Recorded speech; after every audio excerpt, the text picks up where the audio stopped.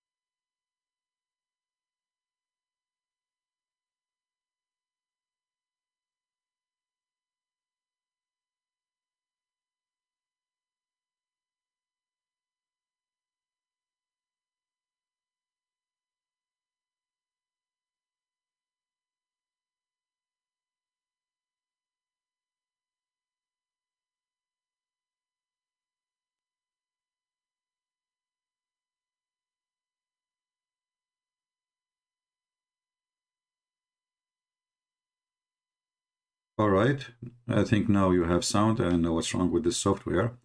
The software we use for broadcasting. So as long as you don't have a sound, let us start all over. Bingo.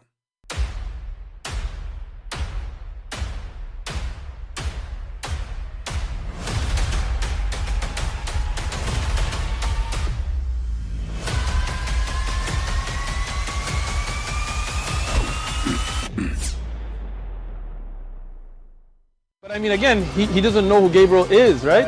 Because he didn't come from an Abrahamic faith. The people of Mecca were pagan. Quran is mentioned, if this book was from other than God, they would have found in it many contradictions. If this book is made by other than God, you will find many contradictions. And then we find not only one, not only two, not only three, not only four, not only five, not only 10, not only 11. Shall I continue until tomorrow? I mean, this is the most comedy book ever. The sun set in muddy water, spring water, and he found where the sitting place of the sun, and the sperm come from the ribs of the women, and this is why I don't like women no more. Since women, they have breast testicles, they are scary and they are male. And they lie to us and they say they are females, which is not true, and Allah knows best. Allah. All right, let us see now. Let us check it out if the sound is coming good. Yeah, I think the software broadcasting is not working good no more. But this is the only one is available. Otherwise, we have to subscribe to our company, something like that. So anyway, it's okay, no problem. I think we lost internet because we were talking about women. They have testicles, they don't have a breast. This is what happened to you when you talk about something bigger than you. I mean, they are big, those breast testicles, according to Allah, to the point they generate sperm. So I want to warn all men, based on the logic of the Quran, which is very logical, and which is proven to be scientifically accurate. Women, they have breast testicles, and this is really amazing to find out. I mean, all of us, we think they look like they're not, you know, but then, like, if you study them carefully, brother, you will find that they have something other than being breast. You know, and if you explain the Quran up to your own, the Muslim, they will say, this guy, he cannot explain the Quran. And not only that, they will say to a person who is an Arab, you do not know Arabic, you know, okay. And you do not know Hebrew. Do you know Hebrew? I know this is coming. You do not know Arabic, you do not know Hebrew. Huh? And Elijah is mean God with us. So when we go and we show them what their scholars, they say, and then they say, well, those scholars, brother, they are human. They are what? They are human. Ooh. You know what? Never come to my mind for a second that those scholars are human. Always I thought they are not. I mean, the last scholar I saw, I thought he's a turtle, because he was so slow to find a verse in the Quran, and he need my help. Yes, brother. Those scholars, they can make mistakes, brother. What about your prophet? Brother, there's millions of hadith the prophet said, and maybe many of them he did not say, brother. Like how we can function with this religion? What Allah say, Allah he say it is, it mean was. Allah say the sunset in a muddy spring of water, it's mean the ocean. From that perspective, okay, why Allah did not use the word perspective? Do Allah knew that word, or he never heard of it? Do you think Allah is an immigrant? He did not learn good Arabic, so he have a broken Afghani, like the guy he called me yesterday, you know, the Sadiq, and he want to play that he know Arabic. You go to Saudi Arabia, you work there for 2 years, taking care of the chicken of the Saudi guy, and then you come to me and you say, when you're an Arab and you speak Arabic. And the second we ask you to read, you do not know what to say. Let us open Skype, and all Muslims are more than welcome to call us. All right? And we will be happy to have you.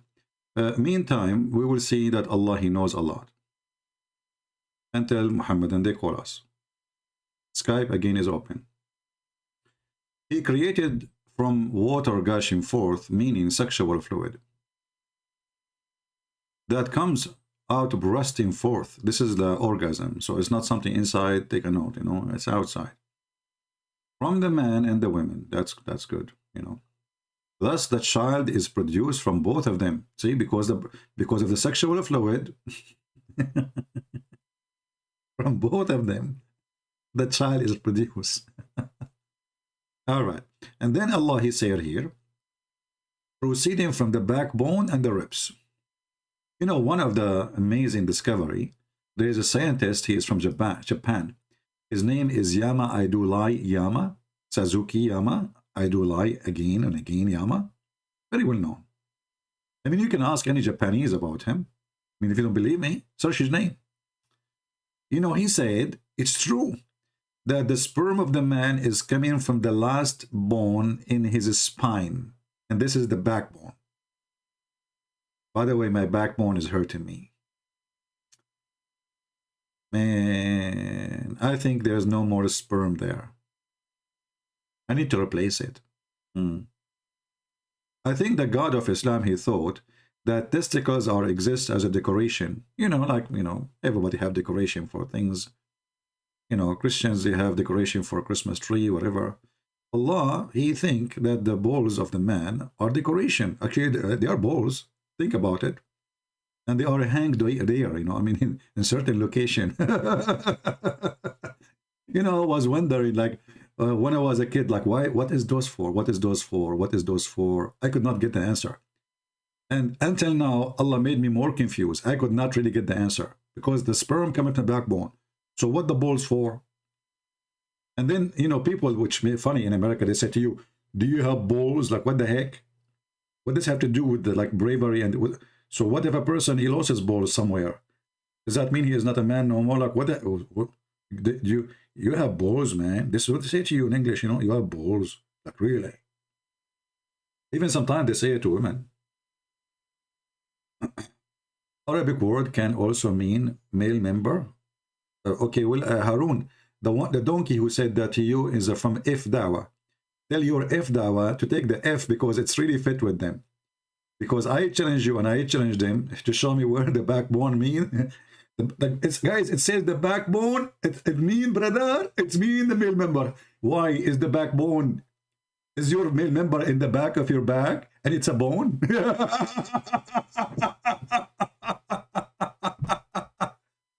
You know, when the Muhammadan, they try to fix it, when they try to fix it, they make it really horrible. Look, Harun, look at this genius.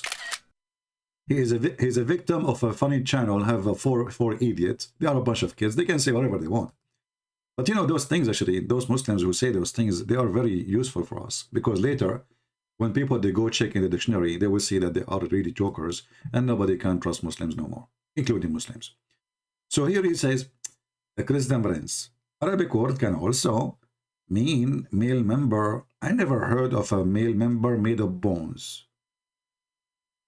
Do you have a male member made of bones and it's located in your back? Is it? Hey, admins, don't post links when we are live, please. Even if it's my own channel. Because that will make people go out and we will not get the benefit. Don't post any link for anything.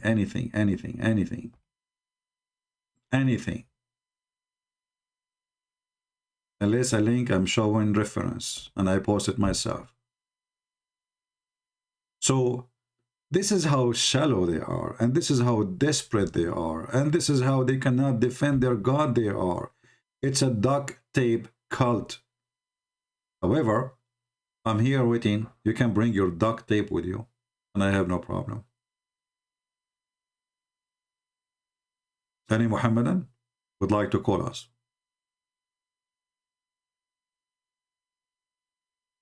Any Muhammadan would like to call us?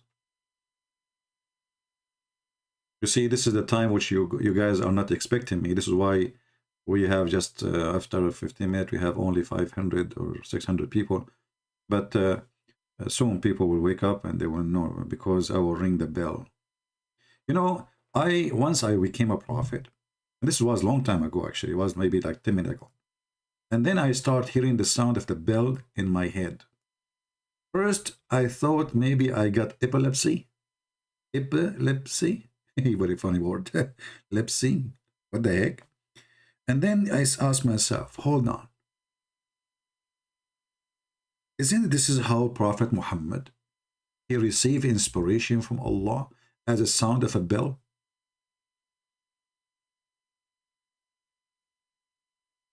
It turned to be, I became a prophet without knowing. Because I heard the sound of a bell too.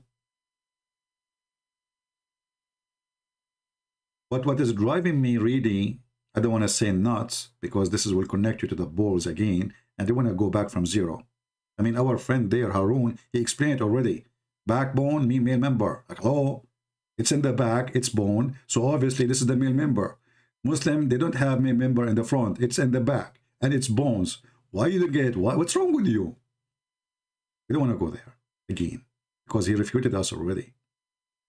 So, the prophet, sometime the inspiration of Allah come to him in a sound of a bell. Jingle bells, jingle all the way. That's deep. That's so deep. And what is killing me, how he received a single of a bell, and then he got an Arabic Quran. I mean, you see, if you receive Quran as a sound of a bell, then you should give Quran as a sound of a bell. How he was able to transform the sound of the bell into Arabic. And the Muslim, they say this is amazing Arabic. This is what they say, I don't know. This is what they say.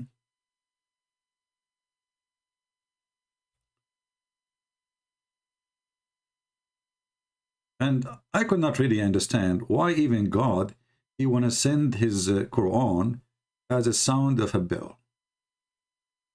I'm not really sure. I mean, sometimes you think about it, and sometimes you give up, thinking about, give up, you know. But I don't find a reason. Yeah.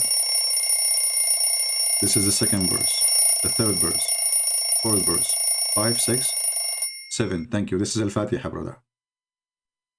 We just receive Al-Fatiha, and the one who delivered to us is Angel Jibreel, and he don't talk normally, he use bells.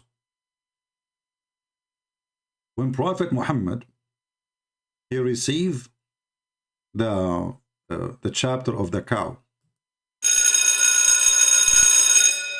The reason it is harsh, because he was at school at that time.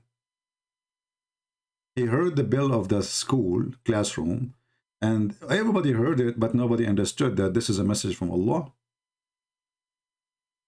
Even when Prophet Muhammad, he went to do tourism in Europe.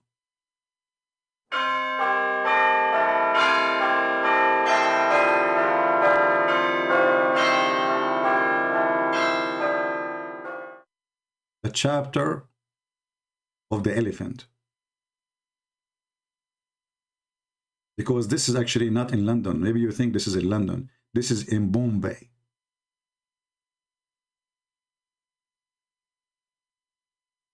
I mean, the Muslims, they don't find anything wrong here, but they find the Bible is corrupted, brother. Ah, okay. And Jesus cannot be God. Ah, that's deep. And how God can be a man? Oh, wow, that's so. God cannot be a man, you know. He cannot. But God can send an idiot to be a prophet. God can make you kiss a black stone in the shape of a vagina. God, he have a leg and he go inside his leg. Is he inside his leg or outside the leg? This is a good question. I mean, no, he did not go to Bombay. Anyone he says to you, the prophet, he went to Bombay. He didn't, you know, Muhammad, he went to Bombay, not Bombay. He was attracted to the name, Bombay. Bomb, bomb, bomb, bomb. What's wrong with you? Didn't you get it? Why the prophet will leave Bombay and he go to Mumbai? Did you lose your mind? There's a point of attraction there, brother. Yeah, Islam is peace anyway. Do we have any Muhammadan who would like to call us? Anyone? Even if you are from Bombay, you are welcome, no problem. You can bomb the bay, you can bomb whatever, I don't want, you know, just bring your home. You know, you know, I know that Muslims, it might be difficult for them to call because the title is very, very harsh, and they knew that they are no match for this title. So I decided to search in the internet, you know, the internet. So I searched in the internet, or let me search for the internet. Okay. How we know that Allah is God? How we know? Here we go. Okay. Oh, I found even something better. Who is Allah? That's a good question. Who wanna make a lot of versions by calling us and tell us who's Allah? Because I believe not a single Muslim knows who's Allah. And the funny is, who is Allah? Understanding God in Islam. And then you start reading. I don't know even if this is a lecture. Is that made by a Muslim? I don't think this is made by a Muslim. Just hold on. Let us find something made by Muslims.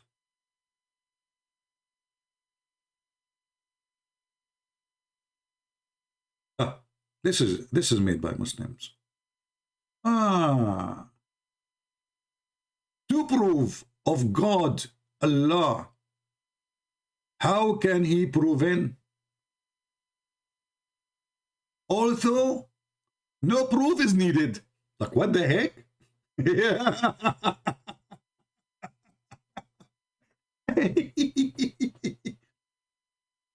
How we can feel gas from the gas station, although there is no need for gas. Look, what the heck is that?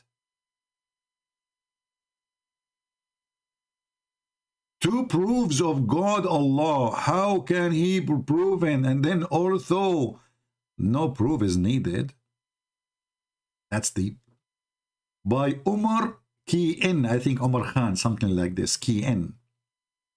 Okay, Omar Key-in, tell us, Allah is the one who, by his magnificence, don't tell me about the Magnificent Seven. They keep repeating it for free forever. We got it. It's for free on YouTube. Is valid, veiled from perception of the eyes and above the attainment of thoughts, and does not resemble, okay, the essence of the creation. What is this? What is that? Guys, somebody tell me what. So now you give me definition of your God. So he's magnificent, nobody can see him. He is veiled. Why he's veiled? He's a female. What do you mean he's veiled? He's veiled from reception. So how you recognize your God? How you Muslims, you know that there is a God? As long he is, you know, veiled, you did not see him. Did you speak to him, Muslims? Did any Muhammadan spoke to Allah? Did Muhammad speak to Allah? What is this? This is definition now. This is more confusing from before the question. And then he says intro. No, don't give me this intro thing. You know, I will get dizzy right away. Of course, there are other proof of Allah subhanahu wa ta'ala. May his majesty be exalted. Even if it's not for everyone, will take this proof to heart. Not everyone. Looks like the proof of Allah is not working. The fact that the mind is suppressed does not mean that God cannot be known. But it means that God must be known through means.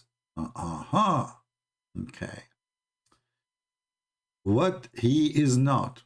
Look, they did not tell us who is he. They start from what he is not. When I can count for you a lot of things about Allah. What he cannot, what he is not, for sure he is not smart. Number two, he's an idiot. Which means he is not an idiot. You know, not an idiot. Not, I don't know. You phrase it for me. English is not my first language. And our intellect is capable of understanding what God, Allah, is not. This is the negative viewpoint. In short, he is not what a human mind will imagine. Like, what the heck? So human mind cannot imagine Allah. So why Allah, he says he have hands? If Allah don't want the Muslims to imagine how he is, why he said he have hands, he have a chin, he have a face, he have two eyes? Is Allah speaking to the mind of the man or to his foot? Oh, I forgot Allah have a foot too. Is that how you explain to me that your God, let me explain to you how God is. The first thing you need to understand that you cannot, you are unable, you cannot even imagine. And so what he is not, how you know he is not any of those things if you cannot imagine how he is? Do we have any Muhammadan would like to call us and tell us? Allah knows what? And what do you know about Allah? All this article is just shish kebab. There's nothing about your God. Kalam is Arabic word for speech. About this curve theology which use reason-based proof and rational argument.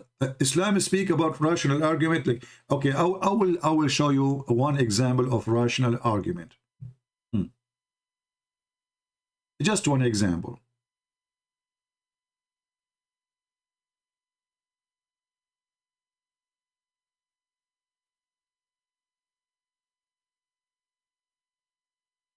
Allah, He decide everything will happen in this earth. Allah, He sent verses to Muhammad. It's called Quran. And one of those verses, or some of them, it's called breastfeeding for adult.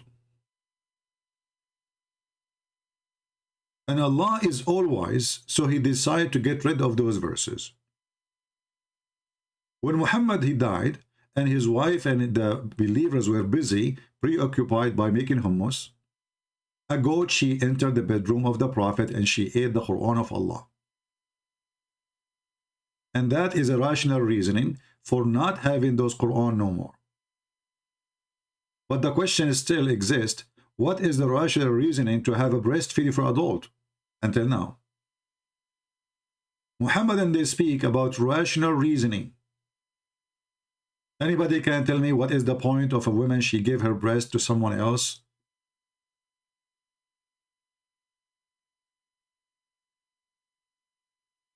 Any Muhammadan? He believe in rational reasoning?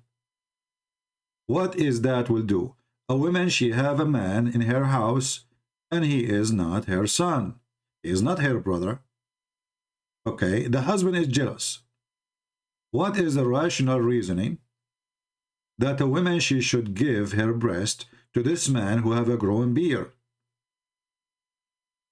What is behind this? We have somebody, his name is Prophet Muhammad, www, Prophet Muhammad, www. Abdul, it says a breastfeeding for adult. Are you an idiot? It says, read. You know, those people don't read. It's for Foster, you idiot. It's for Foster.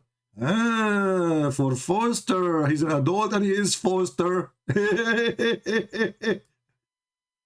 Hey, Abdul, okay, you keep calling me an idiot. You can keep calling me idiot. But my friend, it says for adult. What's Foster? Do you know how to read Muhammad? B-U-B-B-U-H H-B-B-G? Huh? What do you mean for Foster? I got you for Foster, but as you see, it says there for adult. Do you Muslims keep suckling under the age of being adult? Ah, you are the guy I heard about him in the news. His wife, she divorced him because she entered the bedroom and she found her husband suckling the breast of his mother.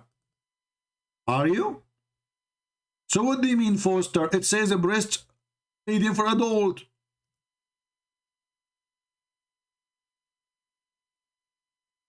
It's in front of you. What Foster?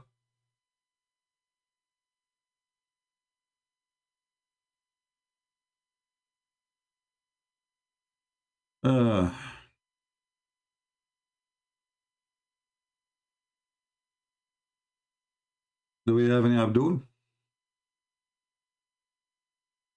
And by the way, don't take me wrong. I'm not against this practice. I think this is kind of a hippie life, you know. It's like Sadhguru, you know, in his meditation time. Relax. You women there, give your nipple to this guy there. Are you hungry? Did this woman give you her breast and you receive her nipples? Are you hungry? Vegetarian. We need to learn how to be vegetarian. Is milk is okay? Did we drink? If we drink milk, is it okay? We're still vegetarian, right?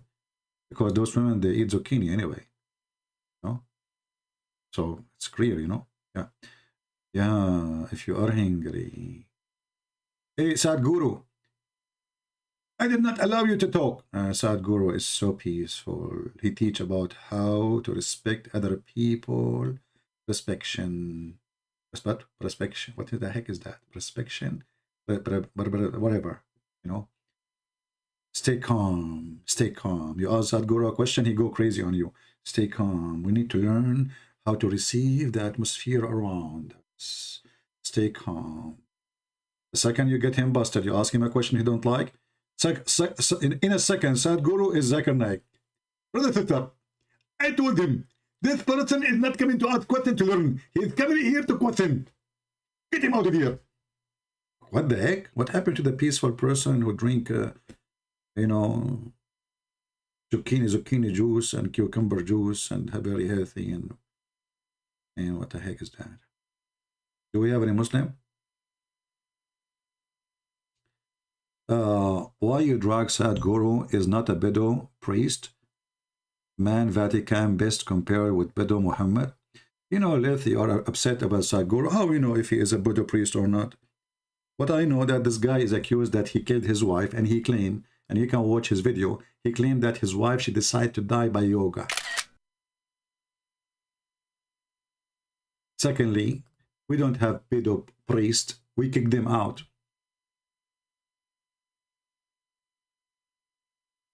We don't. And then when they go to heaven, they will not go to heaven. They will go to hell. And when somebody says to you there is pedo priest, we have billions of priests, not billions, hundreds of millions. If a few of them, they are corrupt, but that's very normal. Have you ever heard of any city all the citizens are good citizens? You are a stupid idiot. Have you ever heard of a city all of it is good citizen? Nobody go to jail, nobody is a child molester, nobody is a killer, nobody is a drug dealer. Well, we have a priest in the size of countries. Literally. Do we have any Abdul would like to call us? Anyone?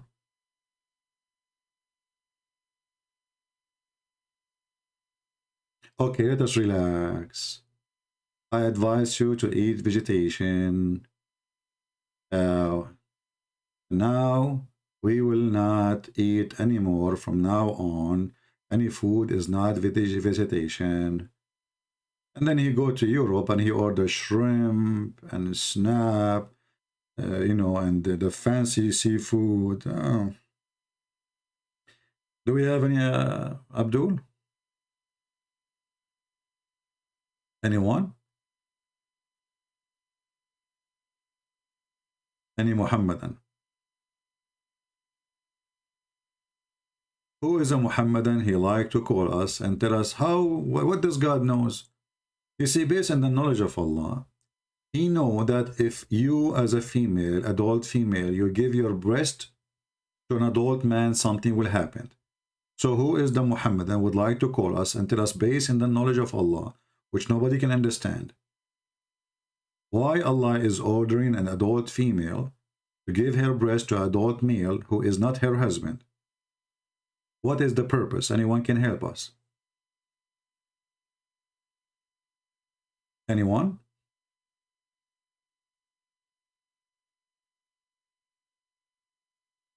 Anyone?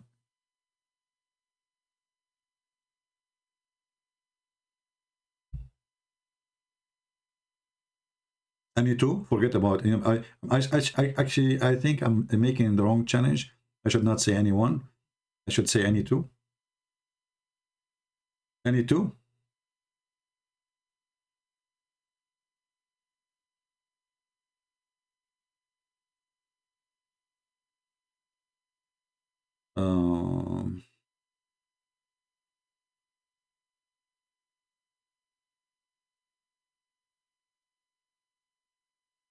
Okay.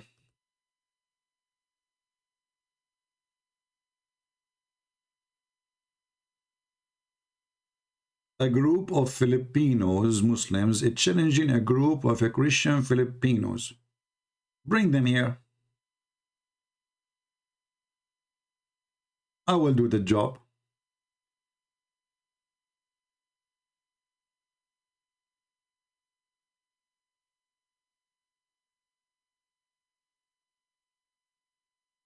Anyone?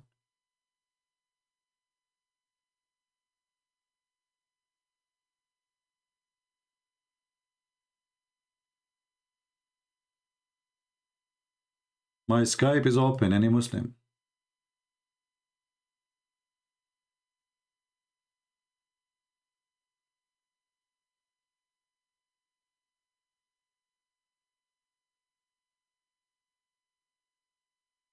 Nobody?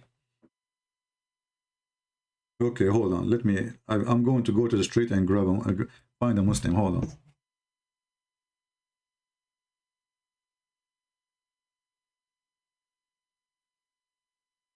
All right, I found one. Hold on. He is coming. He said he is going just to make to be sure that his children's they got their shoes on. He have only 65 kids, and he is coming after that right away. That will be very soon.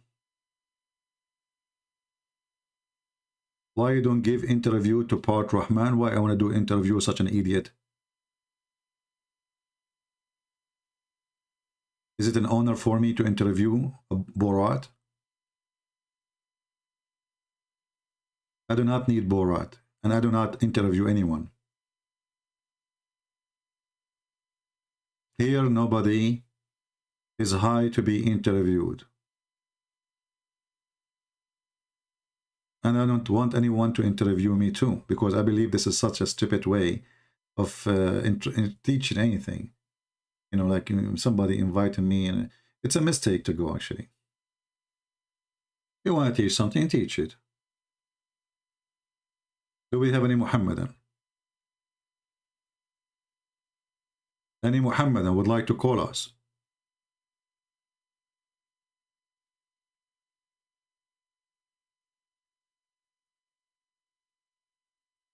Anyone? Nobody. Where is those Muslims who they are knowledgeable and they have religion and their God is amazing, and there's like 1,000 million video in YouTube about the miracle of the Quran, and you could just call me, tell me anything you want about him, because we are trying to find who is this Allah. Anyone?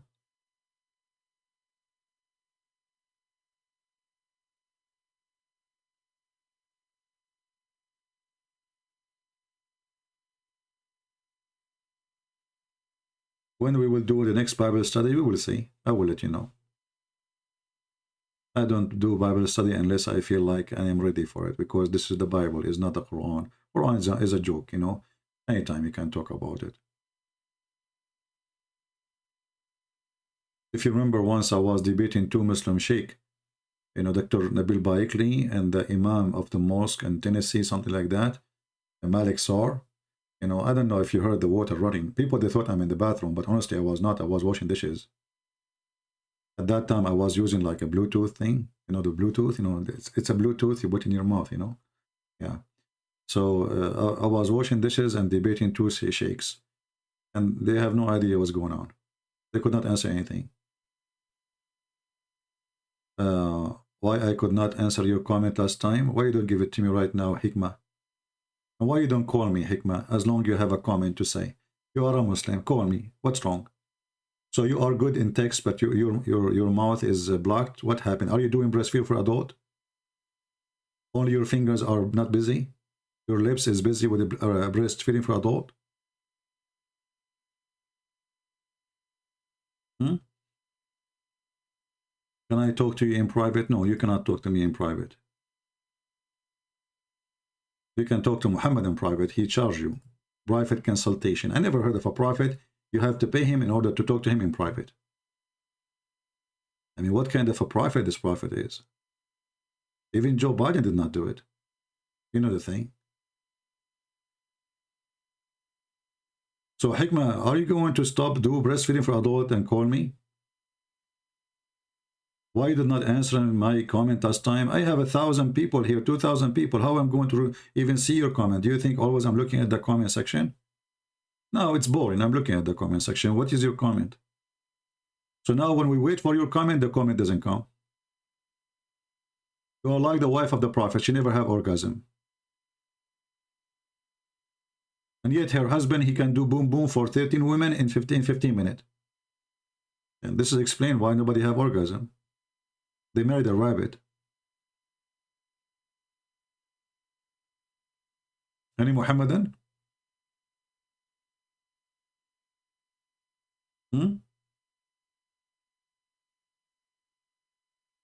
Anyone? What is the reasoning? I'm trying to understand your God. Allah knows best.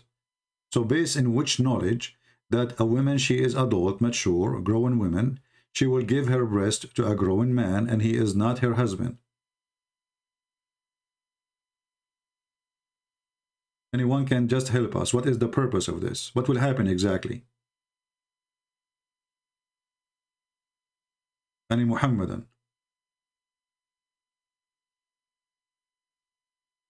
Alfonso, behave yourself, otherwise we will block you.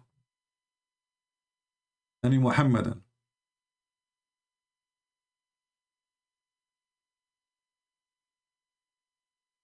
Zero Muhammadan? So when we go offline, you will see all those comments.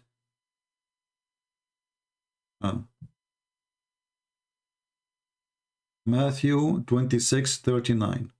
Okay, Hikmah, why you don't call me and I will explain to you Matthew 26:39. Is that a good deal? What do you think? Do you like to call me? I'm giving you an opportunity. Don't you want to talk about Matthew 26:39? Why you don't call me?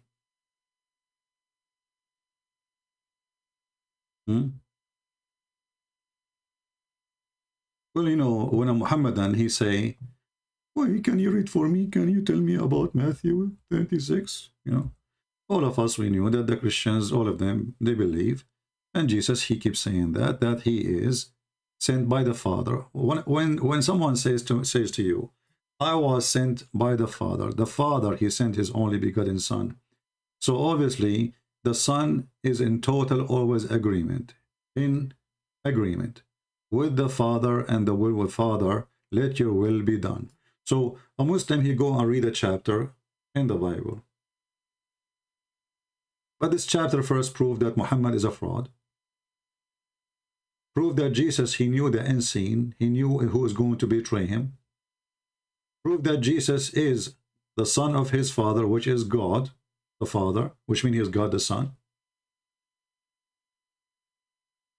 And proved in the same time that when the Muslims, they lie and they say that God, he committed suicide, that is a big fat lie. As you see, Jesus, he said, well, this cup, I don't really, it's not what I'm wishing for, but let your will be done. So the mission continue. So when a Muhammadan, he come and he say, hey, can you explain to us this? This is destroy the Quran, proving that Muhammad is a fraud, proving that Jesus is not a coward and he do not need to run away. He knew they are going to kill him. He do not need anyone to save him. Even when the soldiers, they came to capture Jesus, Peter, he took his sword and he cut the ear of the soldier, and almost he killed him. And Jesus forbid him from doing that, and he put back the ear of the man, doing even a miracle for the one who is coming to arrest him. And if you are going to say that Jesus is praying to the Father, well, the Son praying to the Father, this is normal. Pray in English is a translation for, let us say, a moment of communication with God the Father. So God the Son speak for God the Father, and God the Father glorify the Son, the same as the Son glorify the Father. And here you see that Jesus, he is glorified even by the Father. Why? Because he is just not like a man like you and me. Only God can be glorified. So when God the Father glorified God the Son, Jesus, for he is God in earth.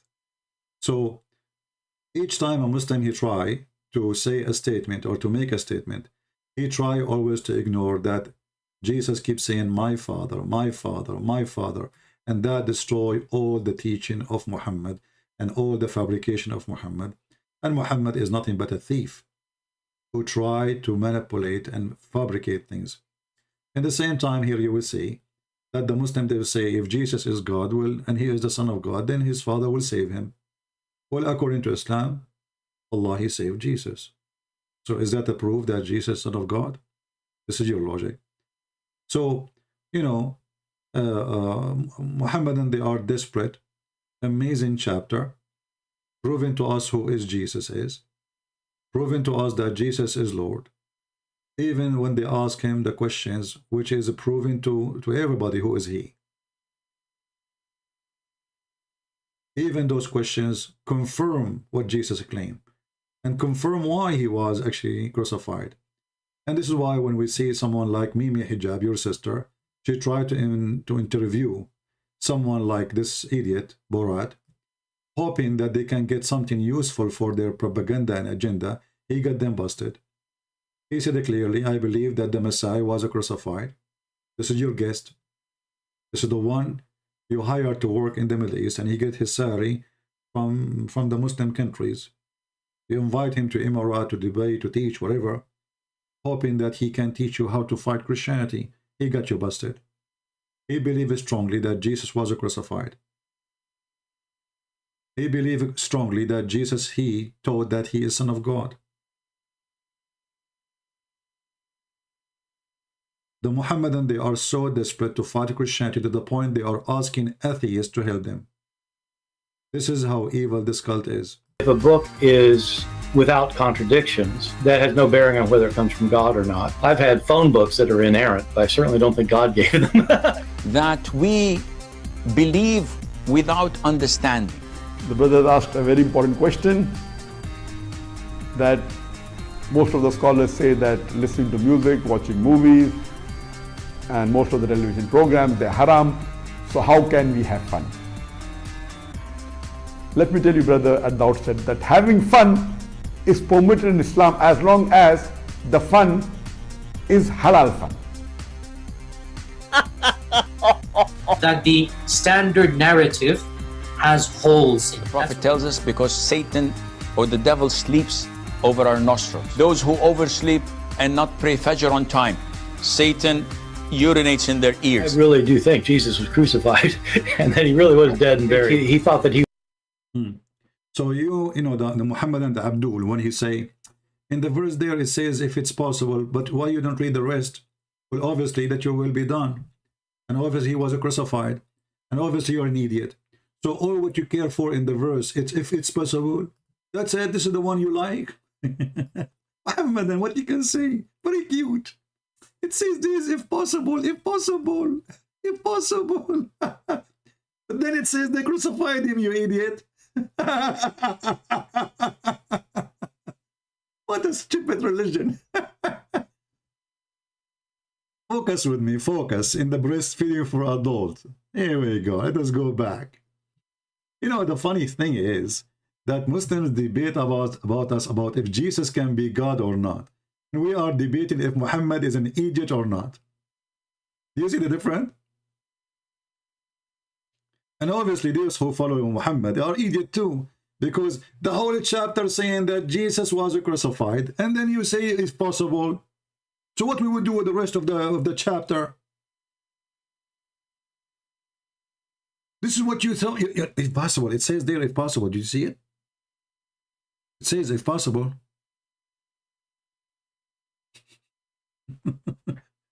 Who is a Muhammadan would like to call us if it is possible?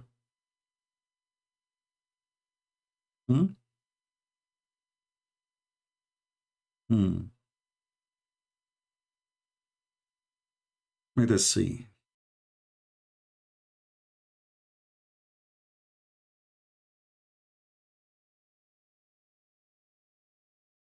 If it's possible, call us.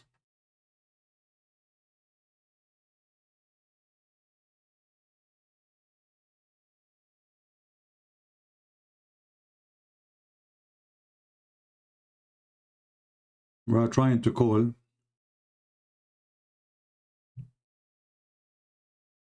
All right, he did not answer. Do we have any Muhammadan? What happened to the brave Muhammadans?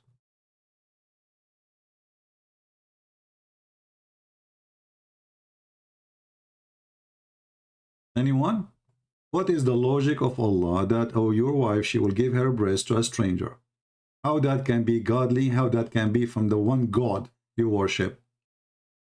He is one God, but he supports two nipples. Method of socialism. Is that a new form of socialism?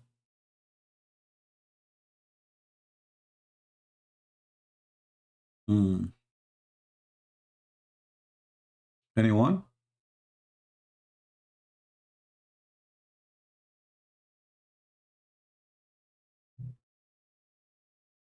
I will call this guy one more time. If he did not answer, I will block him.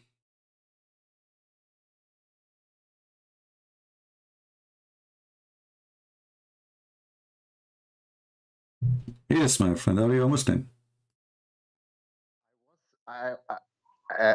I'm no more Muslim, Christian Prince. I'm calling from Malaysia. I've been trying to, but I want to thank you so much because I was born Catholic Christian, and then don't know how I got into this cult, but you saved me. Honestly, thank you very much, brother. You're welcome, my friend. You are live on air, so your voice is coming. If you don't want to be live, you better hang up. Oh, I see. Yeah, we are live on air. So how can I get in touch with you, brother?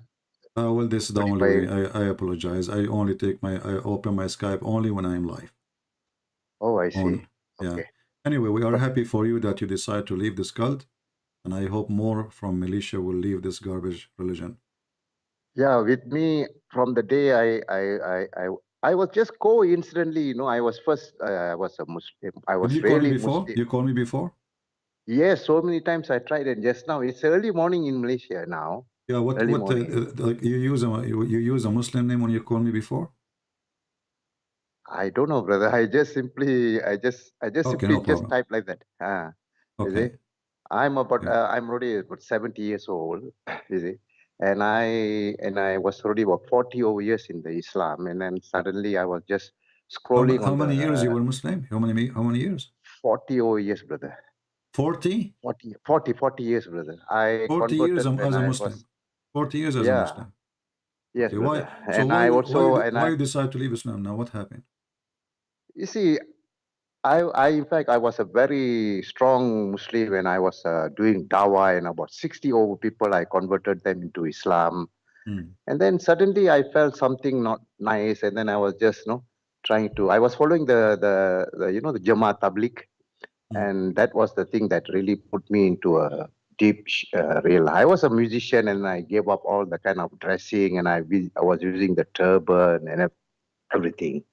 And I thought that was the true religion, And then 40 years I was there. And then one day I was just scrolling the YouTube, and I found your name, Christian Prince. I just simply clicked in, and that's it. I got into you. And then one day I think you were saying to somebody, if you want to know the truth of Christ, just say that you are out of the guilt, and you will see a fountain bursting into your heart. And I said that. And I am already a different man. Honestly, I'm a different man now. And from your side, after listening to you now, already 7 people have already left the Islam. That's wonderful. I'm also happy. You see, because each time I listen to you, there is something I get into it. And in fact, my whole family also left the cult. But I have but that's a little bit of a contradiction there, because, in this country, I cannot openly say. You see? So that's why I'm planning something else, brother. But thank you very much, brother. And you are welcome. And I'm happy for your family to leave Islam too, and all those who left Islam. And you know that I have my book for free in your language, right? Yeah. But I can read English, I'm not very good. Okay, but I mean, we have it for you in your language for free, so you can share it with your friends. Yes, sure. With anyone in your country who speaks the languages for free, as a gift from me for all people of Malaysia. All right. Yes. Thank you, brother. God bless you, and we are happy that you left Islam. Okay, brother. Okay, brother. Keep on doing this. All right. Sorry, I hang up on you before you finish. Well, this is the people leave Islam. We do not know. I don't know. I mean, he left. This guy, he called me before, and he left. He is a Muslim for 40 years, and even his family left Islam. His friends, they are leaving Islam. So the Lord, he worked, in an amazing way, and he helped more people to come out of this garbage. Here we have Mr. Hikmah. Hikmah, he did not like our answer. You love to pick but had it when its shoe is on other foot. It is time to admit that you are being intellectual hypocrite here. Okay, I decide to convert to Islam when I get the nipples. Hikmat, your name is Hikmah, which means wisdom. I decide now, after you shot me with this text, which I cannot understand, to convert to Islam, and I want the nipples now.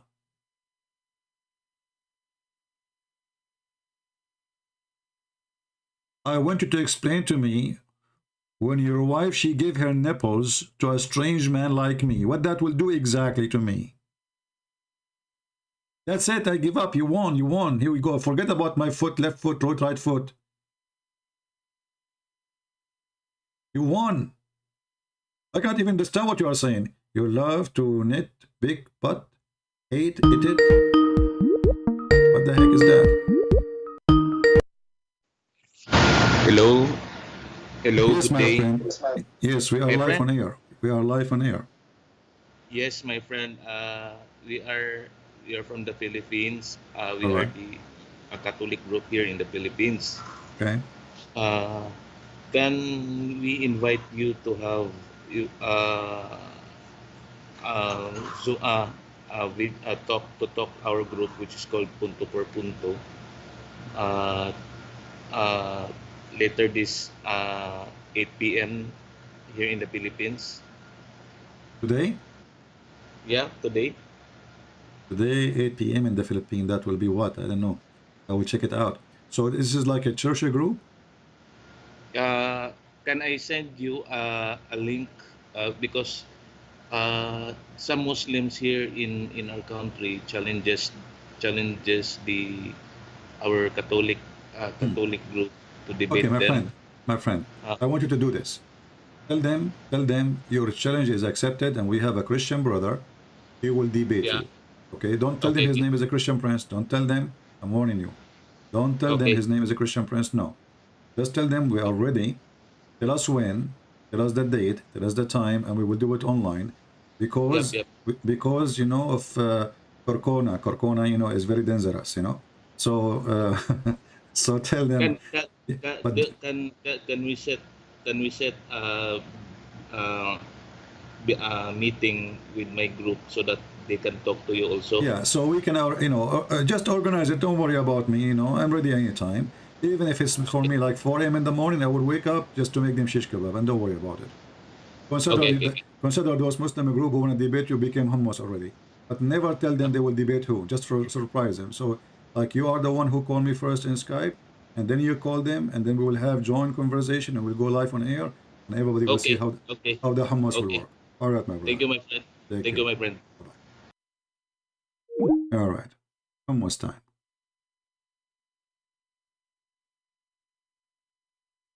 Do we have any Muhammadan?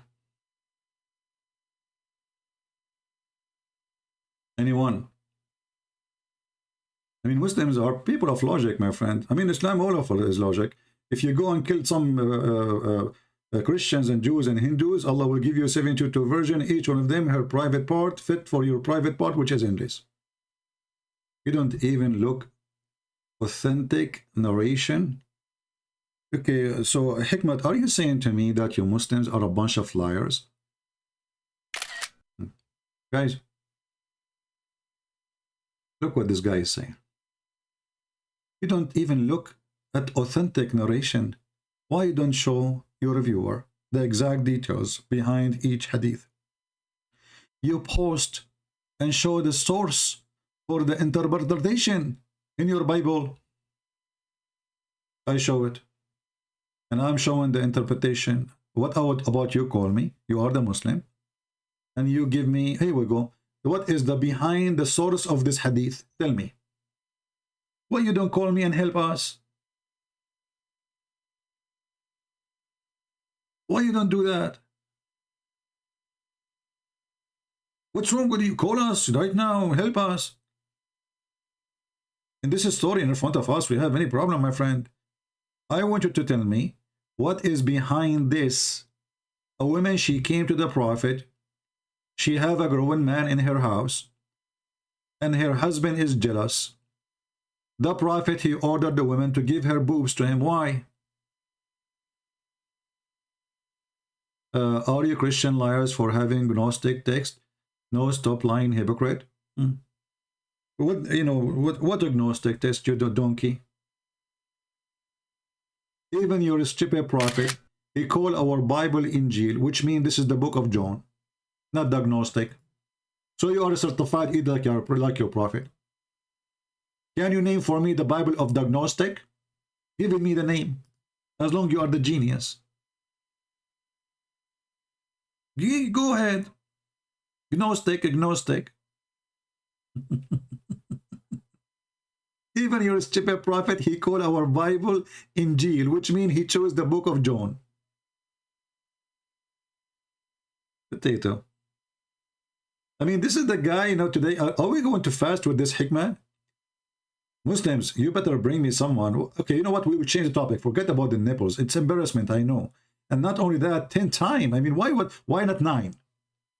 Why a woman, she have to give her breast to a stranger 10 times? Why 10? Why 10? I want to know. What will happen if he did suckle her nipples 9 times, 9 days, and half? Like, what will happen when you do the 10?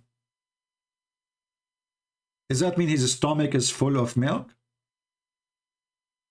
Why 10?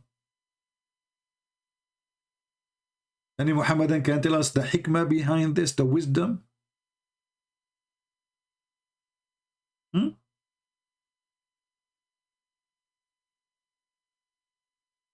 Anyone?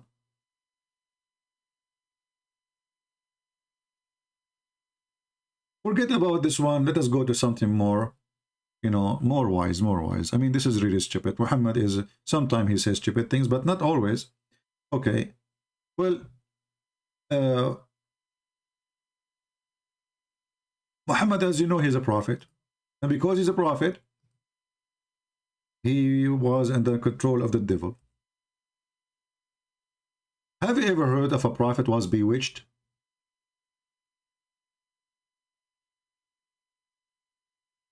Where was Allah when Muhammad was bewitched?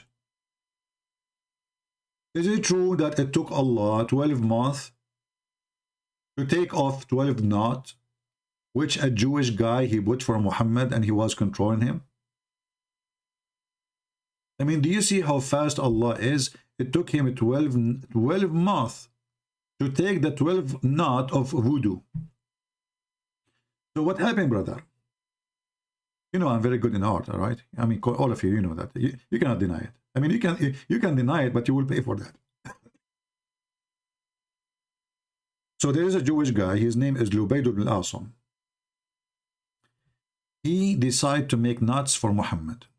Knot number 1, knot number 2, knot number 3, knot number 4, knot number 5, knot number 6, knot number 7, knot number 9, number 10, number 11, number 12, Al-Takbir.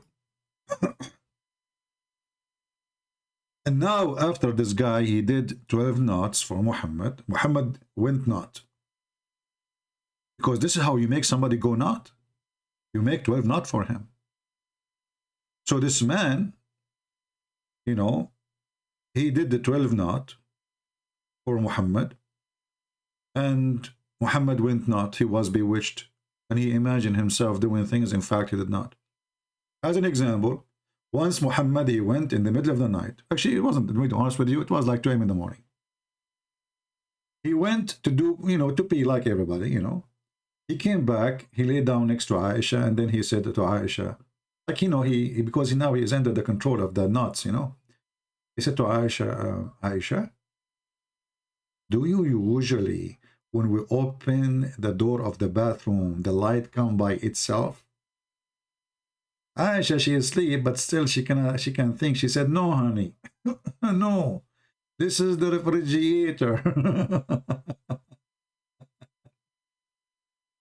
So the Prophet imagined himself going to the bathroom to pee, but in fact he did pee in the refrigerator. Can you tell me how in the world what we see in front of us happening? Can you call me and tell me what is behind the story? As long as you are the one who insists to tell us what is behind the story. He's a prophet of God now, and he pee in the refrigerator, thinking that this is the bathroom. And the only way we know it was the refrigerator, because when he opened the door, the light turned on by itself.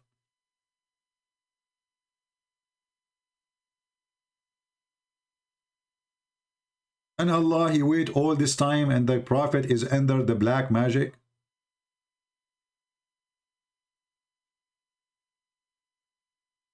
Any Muhammadan can tell us what's happening? You are a Christian, told me, make slave, sex a slave out of your version of your enemy. Well, I challenge you to show me where in the Bible it says you make sex a slave of your enemy. In the same time, I can show you right now your prophet raping women, making them sex slaves immediately.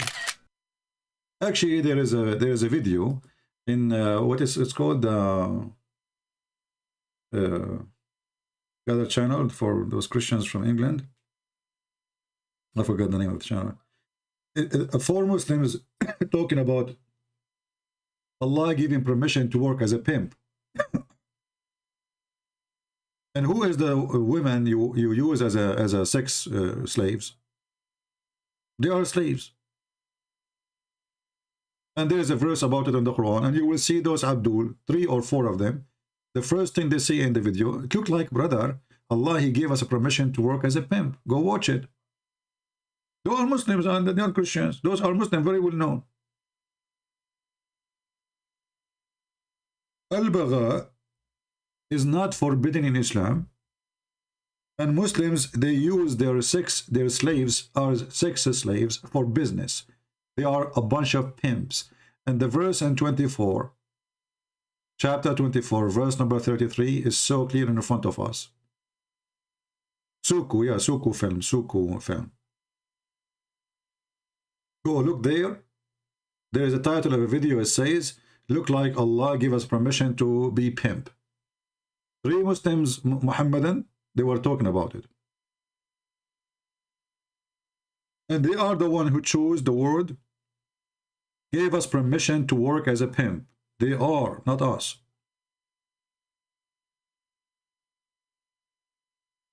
All of this, Muslims, you know what this drama is about. Why nobody want to call us and tell us what is Allah is about? What's wrong with this religion?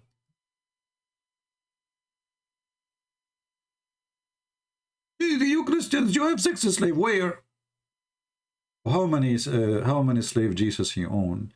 And where in the Bible it says you can have sex slave?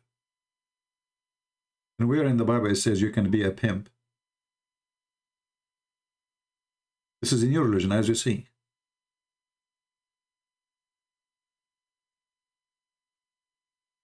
Any Muhammadan? Why they are scared? What's happened? What's happening?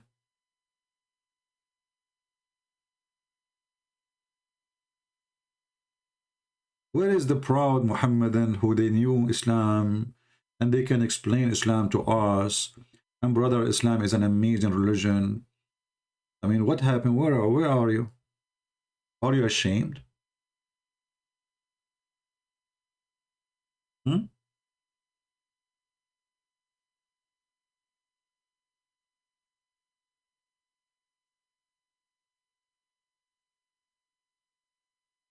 Any Muhammadan?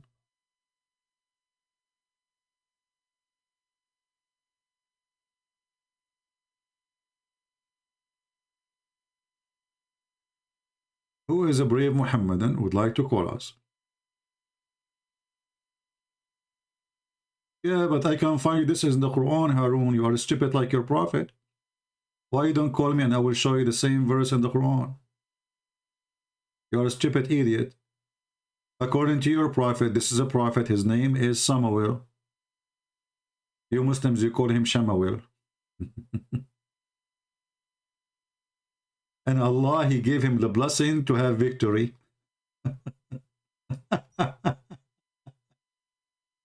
Oh. My friend Hikmah, listen Hikmah. The Quran, my brother, is the book of moral, brother. Let us talk about only the Quran, because there is no morality in other books. Let us be honest here. This is why in the book of morality, It says any woman, she want to give her vagina to the Prophet as a privilege for him. This is teaching us the top morality. This is from God, brother. God, he went to his office. He started thinking, how many women Muhammad he can if? So he started counting. He says, okay, Prophet, indeed we have made lawful for you your wives, but already he's effing them 2 centuries ago.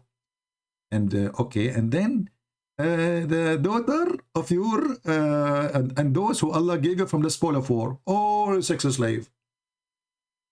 Any woman you capture in war, you F her. And the daughter of your partner uncle, and the daughter of your partner aunt, and the daughter of your maternal uncle, and the daughter of a and okay, and a woman, she is migrated with you. Like, what the heck? This means all the Muslims. And any woman, look how faithful, a faithful woman, she offered herself to the Prophet to F her. Do you see the faith? Do you see the faith? Only faithful women will do that, brother. Only a faithful woman, she will take off her panty to the Prophet, peace be upon him. Women who don't take their panty to the Prophet and they are Muslims, they are not faithful, obviously. Actually, this is the examination at that time for how faithful you are. If you are faithful, you have no panty for the Prophet. If you have panty, you are not faithful. The verse in front of you. Do you see it? What does this have to do with God? Why does God is making to him such a verse saying any woman she wanna F her? What does that mean? Take me, baby. This is from God? What does this have to do with God? How that will serve God, you know? And this is only privilege for Muhammad. Look, it says a privilege. Exclusive privilege. Exclusive. All of it is about his penis. Isn't it obvious that this person is a fraud? Osman saying, dirty mouth Christian princess, you always talk about nasty stuff. Thank you, Mr. Osman. But you just admitted that your prophet is nasty and he have filthy mouth, because I just read the Quran.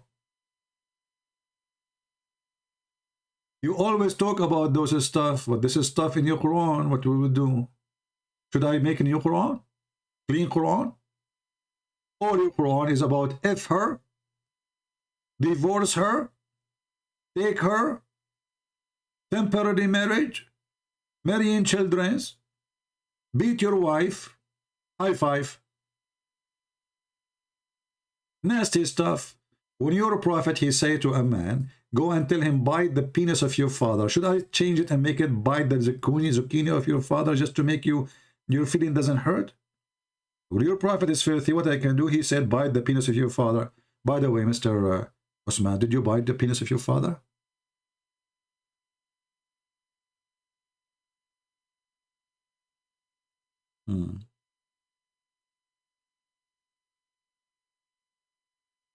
Any Muhammadan? Who can tell us why Muhammad have a special privilege about his penis? Why it says there, this is only privilege for Muhammad? Why? Why not all Muslims, they can have the same like the Prophet? Isn't he a Muslim like the rest? Why his privilege is about his private part and his money and his pocket? What is the purpose from this?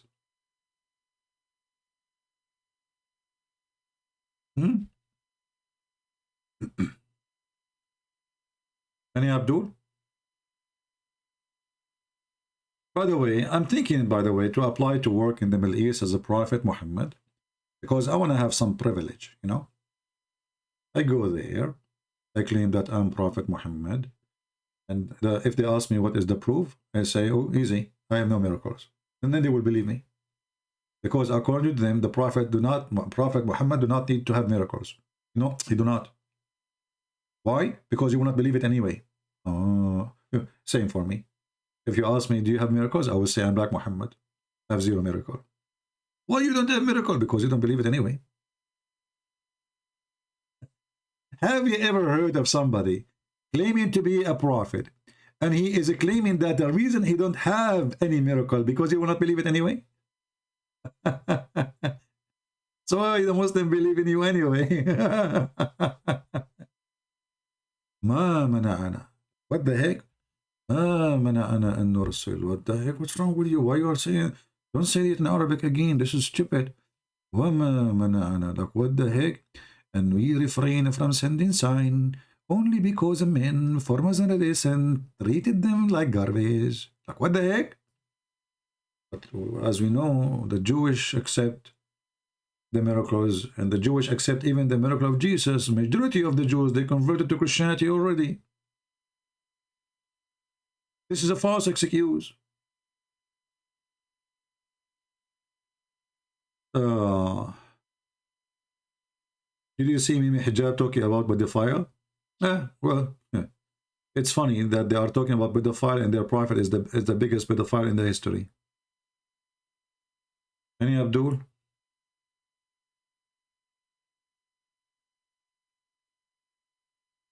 Any Muhammadan?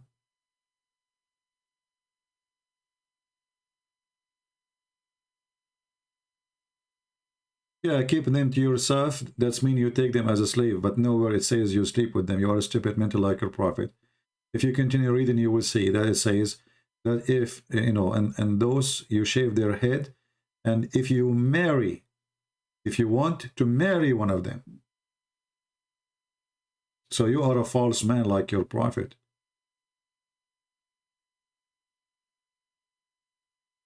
Do we have any Abdul? Okay, let's have a challenge here. I will not ask you a question if you call me. I will give you the opportunity to prove to me Allah is God in any way you wish. You choose how to prove it. You choose how to talk about it. You choose which verses from the Quran or Hadith to show me. Anyone want to do that?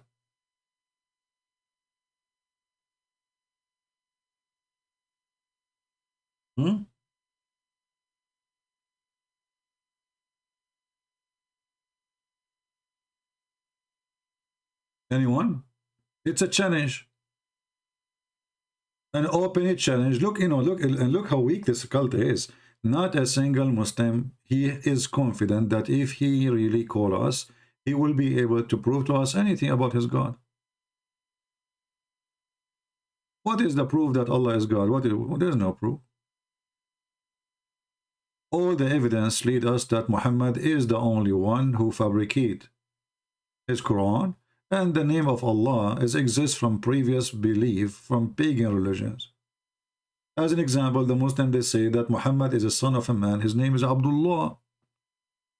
But Abdullah will go to hell. How he is? Why he will go to hell? He is a slave of Allah. They will say to you, he's a pagan. He's what? He's pagan. So how he is pagan, then his name is a slave of Allah. Because the pagans are the ones who worship Allah. Very simple.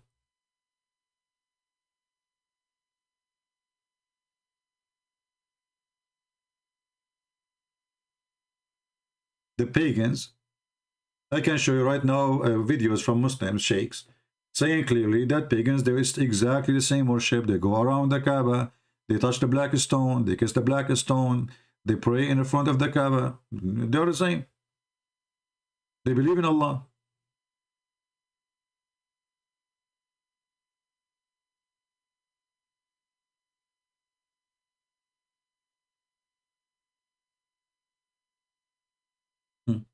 The only one would like to call us in this situation is Ultimate Fort. Only Ultimate Fort.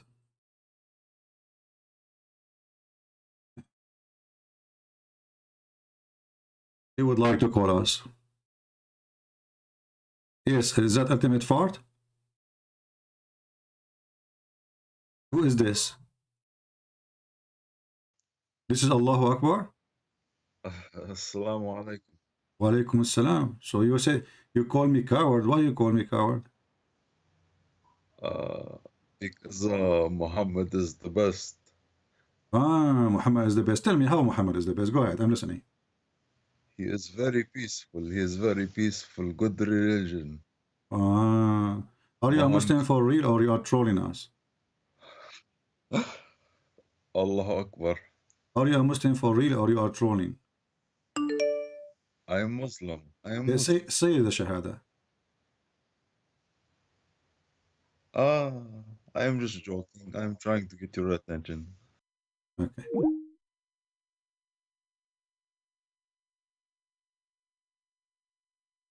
Next. Private conversation. What private conversation? Let us see this guy here.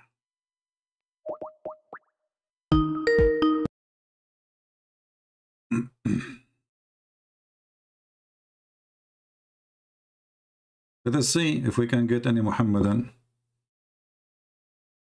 Yes, my friend, you are live on air. Are you a Muslim? Oh, yes, I am Muslim. Alhamdulillah. Can you say the Shahada? Sure. Okay, say the Shahada. Go ahead. Why should I say it? Why not? You don't believe me? No, I don't believe Do you. people call it in your show? They're not Muslim. Yeah, there's people there. You see, we just receive a call Really? from a troll. How come you don't even do face-to-face debates? I don't do face to face. I do. Muhammad Hijab. I You do don't shoulder remember to that? shoulder. Well, he hang up on me. Do you Called remember in the that? show. Yeah, And then he was asking you Arabic I am the one who called. I am the one You who have a called. thick Arabic I accent. am the one who called him, You and the yelling coward. at women. And the coward, he hang This up is on Christian me. way? What is the This Christian is way? what you Tell do me. in your house? Like what? You have What a is wife? that? What is Do that? you yell at women? Because I saw you. You were talking shit to women, right? What I said to her? Oh no, you were saying a lot of vulgar stuff. You don't Like remember? what? You have Like amnesia? what? Are you like very what? old right now? You forget? You Like know what? what you did. Like what? Like what? Why Like should I what? repeat it? Well, Am I here we like you? go. How we go? No, we can't play the video. So why And every day why do you you don't make tell videos me? about Why you don't tell me Islam? what I said? Why you don't tell me what I Islam said? is the truth. Is it true? Is it true that if I Christianity say is the truth. suckle me, is that bad? Okay, forget about what you say. No, what- I don't want to forget. If what I is your say, mission in life? If I say suckle me What to if a you Muslim die one woman, day? What are they gonna if I remember say you? suckle me to a Muslim woman, is that bad? Yeah, Don't man, even come talk on. shit. If I Don't- say you're not a suckle man. me to a Muslim woman, is that bad? Be a man and Women say coming you're the on one your who opened show, it. You are the one who opened the they don't- topic. Be a they're not man like and you, talk about aggressive it. like you. What? And then you mute people. I You're did not not a man. mute you. You see, you open a topic. I'm asking you, please. If I say to a Muslim woman, suckle me, is that bad? The coward, he hang up. This is Yurmimi Hijab, son of Muta. He is the one going around asking a Muslim sheikh, can I suck your wife tit? Your Muslim female, she is a whore. She called me and she said Jesus do something to his mother boobs. I said to her, in fact, you are filthy, insulting Jesus for no reason. In fact, it is your prophet who said, suckle me. Your coward Mimi Hijab, he cut the video, he played it for you because he's a son of Muta like you. And this is why you hang up. Is it a Christian way? So I want to ask you, I will call you again. Is it an Islamic way to go around and your prophet, he teach you to suckle Muslim women boobs? Answer, I'm calling you. Is this a Christian way?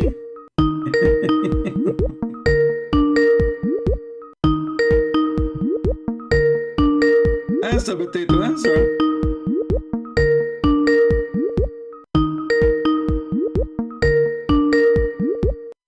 Coward, he will not answer now. Is this a Christian way? No, this is not a Christian way. This is Islamic way. I was quoting your prophet.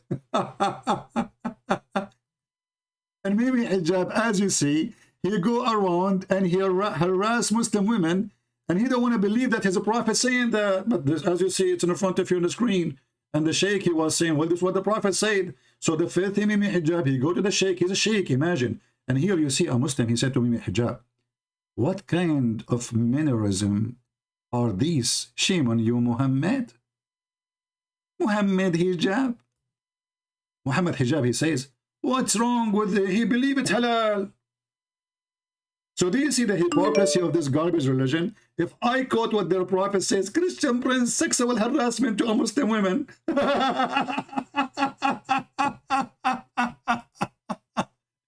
let's say this, Abdul. Don't text me in Skype, I will block you. Literally. If you are not a Muslim and you don't want me to call you, don't text me, I will block you. You are a Christian, you are not, I don't care.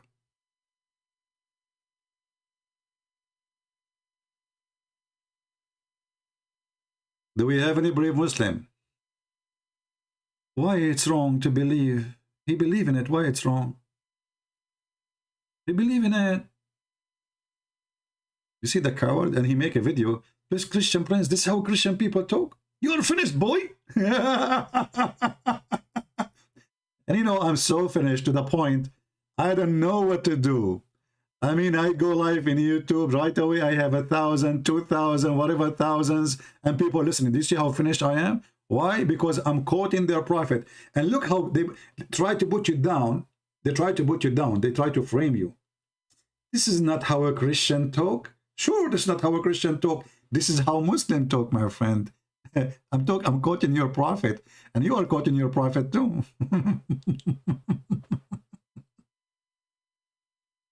Do we have any brave Muhammadan? Anyone? Accept my invitation, Abu Malik. Where is your invitation? That is the private chat. I don't do private chat. I see somebody, his name is Azar. There is no need. I can call you if you want. Here we go. No,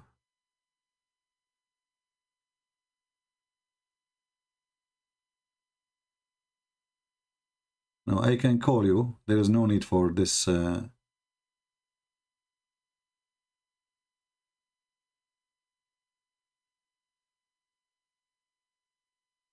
If you want, you know, send me a text, and I will call you.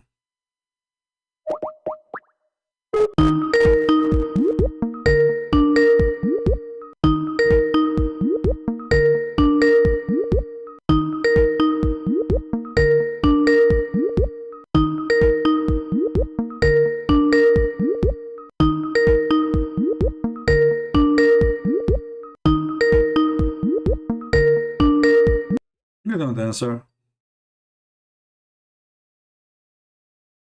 Accept my invitation, and when we call them, they don't answer. Any brave Muhammadan? Religion of tits suckling. Only in Islam. They have a God who is teaching the followers, your wife, she can give her tits to stranger. Only in Islam. You see, you go like Thailand, they have very open society somehow for sexuality, etc. But in reality, there's nobody hippie as Muhammad. Nobody. I will call you one more time. If you don't answer, I will block you. Let us see.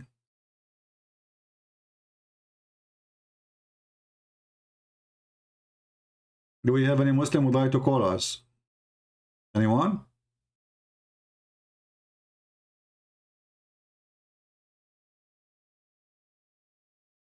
Okay, let me block you. You obviously are a kid.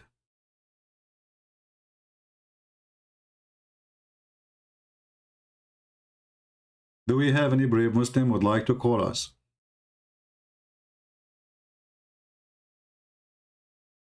What make Islam even a religion?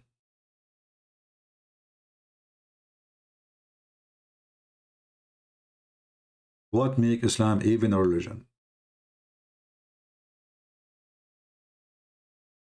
The Rak saying, well, this is a hadith was a special exception for Salim. The Raks, in front of everybody here, if you can show me where your prophet, he said this is a special exception. And as you see, you stupid, it says this is a verse in the Quran. There's a verse in the Quran, special exception about one woman. However, I challenge you to show me where your prophet he said such a thing. Secondly, as long it is a special exception, why your prophet wife Aisha she practiced it? Are you saying that your prophet wife she was a perverted woman? Was she?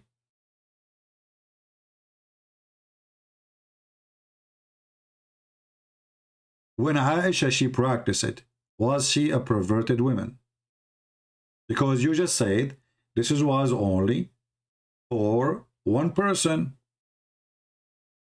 Aisha she ordered her sisters that nobody will enter upon her unless they do, her sister and her nieces, unless they do breastfeeding for him 10 times in 10 different days.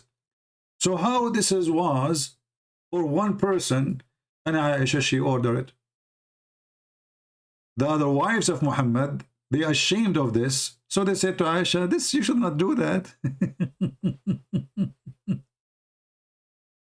All of us we knew that Muhammad, he said, "Khudu dinakum an hadhihi al-Humayra." Take your religion from this blondie. Al-Humayra, Aisha.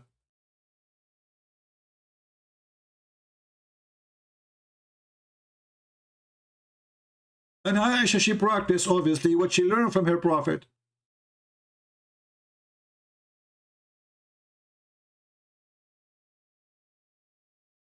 And what she practiced is what she heard firsthand from Muhammad. So obviously Muhammad, he never said to her, oh, this is only for that woman. Otherwise,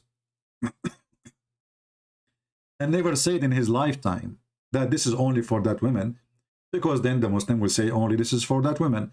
But if we go right now and we search in Google, we will find tons of Muslim sheikhs making fatwa that this is what the Prophet taught, and this is not only for one woman.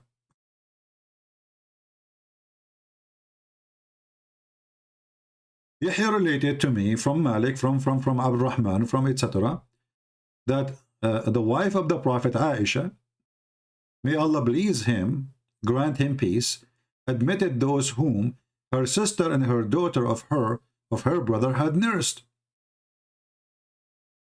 Do you see it?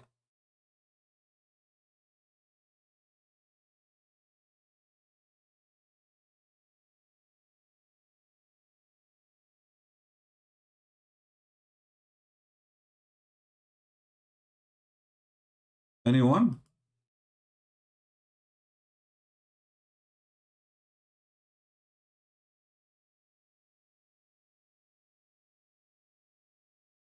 Any Muhammadan?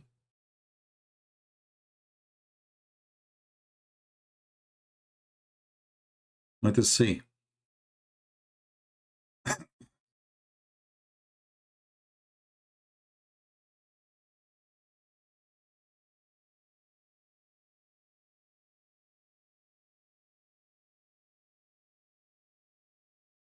We are calling Abduls.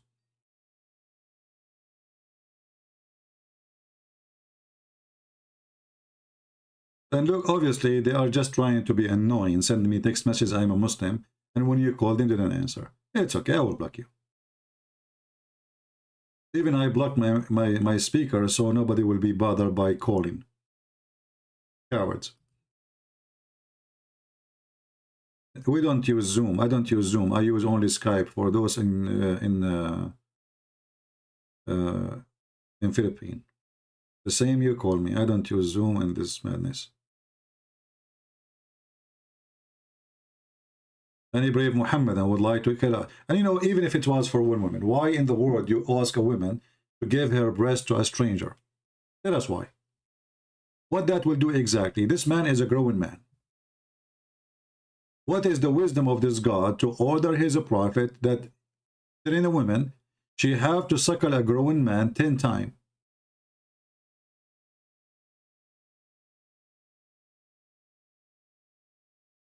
Any Muhammadan can tell us what that would do exactly. After this woman, she gave her breast to a stranger What exactly is going to happen?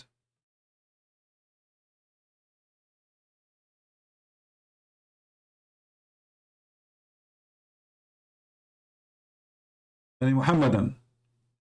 Hello? Hello? Hello? Your voice is cutting, my friend.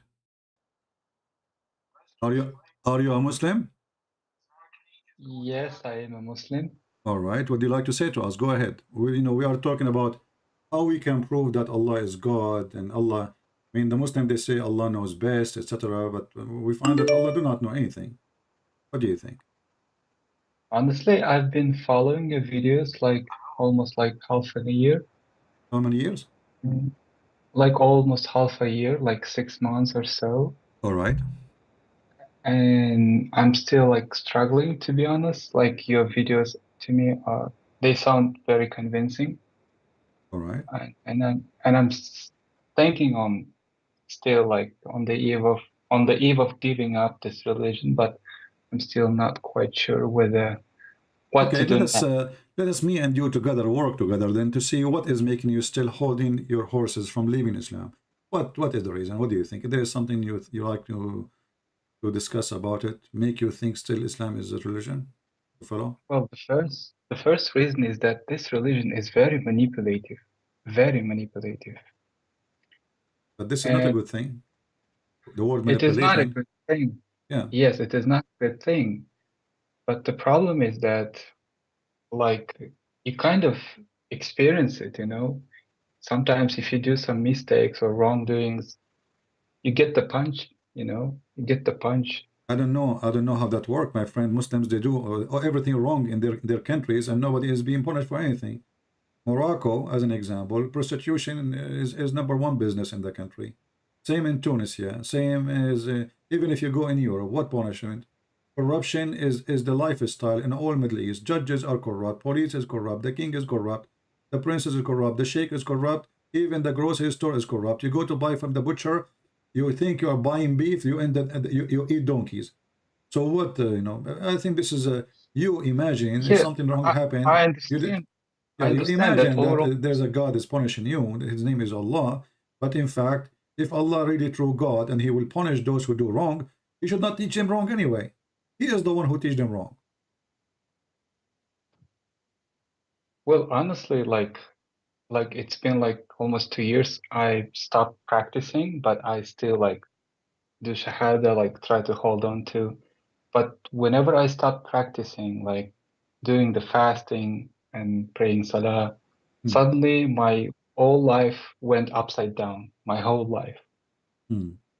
But first of all, do you fasting? What fasting? What I know, Muslims didn't fast. Since when? Like during Ramadan, I mean. Ramadan is not fasting. In Ramadan, you eat more. In Ramadan, you spend the night eating, watching TV, and then when the day comes, you sleep. But still, there are some struggles, you know. What's a struggle? You sleep all day, you wake up afternoon to eat again. And people get fat. And heart attack increase in the month of Ramadan according to all scientific studies. Why? Because people, they are eating more than normal, not less. And people, actually, this is why the price for the food in Ramadan go crazy. Is that correct? Yeah, I can understand that part. I can understand. You know why? How you can understand that part? How you can understand it? It's just a typical human factor. No, you see, no, my friend. If people are fasting, price should go down. If everybody now stop buying gas, the price for gas will be 10 cents. Nobody will take it because nobody buying it. So when we buy more, the price go up, and this is what happened in Ramadan. In Ramadan, the food price doesn't go down; it goes 3-4 times more. Why? Because people are eating more. So how in the world we call it fasting? Well, honestly, I don't quite get much into such, broad understanding of all things. But to me, is what was important is my own spiritual, way. I don't care like all what's going on with all other Muslims. My friend, there is no spirituality in Islam. First of all, when you say spiritual, is your God Himself is a spirit? I didn't understand you. What do you mean? When you say spiritual thing, in order to Yeah, feel yeah. in order to feel a spirituality, you have to have a Yeah. spirit God. Is your God is a spirit? Well, Because I don't know. spiritual, it is you connected to the Spirit of God. The Spirit of God come to you, make you feel something new, something very unique. But you Muslims don't believe that Honestly, God is not a spirit in Islam. So how you can have you practice ritual? You are mixing between ritual you practice, like the but you know, when Hindus, I first they do I meditation, started, they do yoga, etc. But this is nothing to do with God. I understand, but you know, to be honest, like I started practicing 15 years ago when I was like 20. And honestly, when I first started praying Salah and all that thing, I really felt the spiritual connection. I really felt it. I had How you so, feel? Yeah, I want you to teach me. I want to learn your spiritual I connection. felt as if I No, no, felt the no. presence Okay, of God no problem. wherever I I believe you. I'm not saying you are lying, my friend. I'm saying you are, when you pray Al-Fatiha, correct? Yes. Okay. You are repeating words you did not even say, correct? What do you mean? Like, Is that your prayer or the prayer or the prayer Allah He said? actually, this is the prayer that Allah taught us to pray. Exactly. So you are not praying to Allah. So what the point of saying to Allah what He said to you? So Allah He said to me, Bismillahir Rahmanir Rahim, Alhamdulillahi Rabbil Alameen, Ar-Rahmanir Rahim, blah, blah, blah, blah, Malik Yawmiddin. But this is not what this. That's what He said. Have you ever heard of somebody? He called his somebody. Let us say you are calling your father or your son or your wife, and you call them 5 times a day, repeating to them what they said to you. So where is the spirituality and where is the prayer? Where is your prayer exactly? This is the prayer which Allah He said. So where is your prayer? You are not praying. You are just a parrot. You are repeating what somebody else said. So if I am Allah and there's a billion human beings, they call me every day, 5 times a day, they are saying to me what I said, I will hang up on them.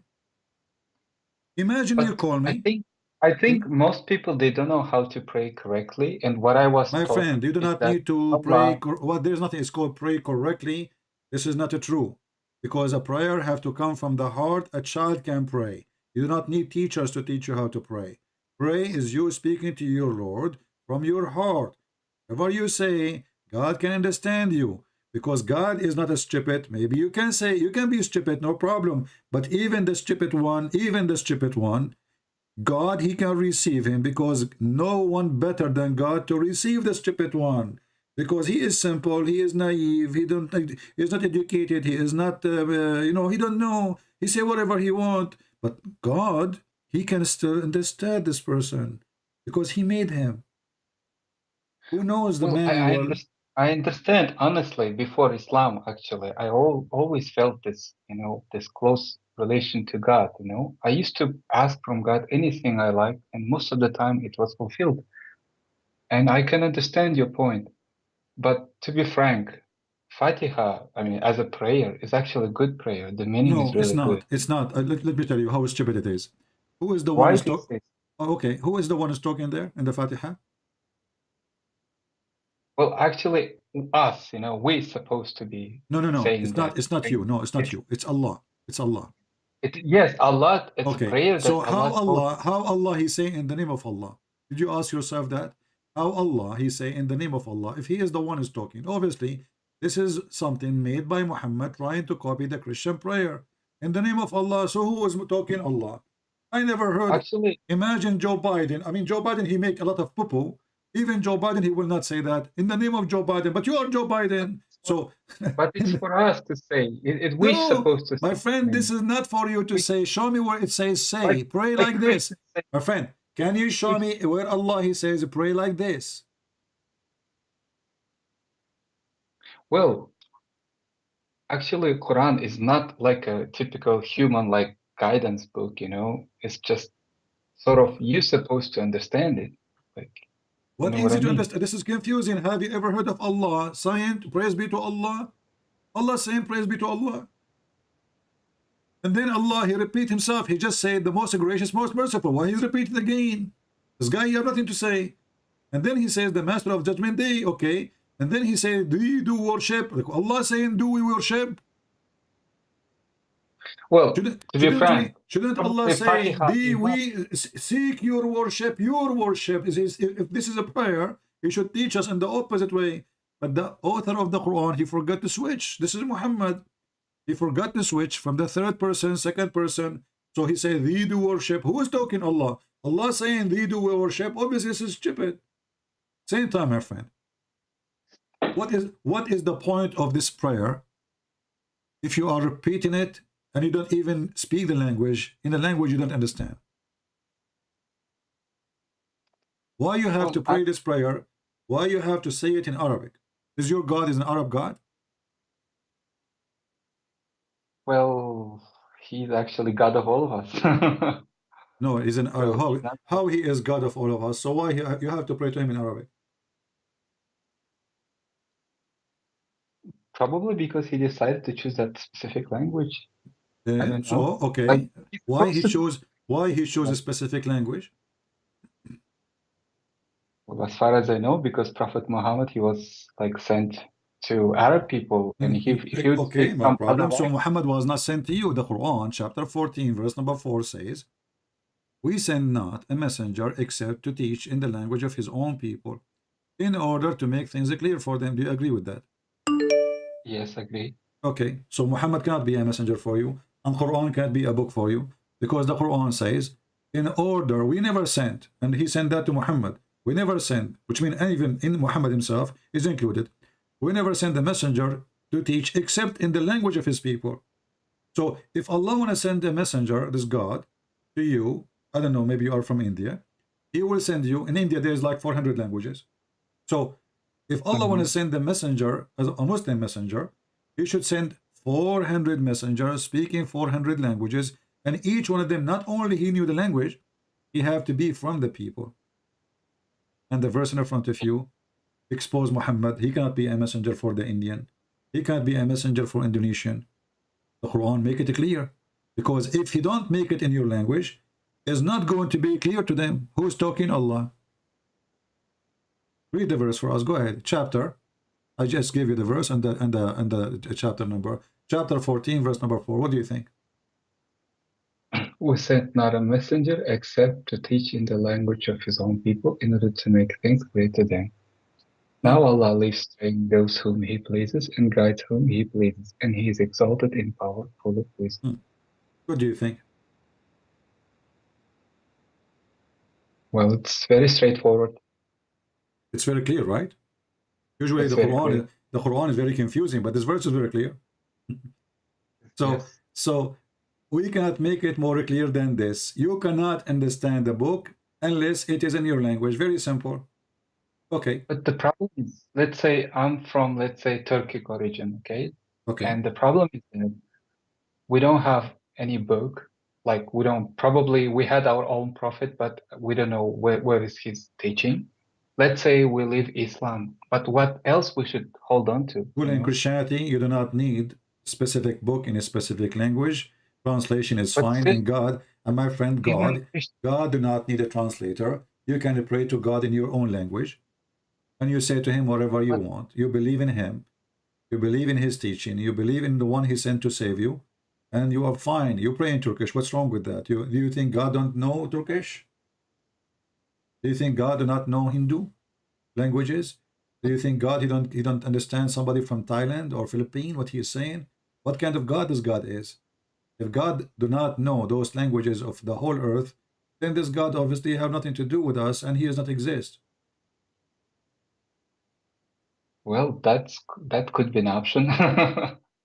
It could be an option, but in you see, even the Muslims in the other day we showed them that in the book of Al-Bidayah and Al-Nihaya, Ibn Kathir, he mentioned how the disciple of Jesus ordered them to go and teach and preach the whole world in different locations, east, west, north, etc., Africa, Asia. And then they said to him, but we don't speak those languages. He said, don't worry, go to sleep. When they woke up in the morning, they found each one of them is speaking a different language.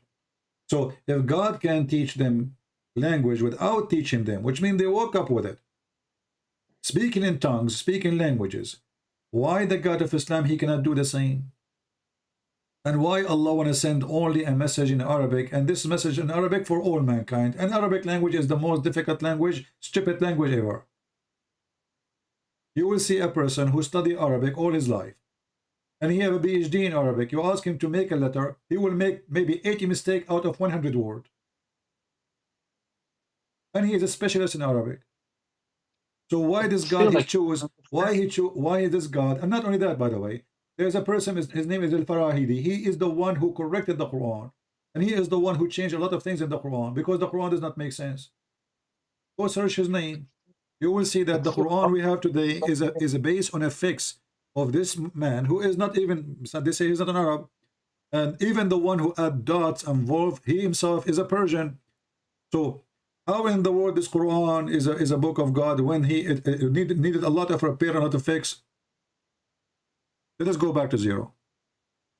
Okay. When Allah said, one more question, please, one more question. But how come so many PhDs, so many like linguistic professors, like philology doctors, so many like smart people, but they still study Quran? It's a business. It's a business. But it's a business. You see, the Arab in the time of Muhammad, they listen to Muhammad, right? And they speak Arabic, right? Yes. Okay. Yes. Did they make fun of Muhammad Quran? Yes. Okay. So if it's amazing, those do not need PhD. Those are the Arab who speak the pure desert Arabic, whatever it is. They laugh at it. Each time he says something to them, he says, okay, well, we can't even understand what you are saying. What are you talking about? And then they keep saying to him, this is nothing but the fairy tales of the previous generation. We heard them before. And not only that, they said, well, if you want to make Quran like this, we can make Quran like this. Chapter 8, verse number 31, as an example, it says, when our sign rehearsed to them, they say, we heard this before. If we wished, we could say words like these. This is nothing but the tales of the ancient. And, you know, we can prove in 2 seconds that this is nothing but the fairy tales of the ancient. As an example, I have a story for you. I don't know if you heard the story of my grandfather who died standing holding a stick. Did you hear me talking about it? No, I don't remember. No. Okay, well, I have my grandfather. He used to be a king, you know, and you know, he died. But it happened when he died, he was holding, you know, his stick. You know, the staff. The king, they hold the staff. You know, so. You know, like, and he had my grandmother. She was not the only wife for him. This guy, he was a womanizer. He married tons of women. So anyway, all the wives, including my grandmother, she go to the bedroom. She talked to him, honey, you want to eat? He don't answer. Okay. Second day, third day, etc. He don't answer. You want to go to the bathroom? He don't even move. You know, but nobody noticed that he's dead for almost 12 months. And then, brother, the termite ate his stick, and then he fell down. And this is how my grandmother, she noticed that her husband is dead a year ago. What do you think about, do we need the PhD to believe this story? No, obviously this story is true story, right? Like, did it really happen? Did it really happen? Oh yeah, it happened. I swear by the Quran it happened. But it sounds very silly. But how come? Oh, you hurt my feeling now. Honestly, you did hurt my feeling. I wasn't expecting this from you. I mean, we're talking about my great grandfather. This may give me a bit issue. You know, this is really an embarrassment for me online. You know, I'm talking about my grandfather who died, you know, because it was Corona, and you know, and then what happened? And you said to me, "This is silly. This is not." I thought you are a nice guy, but anyway, it's okay. I will forgive you. No, it's not about death of your grandfather. It's about like noticing after 1 year. It's like, so what? It's normal, you know. My grandfather, she go to the room. She respect that he's making maybe meditation. You know, maybe he used to watch Sadhguru. You know, like he go like, don't move. You know, say it. You know. So this guy, he was holding his stick. He don't move. He don't eat, because my grandfather, he used to fast for a year and sometime more. So they don't notice. They go, they come, they go, they come, they go, they come. And he was the king, you know, the ministers, Al-Khomeini come to him, George Bush called him, and nobody answered, because, you know, he was meditating, you know, holding the stick. So, and then took a year. And then when the termite, they ate the stick, he fell down and noticed. You don't believe in termite, my friend? I believe in termites. Okay, this is called the power of the termite story. But honestly, I know what you mean. Actually, it's about Solomon's story. But Now you know because I put it in the screen. You all can see it. yeah, but Okay. at those times, at the times of Prophet, no, well, Muhammad, right? At the times of Muhammad, this story would sound to Sahabas very inspiring, very like mythical, and not But is only it mythical. a true story or is it a silly story, as you said to me in the beginning before you know it's about Suleiman? It sounds to me as a mythical story, obviously. It's a silly But story. It's a stupid story. So what do you mean? I just showed you that the Arab, they said to him, this is fairy tale stories. They are making fun of the stupid Quran. And they have the right to do so. I mean, look at this. The guy is a king and he died holding a stick and nobody noticed. And then the wives, the kings, I mean, the ministers, the soldiers, the general, he's a king. He have a kingdom. Nobody noticed that he is dead for almost 1 year. And nobody noticed until the termite, they ate the stick. And then he fell down. How this can be from God?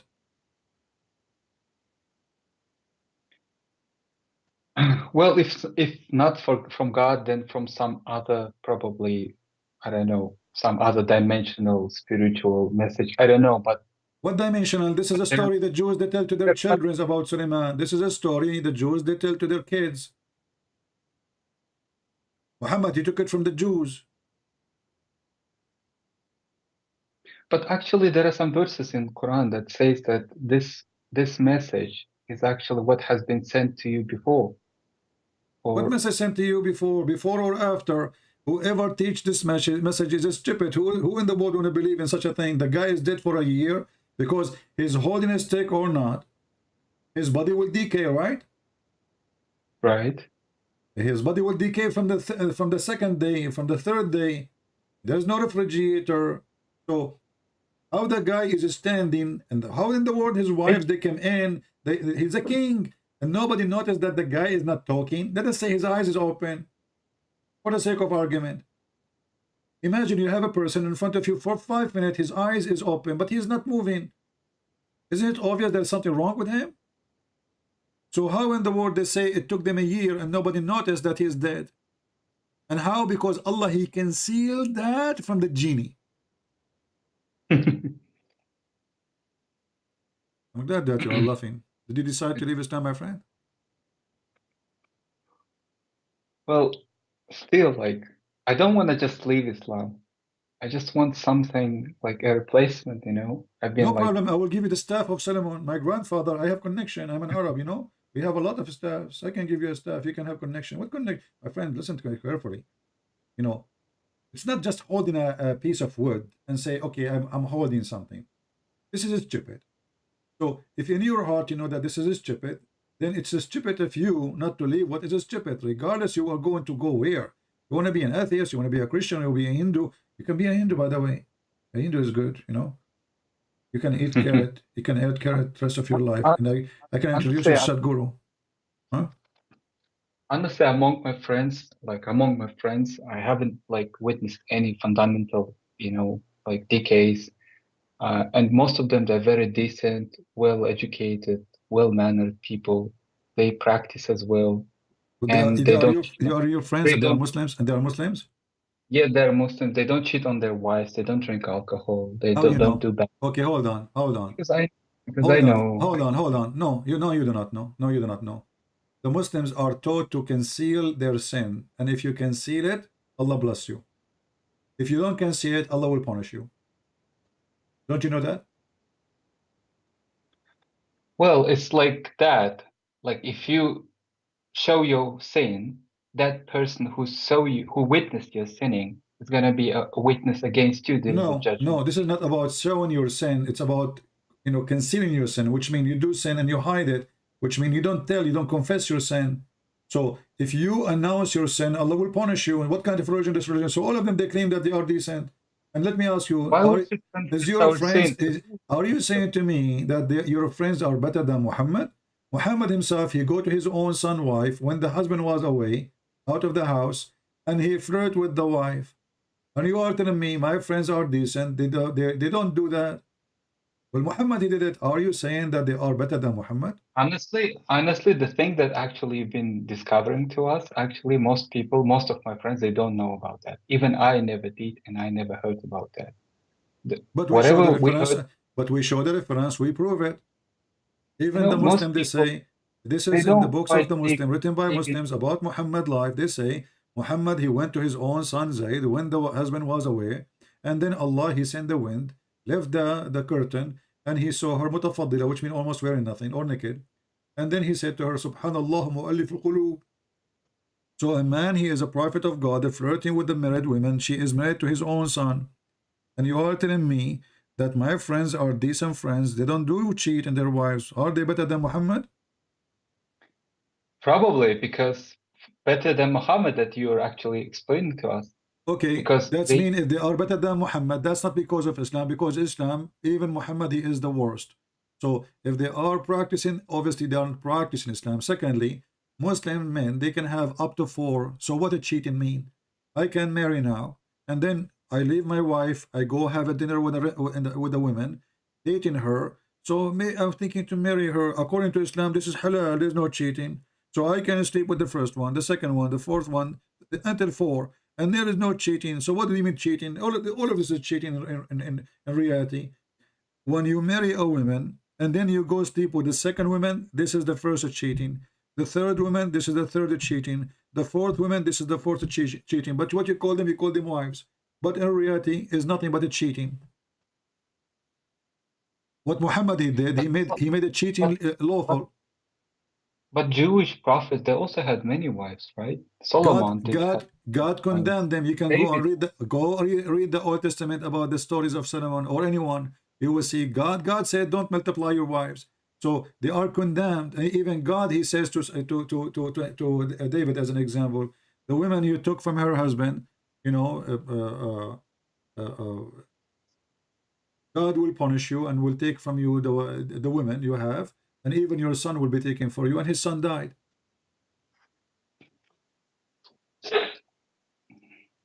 So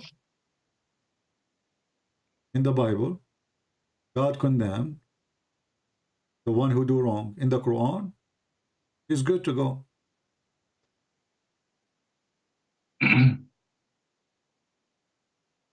What is it? Huh? I'm saying in the Quran, your God, he praised the one who cheat. And not only that, Allah, he says to him, why you hide what you have in your heart for this woman? She's married. What do you mean what you don't hide? Allah should say the opposite. Shame on you.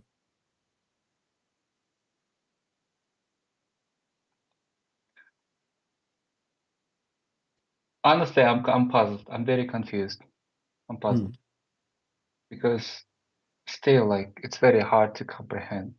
This religion went so spread out so fast. Who cares? It's spread out by the sword. Still, like, it needs some spirit, some What is courage, spirit? some Atheism is a spreading without any spirit. It's atheism. But it requires strong faith, you know, in Well, order to atheists, die. they have no faith in anything. They don't believe anything. It's fast growing too. What does have to do with the spirit and what? But still, my friend. Obviously, my friend. Obviously, you are confused and you don't want to admit that this is a stupid religion, even though we are showing you how stupid it is. A God, let us say, all the world became Muslims. What does have to do, my friend? Listen. I'm trying to put you in the place so you can understand your situation. Don't be stupid. Yeah. If the whole world became Muslims, the whole world is 99.9999999 are Muslims. That is not a reason to become a Muslim. The question is the 9999999.9 smart to understand that this is stupid religion or not? When a God, he says that the sperm coming from the ribs of the women, he's a stupid. How many people believe in it? Who care? When a God says the earth is a flat, he's a stupid. When a God, he says that he will give you endless penis, he's a stupid. When a God, he says a man, he died, he was standing holding a stick, he's a stupid. When God, he says that there's a genie, have sex with your wife, he's a stupid. When this God, he claimed that there is a water, it's a spring of water where the sun set, this is a stupid. When he claimed there's a little midget, they are called Gog and Magog, and there are trillions of people, but we cannot find them. And there is a guy, he built a wall, so they cannot come to us, and we cannot find neither those people, neither the wall. He is a stupid. So who care how many people believe in the stupid? So what you are saying to me, because there's many people believe in the stupid Allah, I decide to be stupid too, because I cannot leave the majority stupid, because I like the majority stupid people, and I like to be stupid with the stupid. I don't feel like I don't want to feel lonely, because now you will feel lonely if everybody is stupid, and you decide not to be stupid. You will feel lonely. It's not good to be lonely. I will join the stupid club. Is that what you are saying to me? Well, sort of. Okay, well, good for you. Do you have to pay any? Do you have to pay any membership for the stupid? Do you have to pay any membership for the stupid club? Well, sometimes maybe in terms of zakat or sadaqah. Yeah, you have to pay. You have to pay. No, you have to put down. You have to put down your head 5 times to the stupidity. High price, my friend. High price. Yeah, there are still a lot of misconceptions, misunderstandings, honestly. I'm still having this cognitive dissonance, honestly. What misunderstanding? Islam is the most... Islam, there's nothing called as understanding at all in Islam. You know, what is the point if I believe in God and I don't commit sin, this God will destroy me? Have you ever heard of a stupid God like this? Listen carefully. If you do sin, God should destroy you, right? The one who do sin, correct? Mm-hmm. Okay, but if you don't do sin, should God destroy you? I guess so. Why? Either way, we're destroyed. Either way, we're doomed. Either way, we're doomed. Well, this is stupid God, you know. He said that if you don't commit sin and ask Allah for forgiveness, He will destroy you.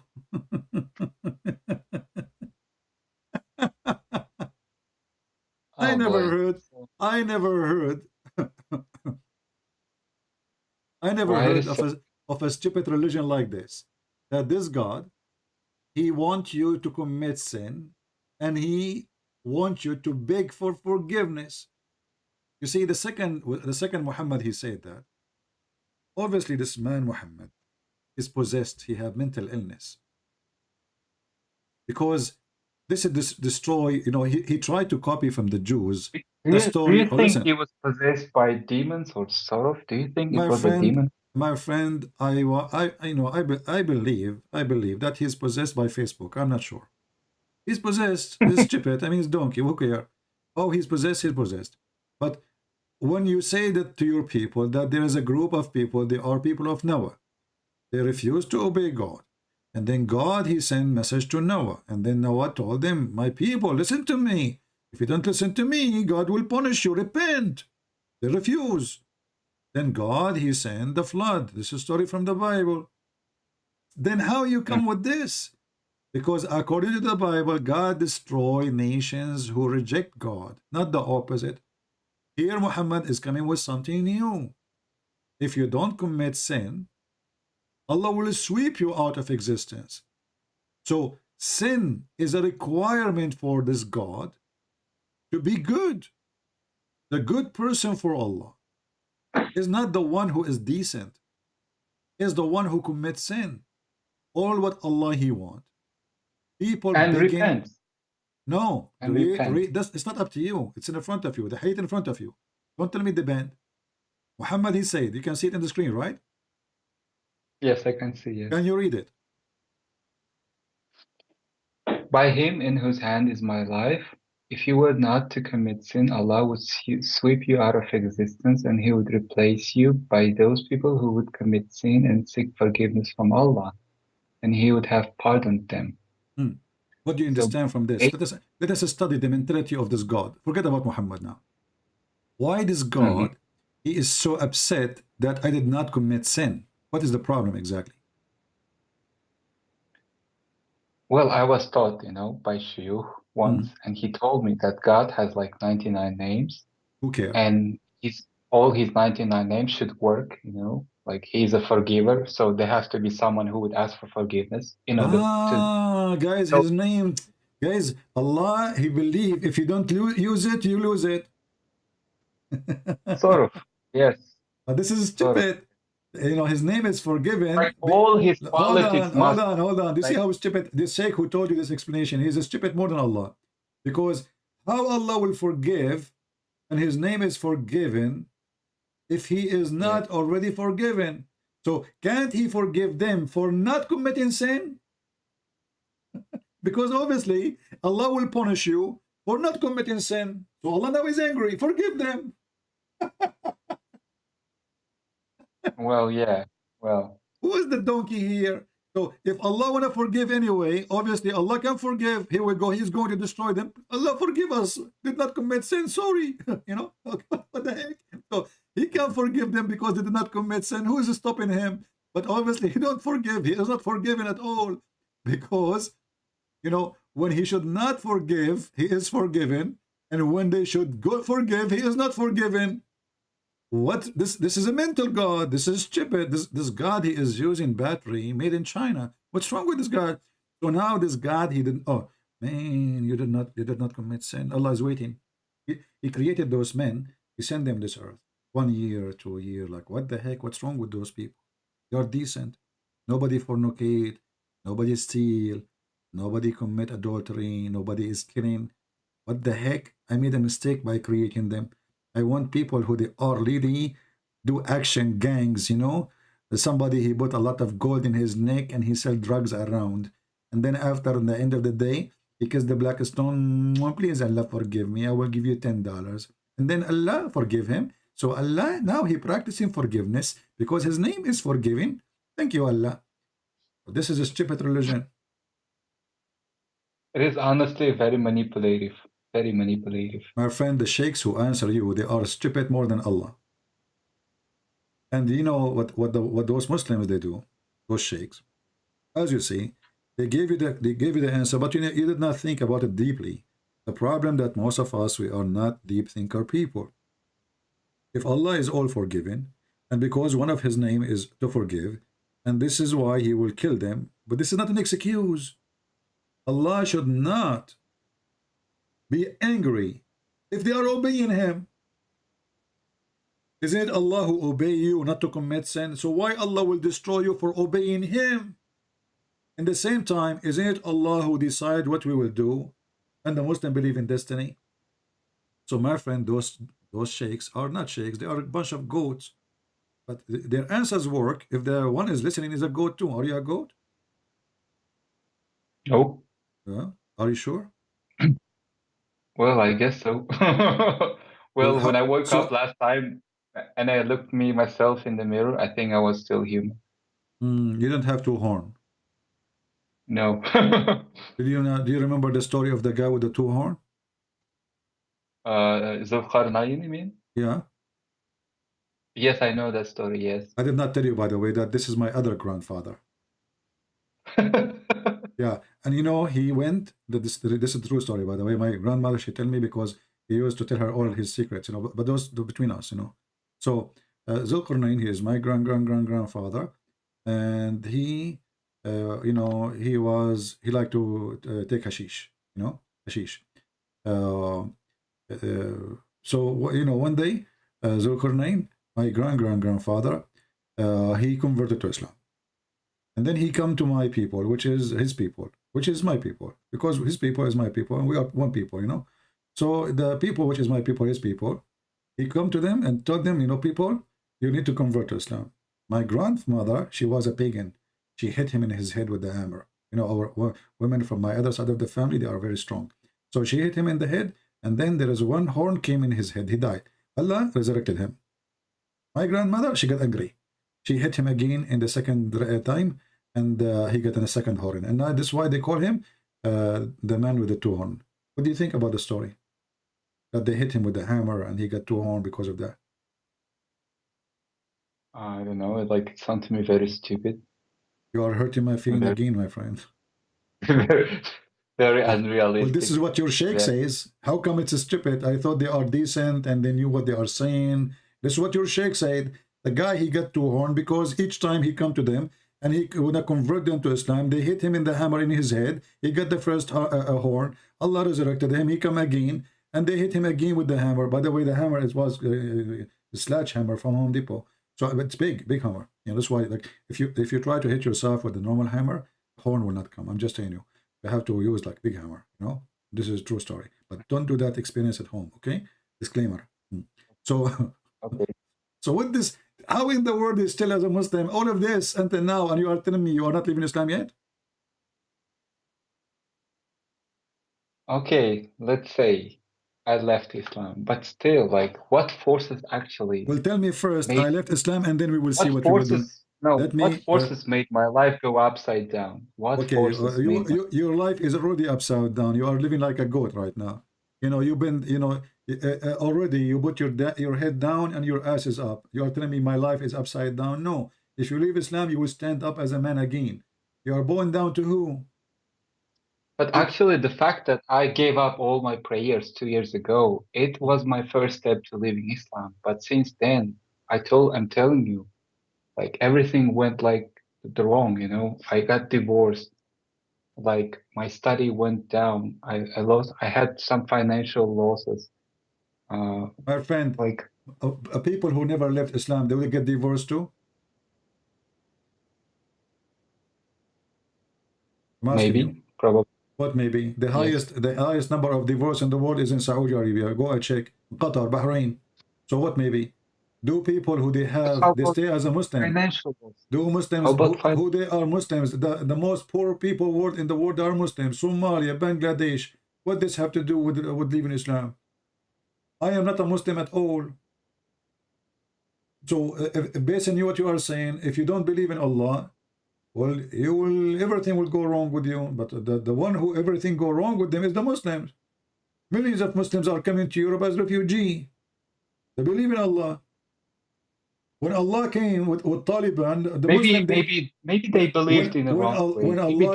When Allah came with the Taliban in Afghanistan, people they hang in the wheels of the airplane. They die. They want to leave. They don't want Allah. There's hundreds of thousands they flee through the borders. We saw them, and until now they are in the borders. People dying in the snow. Nobody wants Allah. So what do you mean? So my friend, Taliban right now are begging for help. They are begging. They are coming to Europe. Says, please, we will accept a human right. Please, we will let women go to school. Please, just give us assistance. What Allah? What is Allah? What does have to do with Allah? So you are a I can say you are a superstition person, and you are trying to make or try to understand things happen to you, which is not a good things happening. Based in I left Allah, and but you did not leave Islam yet. You did not.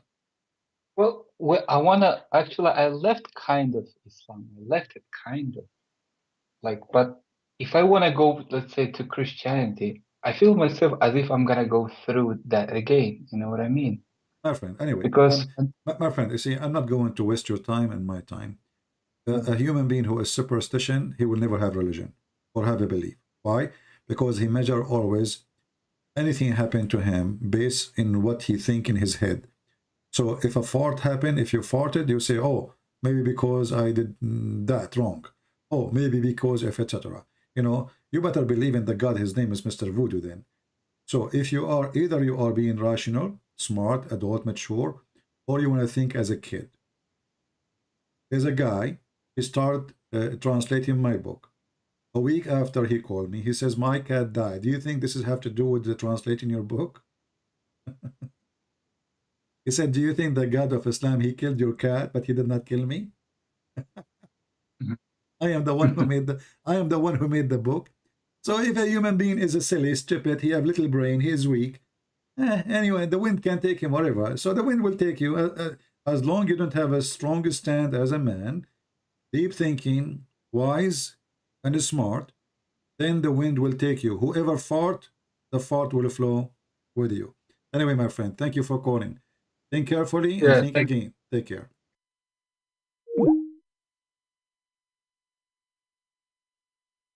Yeah, the guy, you know, he started translating my book a week after his cat died. He texts me and says, BCP, my cat died. Do you think because I'm translating your book? I said, for sure. I mean, this God, he could not kill a Christian prince, so he decided to kill your cat. I told him, Potato, I am the one who made the book. not the cat. So this God could not punish the one who made the book. He's punishing the cat who eat mice. Meow. He said, oh, you are right. You know what? Okay, I will continue I said, no, I don't want your translation, because next week you will call me. You will say, I lost some hair. Right? Don't. I do not need the stupidity around me. His cat died. Let us blame the Jews. What we can do with people, you know? Some people, they have a brain of a cat. Meow. Meow, meow. Okay, this guy is a Muslim.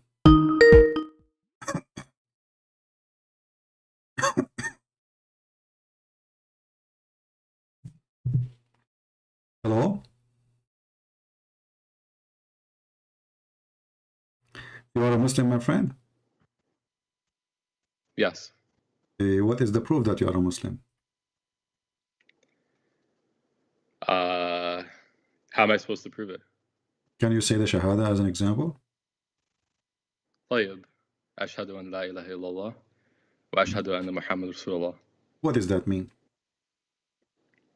I bear witness that there is no God but Allah and that Muhammad is his messenger.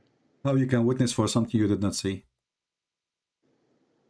Well, are you talking about like seeing physically? What the word witness mean?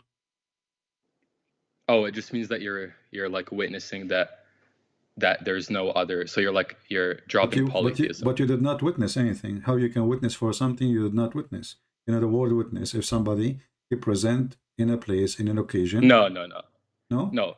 Okay. No, witness there is not being used as in seeing physically. It's being used. Oh.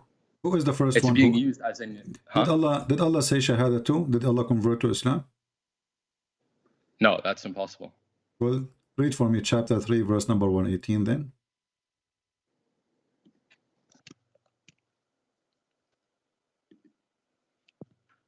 What was it?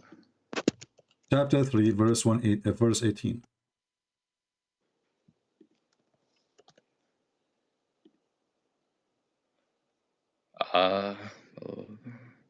La ilaha illa huwa al-aziz. You speak Arabic. You speak Arabic. That's even better. Okay, read for us. Read and translate. Go ahead.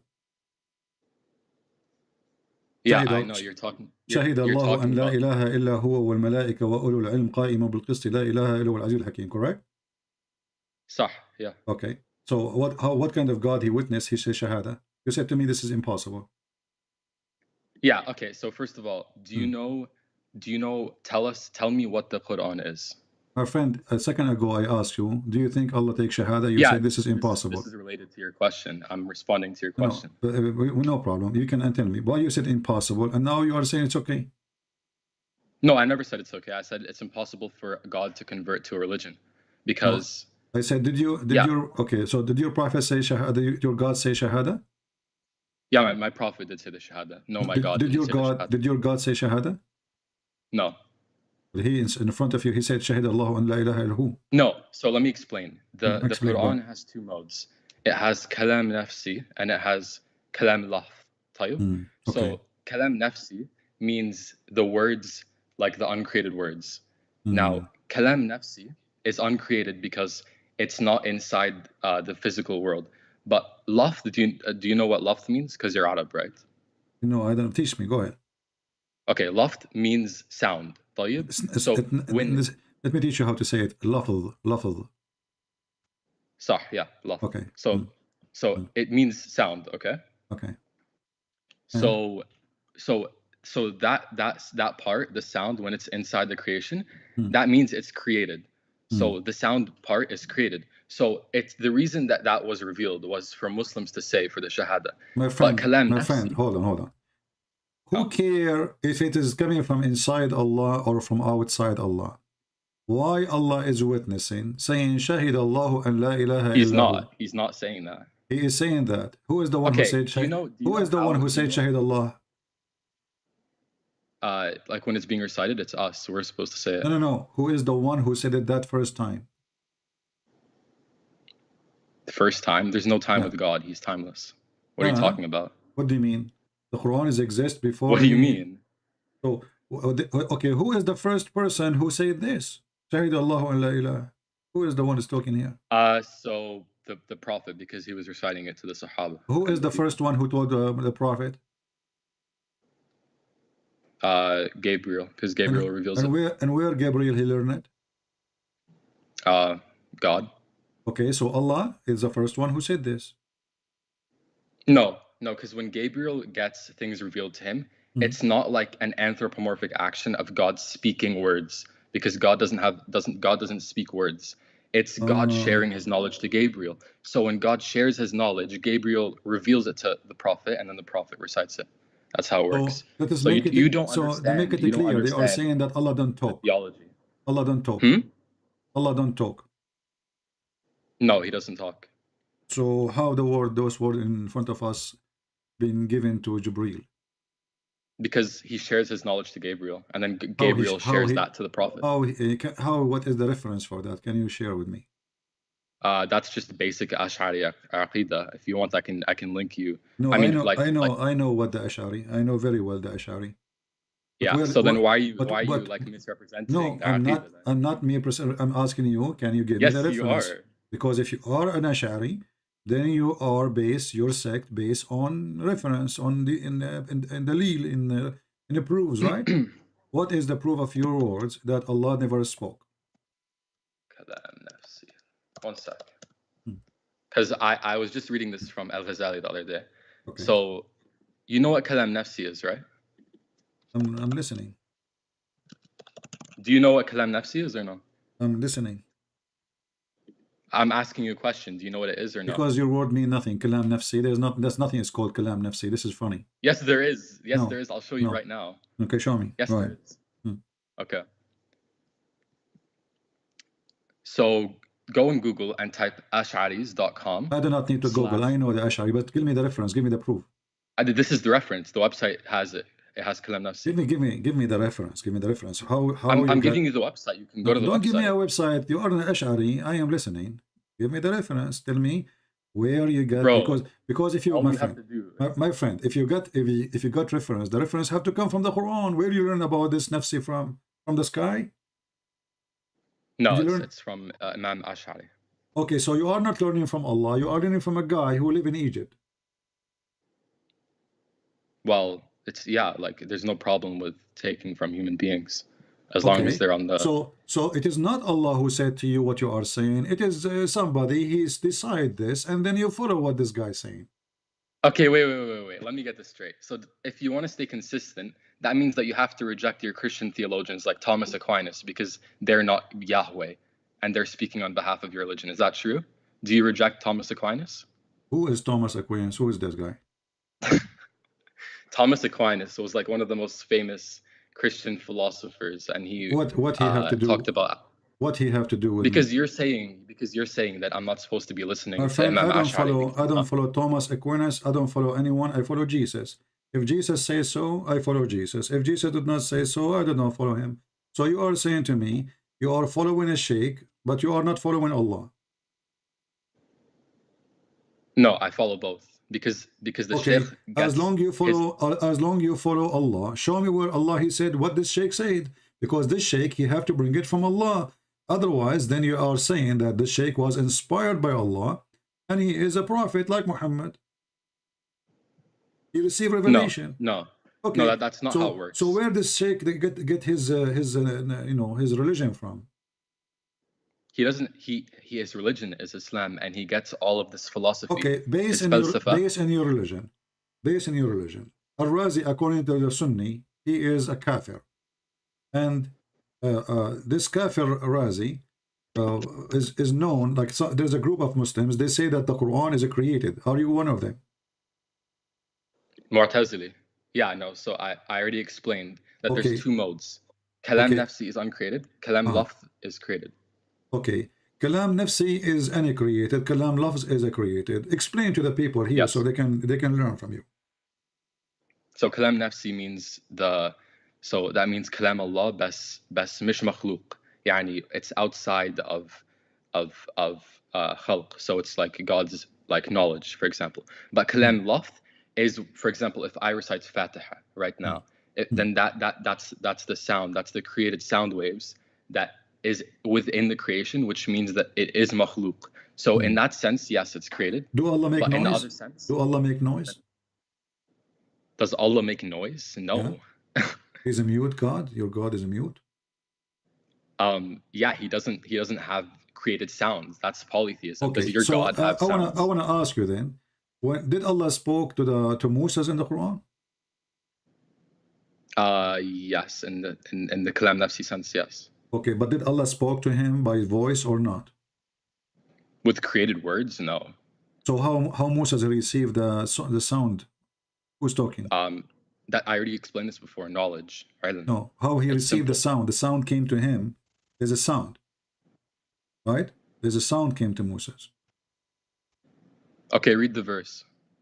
Okay, when Moses he came to the holy part of the valley from the tree, Allah he said to him that take your shoes, I am your God, Moses. Okay, let us open the verse. Oh yeah, but where's the part where it says that Allah made a sound to him? Well, he spoke. Didn't he speak? Allah? Yeah. I already told you like 10 times. He doesn't have created sounds. That's polytheism. If you believe that, you're a polytheist. I mean, you already are a polytheist. Okay, read for me this verse then. Go ahead.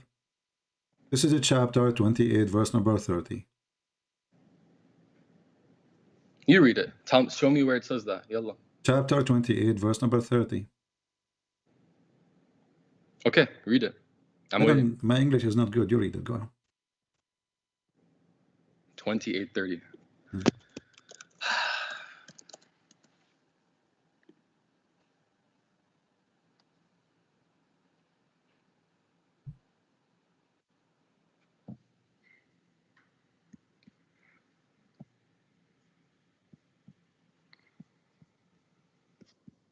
It's in front of you on the screen. You do not need to look.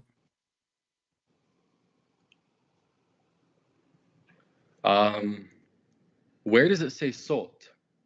It doesn't even say. My friend, read it and tell me. Say, read it and tell me what happened. Go ahead. Yeah, I read the English, but the Arabic doesn't say salt. Okay, what it says in the Arabic?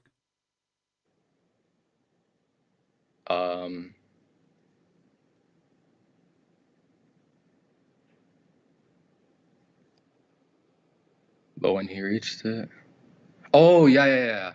It says he was called. Noon waw dal alif maqsura. It says he was called. Nudiya. Yeah, but what it doesn't say what that. What Nudiya mean? It means that he was called. Okay, how Moses received calls? So by that, call can be used in many different ways. It doesn't have to be physical. He have a cell phone at that time. WhatsApp. He receive a message in WhatsApp.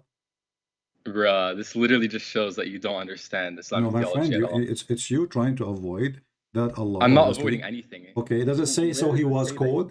Does it say, my friend? Does it say he was called? When I call you, right? I call you, hey Moses, right? He was called. That's not what it's saying. It doesn't say that. It doesn't say that salt was. No, it says because he said, Allah, he said to him, O Moses, verily I am Allah, the Lord of the Alameen. What Moses received? Moses received a single bell. He received the ilm. He received the ilm. What mean he received the ilm? How he received it? He received it from his ears. This guy is a man. No.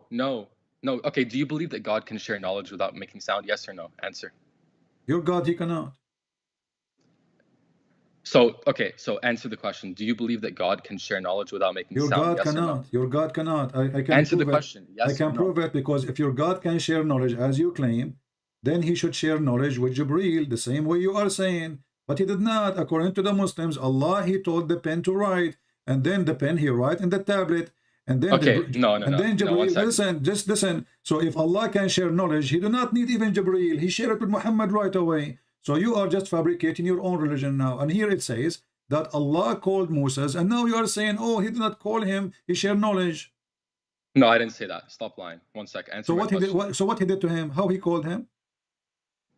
Okay, and one sec. You dodged everything. Let me ask my question. Do you believe that God can share his knowledge Not without your making God. sound? Not your God. No, answer the question. Do you believe that God can share knowledge without making Not sound? your God. Just say yes or no. Come on. Where's Not the your answer? God. I just answered. The answer is yes. But that's not an answer. The answer I'm is saying, yes, do you but not your believe- God. And obviously your God here did not Okay. share knowledge because simply he called Okay, him. so Did he call him? Did he call him? And Moses, he hear him. okay, what do you understand when it says nauda? Nudiya. Yani, like make tafsir on the word. Yalla. Okay. Give me your okay. meaning of the word. Okay, listen. You are saying that you are an Ash'ari, correct? Yeah. So shall we go to the Ash'ari interpretation? Yeah. Go ahead. Okay. What is the best interpretation you have for the Ash'ari? Like what's the best Ash'ari Mufassir? Yeah, the one you like, you know. I want to go by your here we do customer service, you know. So what is Okay. the Let's the say, best do you want a traditional one or one that lives my today? friend, just give me the one, you know, he's the best. You mentioned Al-Razi, right? No, I didn't say Razi. I said Al-Ghazali. Al-Ghazali. Okay. So let us go to Al-Ghazali. Okay, let us go to Al-Ghazali then. Hold on. Okay. Okay, 28 30. And we will go to Al-Ghazali.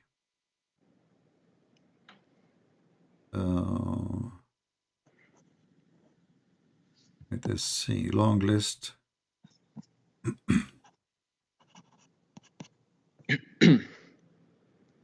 And I want you to show where Al-Ghazali says that this means that Salt was revealed from Allah. We will see whatever he's saying. We will put in the screen, and I will make you read it yourself. Okay. I know you have a history of lying about things. I've seen all the videos from Farid. You have to prove it. You and Fifi, both of you are liars, and this is why he don't dare to call me. Yeah, I mean, even though he invited you to debate him in real life, He never invited me. He's a coward. Because all he what did. you need He to said do, if you want. no, he said he will fly. he He said he will fly to America. That's not invitation. I am here. My Skype is open. The same you call me, he can call me. Did I hang up on That's you? an No. invitation. He wants to debate you No, one-on-one. the invitation I accept. Here we go. Call me. But coward, he will never dare. So give me his Skype to call him right now. Do you have his Skype? Do you have his Skype? I will make him join us. Do you have his Skype? Bro. Don't Farid tell me, is not bro. going to So join a Skype call. he's a potato. Actually, you are a man more than him. So don't mention somebody. He's a kid. You know, real men, they do not need to do all this drama. Nah, you know, nah, just call. Okay, hey, hold on. Let's finish this yours. And then you can, by the way, if you want, you can tell me a lie I said. He told you it's a lie. And I will get you busted, and I will get you busted. First of all. No. Hold on. Hold on. Don't give me this garbage. You know? So here we go. This is Al-Ghazali. I will open it for you. No, what I was going to say is that I'm young, I'm a kid, and Farid is a man. Okay. He is not a man. No. You know, yes, he is. This is why you are a man more than them, because they don't dare to call me. If they are men, they will call me. They will give me, okay, I will hang up on you. I want you to go right now. Say, please give me your Skype so he can call you. Can you do that? I don't even have contact with Farid. So don't mention his name then until you get him.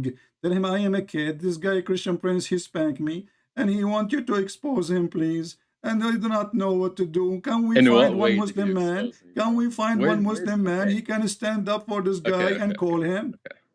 Okay. Huh? Where's Al-Ghazali's tafsir? Where is it? So now you want to go back to Al-Ghazali. Okay. Bro, why is this guy calling me a Karen? I'm literally Arab. What the hell? What?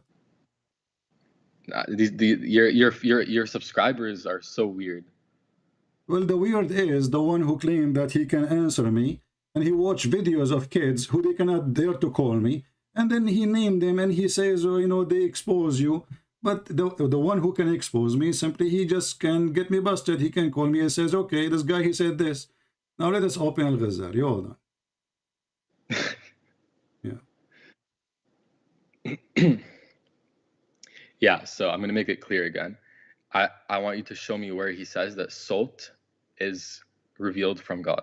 That's it. Well, actually, even the kid you mentioned his name will laugh at you. I want you to go to him and say to him that this is not about salt, and he will say to you, you are a kafir. So you are stupid. You are asking a Muslim Sunni. You are asking a Muslim Sunni who make fun of the Ash'ari, and he believe they are kuffar, to expose me. He expose you that you are stupid, not me. No. You are the one who says that the you know. Do you want me to show you the fatwa of the people, the Sunni? They say that the one who say the word of Allah is created, they are kuffar. Do you want to show you right now? I don't say that. I don't say it. No. There's a difference. No. Even the Atharis say that the sound is created. The Atharis don't say the sound is uncreated. They don't say that. The Muslim Sunni, they don't say anything of this. They don't say that the sound. What sound is created? You are making fun of yourself. What sound? Who is the one who is making sound? You are saying Allah never spoke. Correct? No. Yeah, I'm saying he doesn't have created sounds. No, and this is another question. This is another question. Did Allah ever speak? It depends what you mean by speak. He will go this. Just get lost. Depend in what you say by speak. Even speak depend. Even speak depend in what you mean by speak. Depend. Allah did not make noise, brother. Just a kid. Stupid kid. Depend what you mean. What do you mean by noise? And why you don't debate this guy and this guy? I'm here. Bunch of kids, all of you. So Allah, he called Moses, he did not make noise. So Moses, he heard what? Fart? He shared knowledge. But here it says he was cold.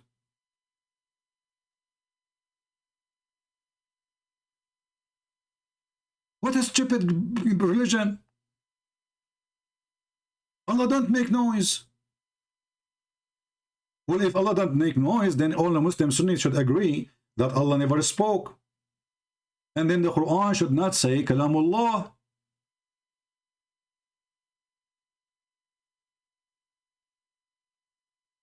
When Allah, he created Adam, did he share knowledge with Adam?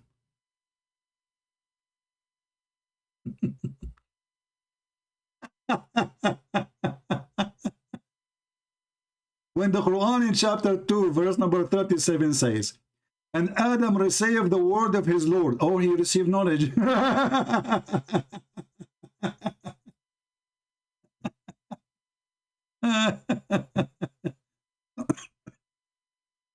When Allah, he says, and we said, get down all of you from this place. Talking to who? Talking to the shaitan, talking to Eve, talking to Adam. No, brother. Allah did not talk. Allah shared knowledge. Potatoes. The game of debate. You know, here we go. We have a new game. Debate what you mean by word. What do you mean by sound? Debate. Suddenly, even the word and the sound is debate. Yeah, debate. When you are a kid, you can say whatever you want. And he said he's a kid.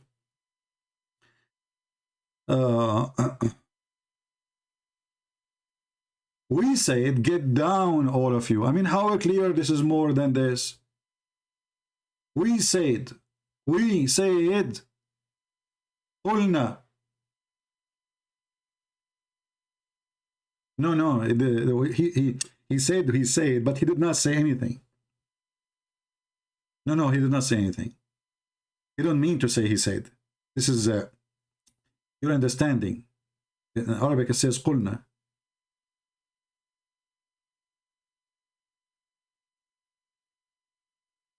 And by the way, Tafsir al-Ghazali is one of the most funny tafsir ever. Especially if we go and read some tafsir about the verses in the Quran about how the baby is created.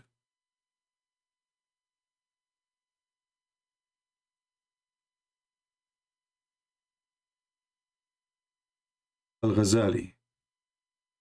Actually, most Islamic websites, they don't even consider the tafsir of Al-Ghazali as even a tafsir.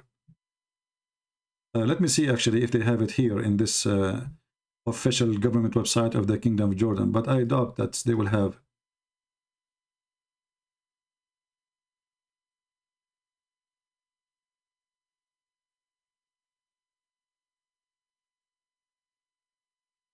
Al-Ghazali.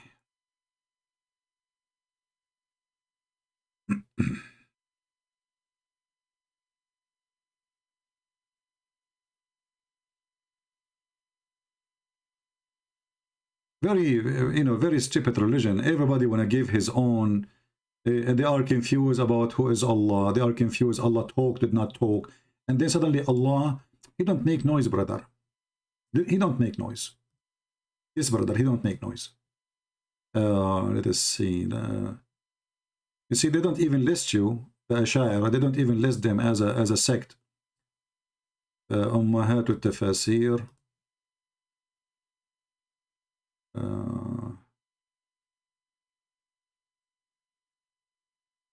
أهل الصوفية، أهل الشيعة، الأباضية، تفاسير حديثة، تفاسير مختصرة. Yeah.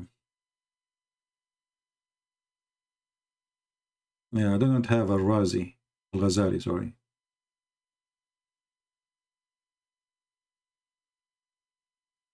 Looks like they don't count him. But this is how this religion is so stupid. How in the world then those people, they can understand their God if their God even don't talk? According to them, Allah never talk. Allah share knowledge only. So why Allah have a mouth? Why Allah, what is the purpose of Allah having mouth?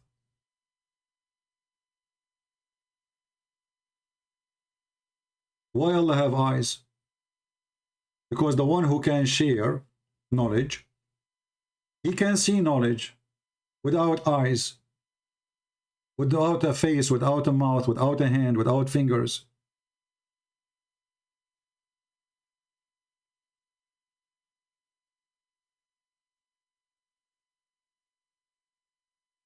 Anyway, do we have any Muhammadan?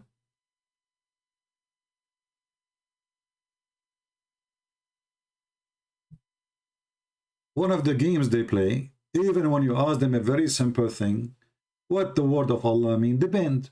Allah said, what does that mean? Depend. What depend? Do we have any Muhammadan?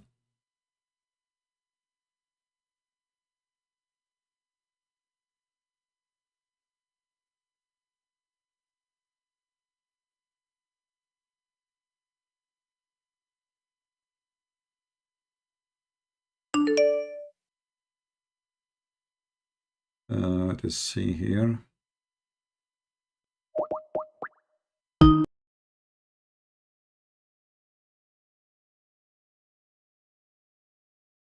Hello? Why you are changing your voice? No, nobody can hear your filthy word, son of Muta.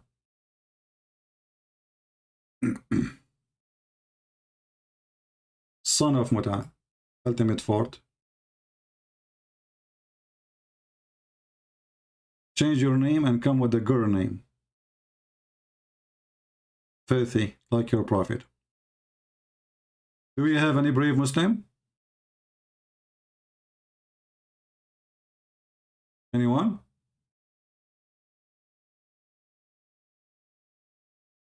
Who is a Muslim here agreeing that Allah don't make noise? Allah is a mute God. He share knowledge only. Who is a Muslim Sunni would like to call me and explain to me what's wrong with this religion?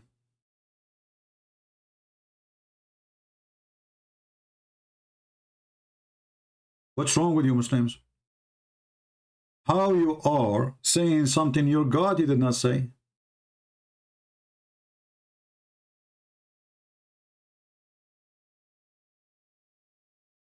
If I go right now, I can find tons of Muslim videos saying that the Ash'ari, this guy, his sect, they are kuffar.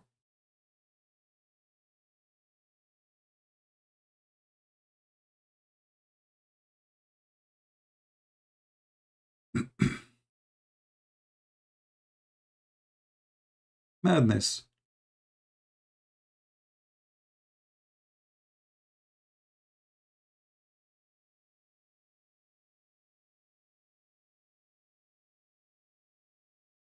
What is the opinion of the scholars about the Ash'ari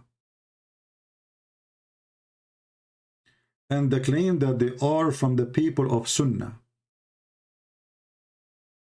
They are saying, no, they are not. They are considered the same as Al-Jahmiyyah, Al-Mu'tazila, and etc. Stay away from them and be careful from them. And they do not deserve the title of Sunni. So the guy you told me he can debate me, but he don't dare to call me, he will call you are a kafir.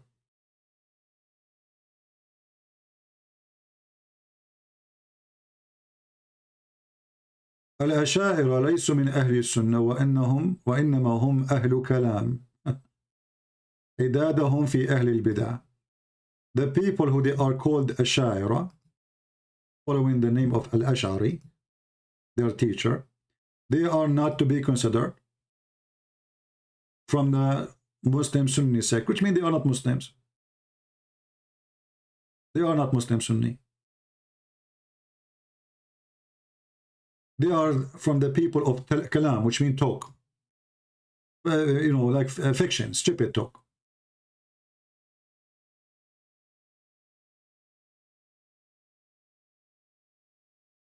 And this is the topic.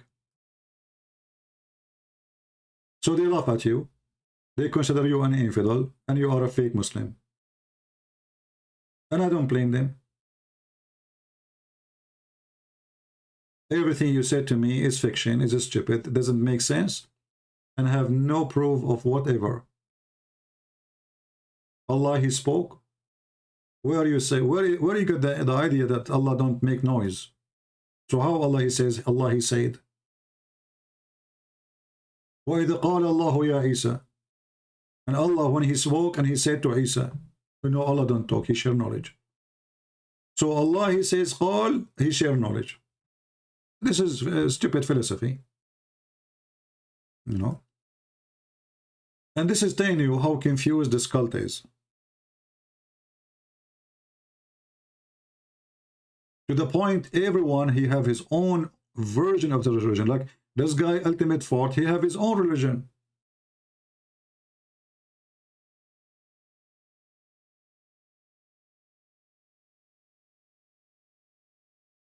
But he cannot clean the wall behind him, and look, live in a stable. وَإِذَا قَالَ رَبُّكَ لِلْمَلَائِكَةِ. Did Allah spoke to the angels and He share knowledge? The Quran says, Allah He said, He spoke, قَالَ. So where you come with this, He share knowledge? Potatoes, when you say to them, where do you get this from? They have no answer. They give you their own fictions.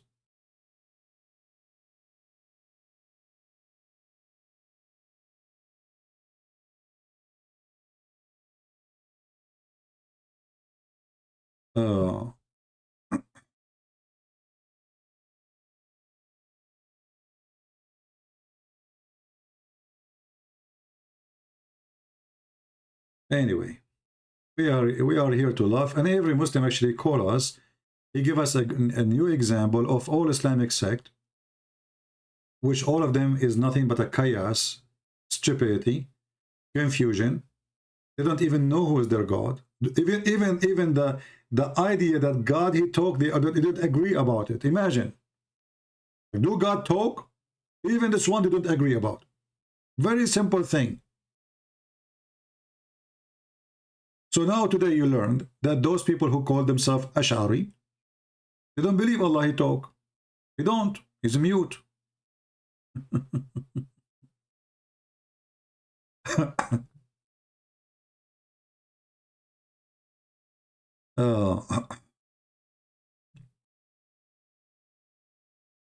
When Allah He said to Isa, obviously He did not talk to Isa.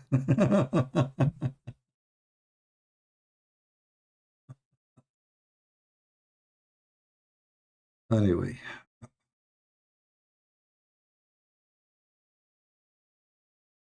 how your interpretations compare to those scholars? I don't use my interpretation, Potato. I don't use my own interpretation, and the Bible do not need interpretation.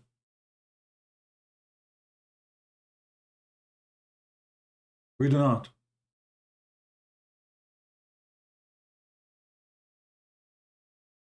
When the Christians exist in the time of John and Luke, what was interpretation? What is the interpretation they have? We don't have any. The Bible alone is enough. And what make it more funny and more stupid, that this book claim that Allah, He explained it very well.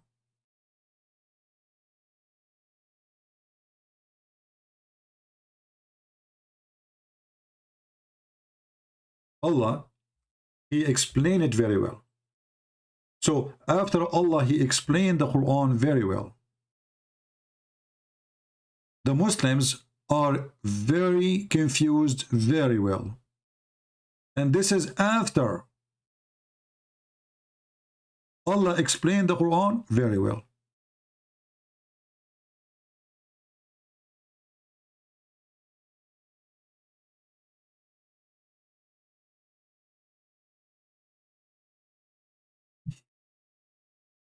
This is after the explanation. So according to the Quran, you do not need actually any interpretation because Allah, He explained the Quran. But as you see, nobody can understand the Quran. Neither the Muslims. Even Allah speak, Allah don't speak, they don't know. Hey Muslims, do Allah speak or He don't speak? Do He talk? He don't talk. Is Allah mute? Even this one, they don't agree about it. Actually, they kill each other about it. So Allah, He said, I explained the Quran very well to you, and then we have a billion explanation. None of them agree with the other one. And when we show them explanation of a scholar from their own sect, they say we don't accept it.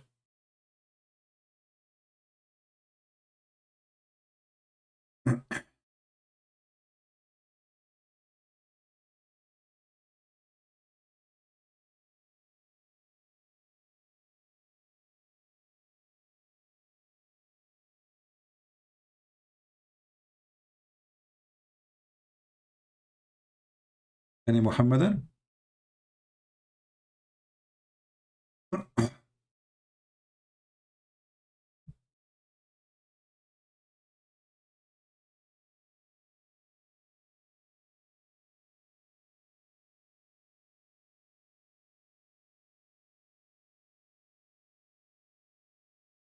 Let us see here.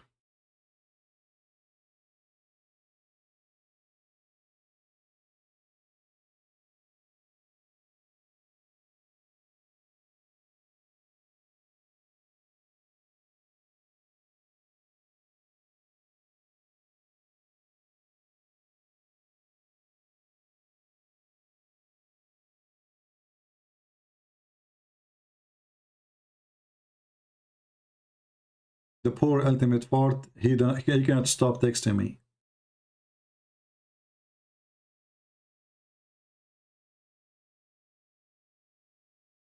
You can't resist the temptation.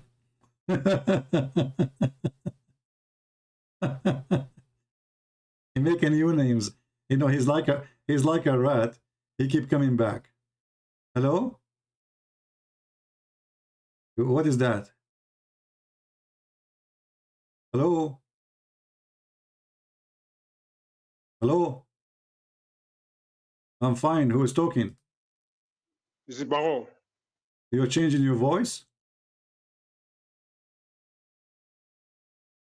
Well, I don't hear you. What, your voice is bad. You know, I do not know your voice. Oh, okay. So who are you? Go ahead. You are live on air.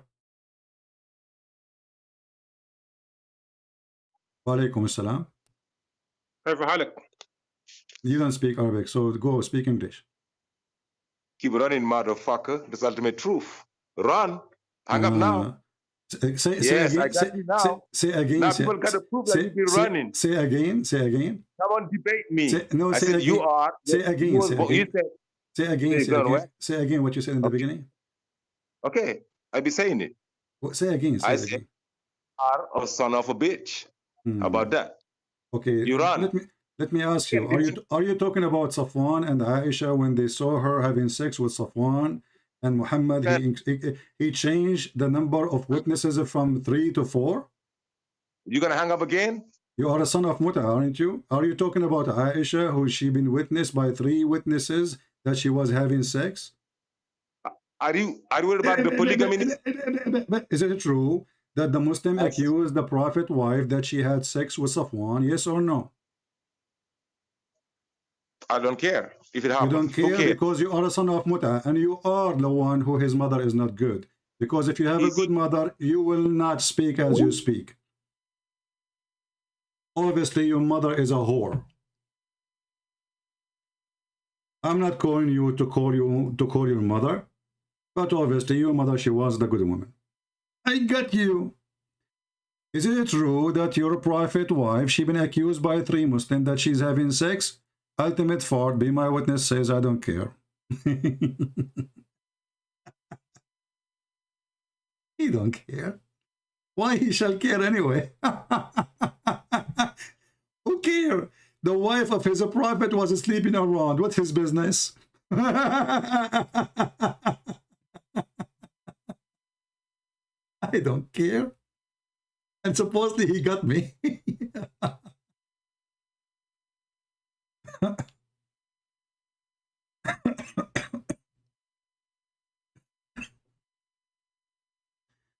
He's changing his voice. I know he's changing his voice.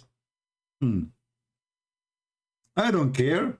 What's the problem with that? This is what you just said to me. You don't care. Make a new name and call back again. And let everybody hear how the Muslims are so angry and really don't care if their prophet wife was a whore or she was a decent woman.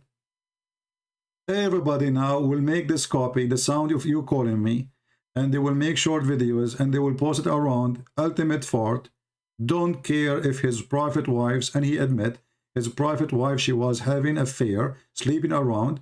And not only that, we have hadith by the Muslim Sunni, and he claimed to be a Sunni, but he is obviously a very special kind of Sunni. He's a donkey style. Aisha, she used to decorate slaves so she can hunt young men from Quraysh.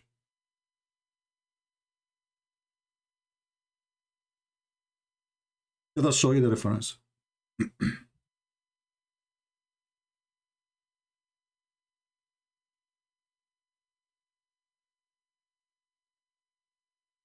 Obviously, Aisha, she was an official whore. And the funny is, the Shia, they attack the Muslim Sunni with this. But it is not a Shia hadith. This is a Sunni hadith.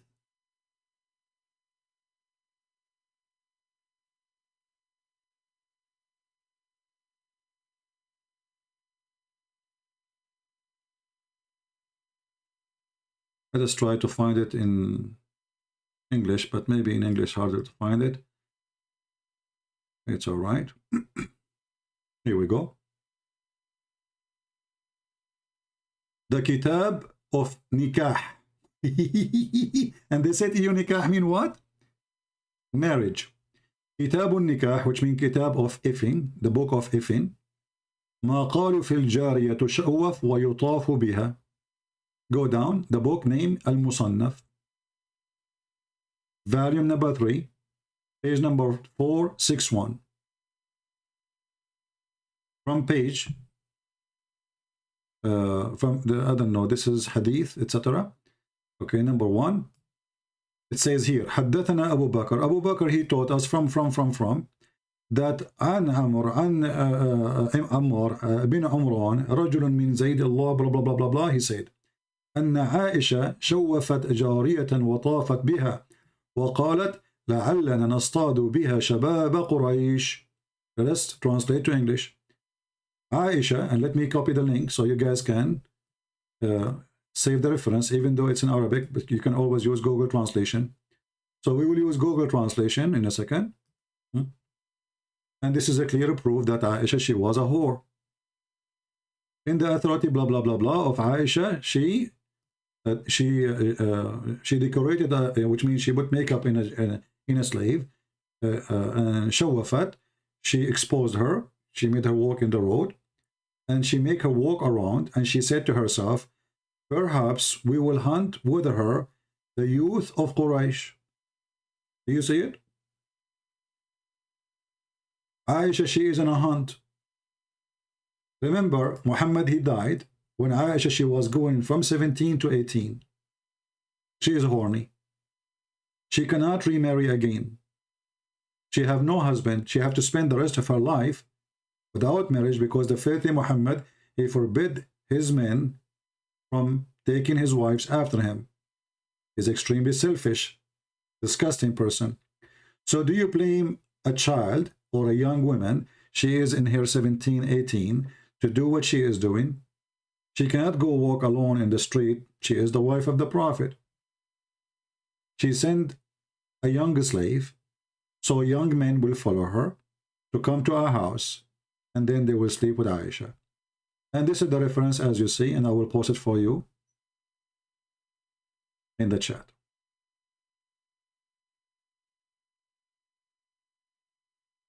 And did your Prophet wife, she sleep around? I don't care.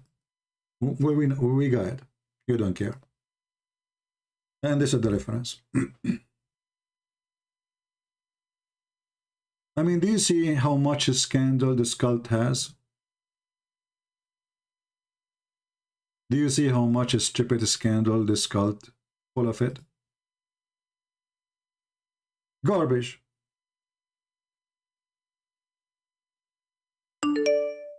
Any Abdul?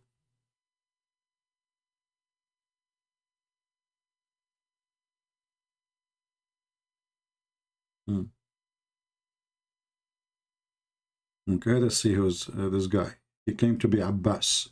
Let's see what kind of Abbas he is. Maybe Abbas fought Bismillah.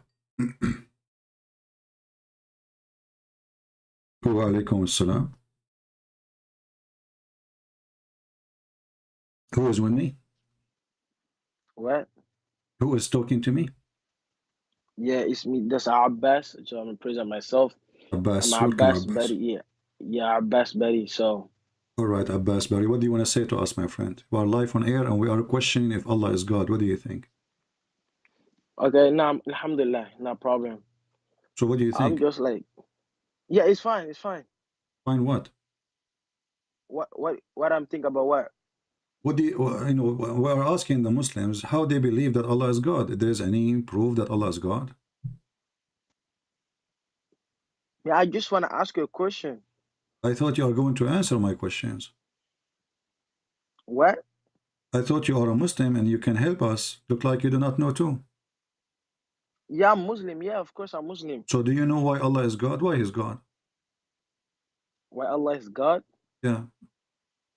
Yeah, because he's Allah is Him who created the people, it's Him who created the world. You gotta believe in Him because. How you know that Allah created the world and He created the people? Where do you get this from? Because I get that from the Quran. But the Quran have no witnesses. I mean, in Islam, if if a woman she cheat in her husband, you need 4 witnesses, right? Yeah. Okay. Do Muhammad have 4 witnesses for the Quran?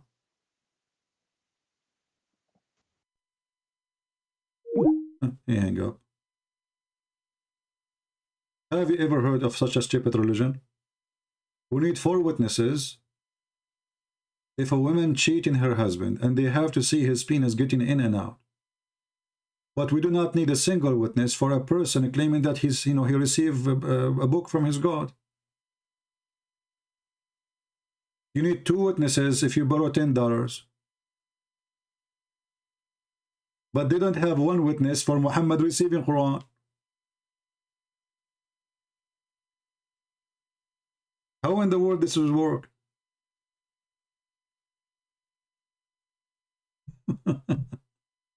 Shouldn't you have, I mean, you need witnesses for silly stuff, but you don't have witnesses for something serious?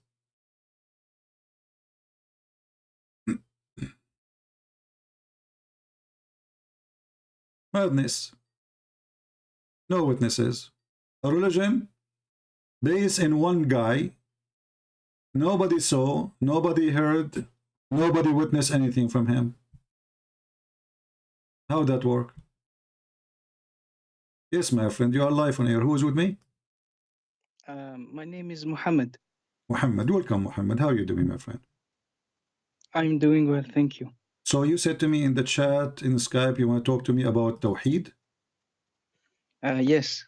Okay, what Tawheed mean? For me, one of the I believe that one of the strongest things in Islam is the concepts of Tawheed, you know, because it's what we're taught since we were children. Yeah, but there's no Tawheed in the Quran. Can you find the word Tawheed in the Quran?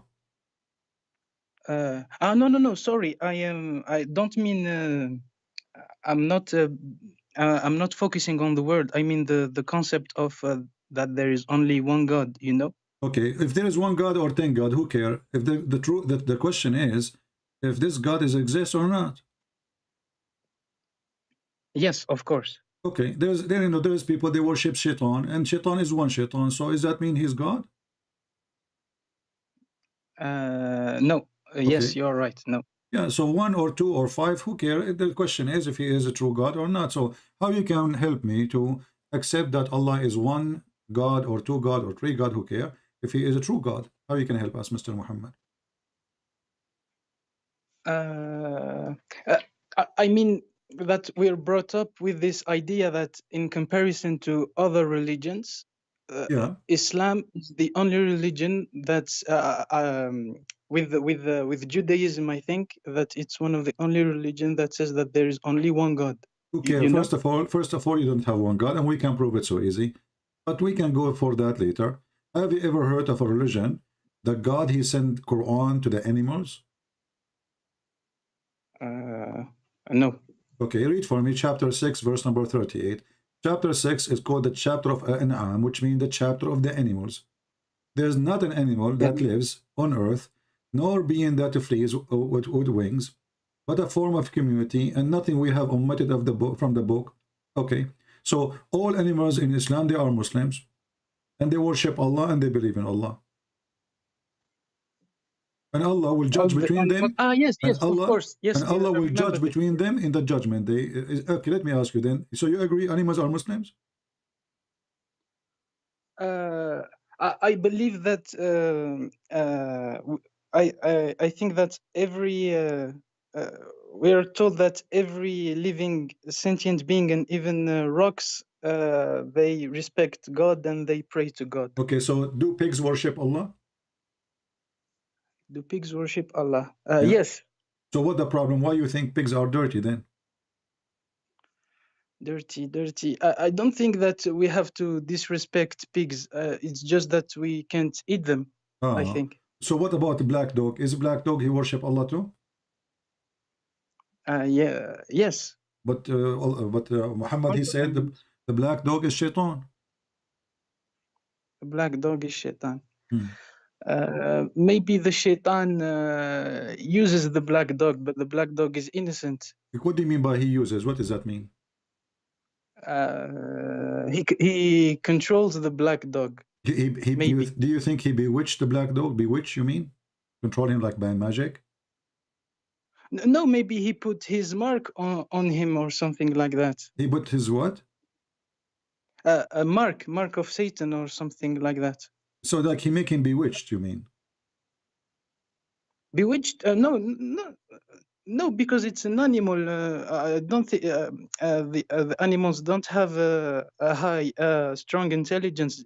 Maybe just that it's maybe that the dog brings bad omens. You know, maybe it's just like that.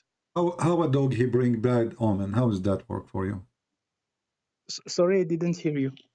How the dog bring bad omen? How the dog bring bad omen?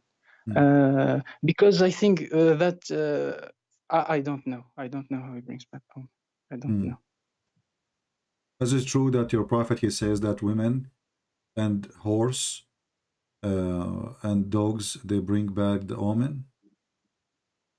Yes, I read that. Okay, I don't know. I can't defend okay, that. a second I don't. ago you told me that the animals are Muslims, and you told me that all animals they worship Allah, and now we have women and dogs and horses. All of those they are bad omen, and even you know, obviously they are dirty. Obviously, they are dirty. Why not? Not necessarily dirty. Not necessarily. So, you know, let us, me and you, to come to a conclusion. So the animals are Muslims, and the rocks, even they worship Allah, correct? Yes. Have you ever heard of somebody speak to rocks and rocks speak to him? Yes, I know the hadith you're talking about. That a rock told the salam to the Prophet, I think. Okay, so there is that Muhammad, he speak to rocks and rocks speak to him. Yes. How Muhammad he understand the rocks and hear the rocks, but nobody can hear them? But nobody, because he's a prophet. I mean, it's not. I don't think that it's a very bad thing. It's that crazy. I don't think that it's necessarily a bad thing, because if he's a prophet, he can sense other things that normal people cannot logically. But do we believe that rocks they have a brain and they have a tongue and they can talk? No, of course. Maybe it's just spiritually or something like that. Maybe. No, they don't. So how don't have a conscience. how he salute him if this is spiritual? He said Assalamu alaikum. Yes. Okay, this is not spiritually. How the stone is talking to Muhammad saying Assalamu alaikum, and only Muhammad he can hear the stone. Don't you think this is a mental issue? A mental issue. You know, I'm just saying that if there is magic involved, our logical thinking cannot apply. You know what I mean? Oh, this is magic. Maybe I'm just saying maybe. Huh? Sorry. So you think this is a magic here? No, I mean the not magic, sorcery, the magic of God, the power of God. Maybe because maybe it's was your prophet under sorcery, controlled by sorcery? Was the prophet controlled by sorcery? It's true that the story about the satanic verses is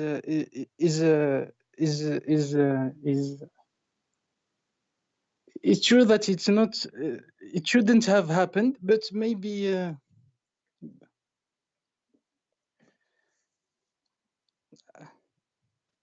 the story about the satanic verses is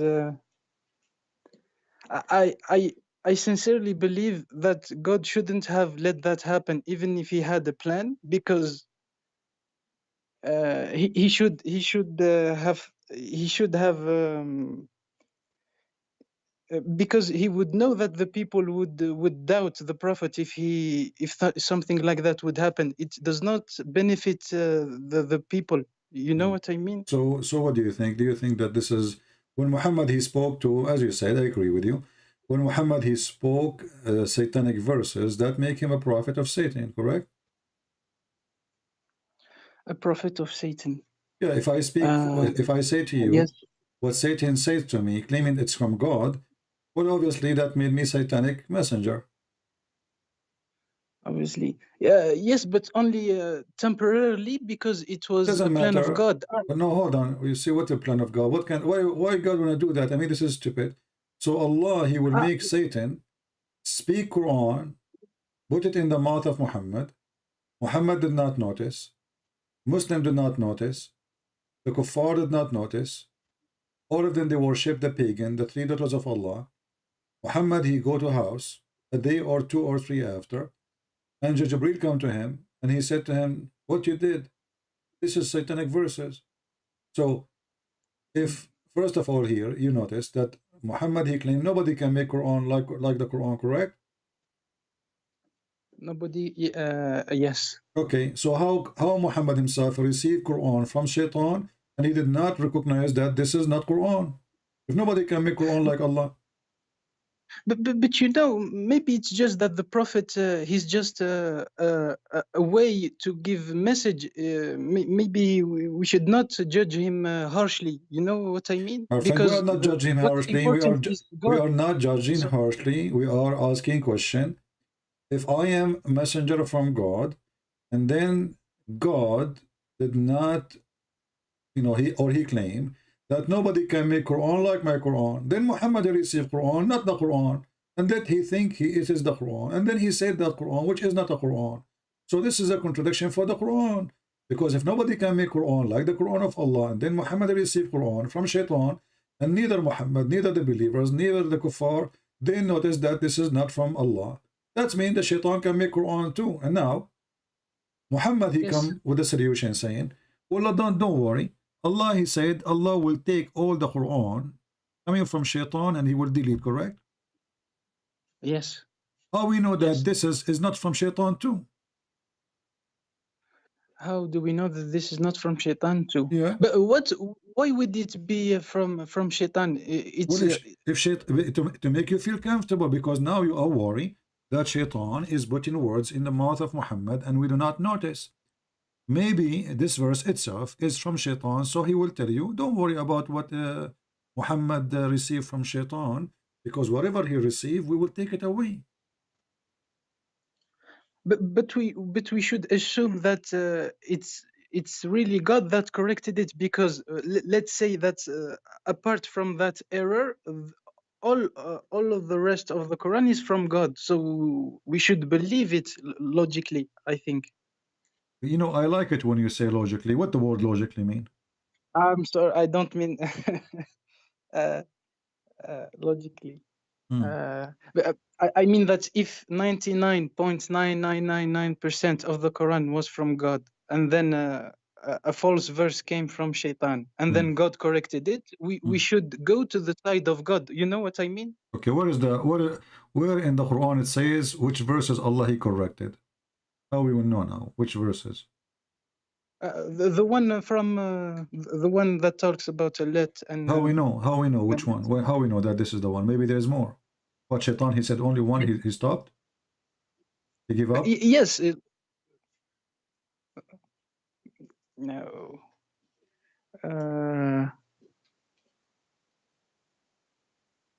I thought that this was the only situation where there was a satanic verse. But you know, you see, if Allah want to take a verse which is sent by Shaitan, why Allah did not stop the verse before it come to mouth of Muhammad?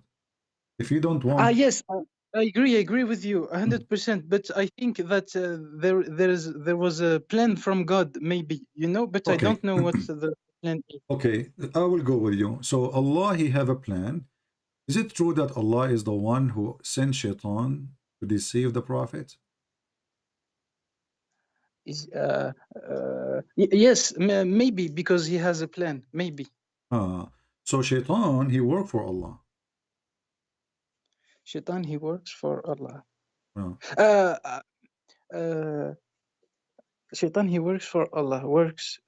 No, he can be ordered from Allah. Okay, so this is make him work for Allah because he receive order from the boss, not from someone you don't obey, correct? No, I think that everything except Allah works for Allah because He created everything, and maybe it's just. So Allah don't work for Allah. So Allah don't work for Allah. Yeah. I don't understand. I will leave this question for later. Give me 5 minutes, and so we can understand. Read with me in chapter 6, verse number 112. It says, "We made for every messenger an enemy, evil ones from the genie and from the shaitans of a human and jinn." From the word shaitan. Okay.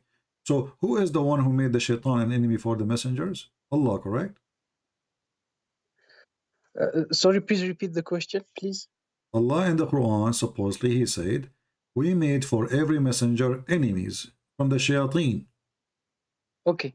Okay. Who is, so when Shaitan became an enemy to the messengers, who is the one who sent the Shaitan? Allah. Yes. Yes. Why he do that?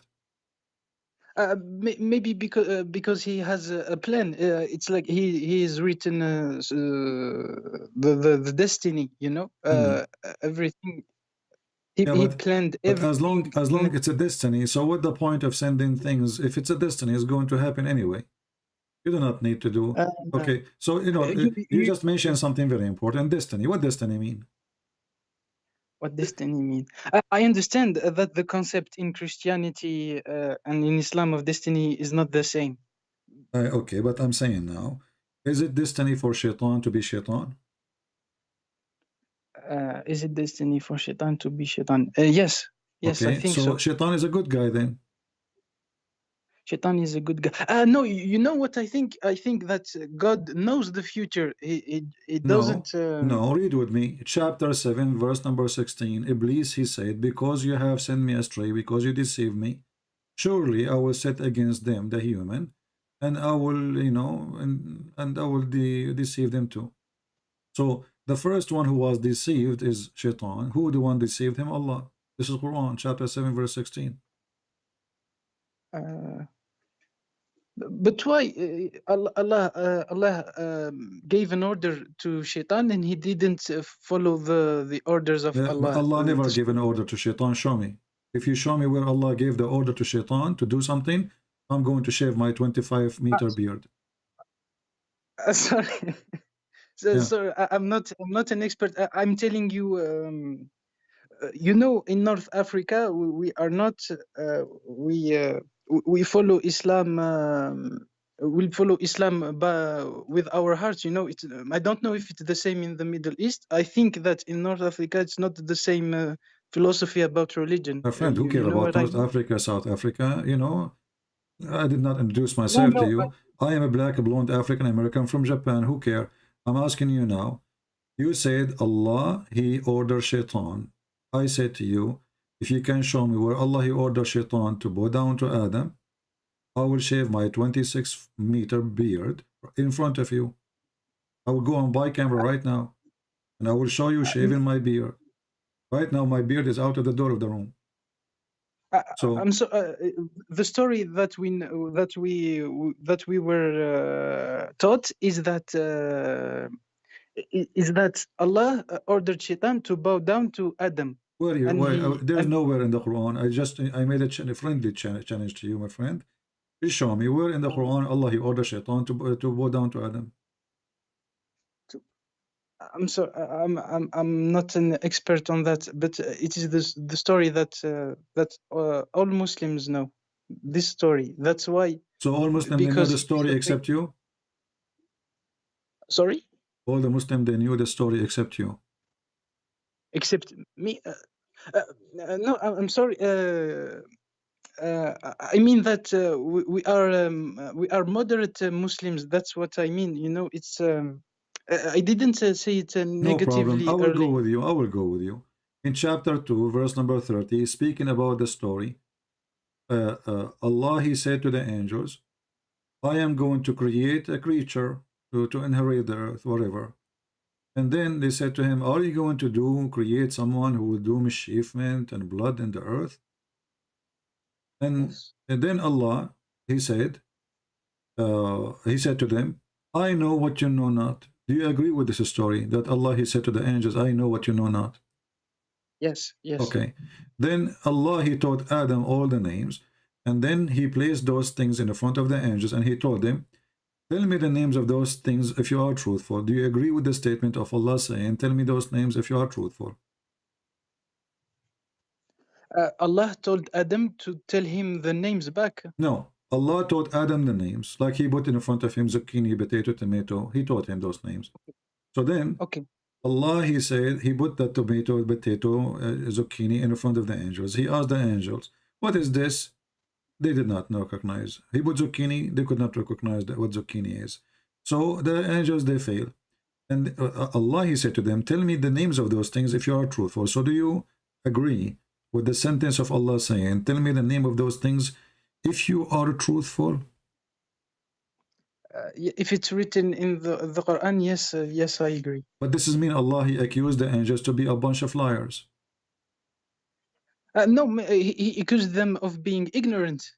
But he said the word truthful. Truthful, He yes. did not say if you are not ignorant. He says, tell me the name of those things in kuntum sadiqeen. And if you are from North Africa, Morocco, Algeria, whatever, you know, you should know a little bit of Arabic. In kuntum sadiqeen, correct? So does it say that in Arabic? Okay, here we go. أنبئوني بأسماء هؤلاء إن كنتم صادقين.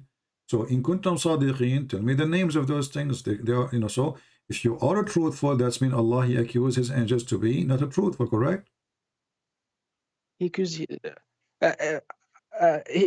is talking to the angels. I'm sorry, I am believing you because I'm No, my on friend, mobile. you did not need to believe in me. I'm giving you the chapter. I'm putting it in the screen. You can read it. So, you know, I'm sharing with you. And you can read and you can search in Google when you are, if you are using your phone. Yes. So chapter 2, my friend, chapter 2, verse number 31. Allah, he says, tell me the name of those things if you are truthful. So in your religion, the angels of Allah, they are a bunch of liars. Maybe not in general, just in that case. No, he spoke to all of them. Not there's no exception. He said to the angels. Yes. No, I don't mean all the. I mean not all the time. They don't speak the truth. Maybe So for that. the angels of Allah, sometimes they lie, sometimes they tell the truth in Islam. Sometimes they are liars, sometimes they are not. No. Maybe because they want to. They don't want Allah to create something that will do. But this is bad not our. things. This is not our topic. Allah is saying to them, tell me the name of those things if you are truthful. So they are not truthful. They failed. They could not tell. The quiz Allah is giving, the exam Allah is giving is, if you know those things, that means you are truthful. So whatever they said, it was a lie, according to Allah, correct? Yes. But that's mean you Muslims, you receive your Quran from a bunch of liars. Who is the one who brought the Quran to Muhammad? A liar. It's Jibril. But he's a liar. He's a liar. Maybe not always. Maybe it was in the don't mean in the moment when he created Adam. You know, because they didn't So when Allah created Adam, Jibril was a liar, and then Jibril maybe he repent. He went to the Hajj. He kissed the black stone. He became a good Muslim. I understand. I understand what you mean. I wanted to tell you that the main thing that we Muslim keep us believing in Islam, and it's the fact that there is only one God. You know, there is only one God. My friend, who care? Your God, Allah himself and his team, they are a bunch of ignorant, because look what happened. The angels, they are the one who said that Adam will do mischievement, correct? Yes. Okay, so why Allah is upset from Shaitan for not bowing down? Shaitan is not an angel. Yes, he was a jinn. So I ordered the cat to say meow, and then because the dog, he did not say meow, I get upset from the dog. But the dog is not a cat. So when Allah, he is talking to the angels, and the angels is the one who disobey Allah or questioning Allah, and Allah get upset from the angels. So why he is upset from Shaitan? If Allah, he said to the angels, bow down to Adam, and then Shaitan, who is a genie, did not bow down. So why is upset from Shaitan? He did not even order him. No, I see. That's why you told me earlier that there is that he did not order Shaitan. Exactly. Okay. Shaitan is a victim of your God. Your God is mental. You know, Shaitan, he did not do anything. He had nothing wrong to. He had nothing to do with this fight. Allah is arguing with the angels. The angels is the one who accused Adam. Allah is, you know, is punishing the angels for doing wrong. So why he is upset from Shaitan? And he did not order Shaitan to bow down. I understand. It would have worked if the Shaitan was an angel. Yeah, if Shaitan was an angel, according to Christianity, Shaitan, he was an angel. Here, no. Shaitan was one of the genie. So he's from different kind. He's not even from the same kind. So he argued with angels. He fought with angels. Angels is the one to disobey him, or the angels who is the one accused Adam of doing wrong. So why he's upset from Shaitan, and why he did not even order Shaitan to bow down. So the story is stupid. Same time, my friend. I understand what you mean. I understand perfectly. But maybe he ordered all the people, not the people, all the beings that were present there. That will work if he did not say, we said to the angels. You see it says, and when we said to the angels, he did not say to all.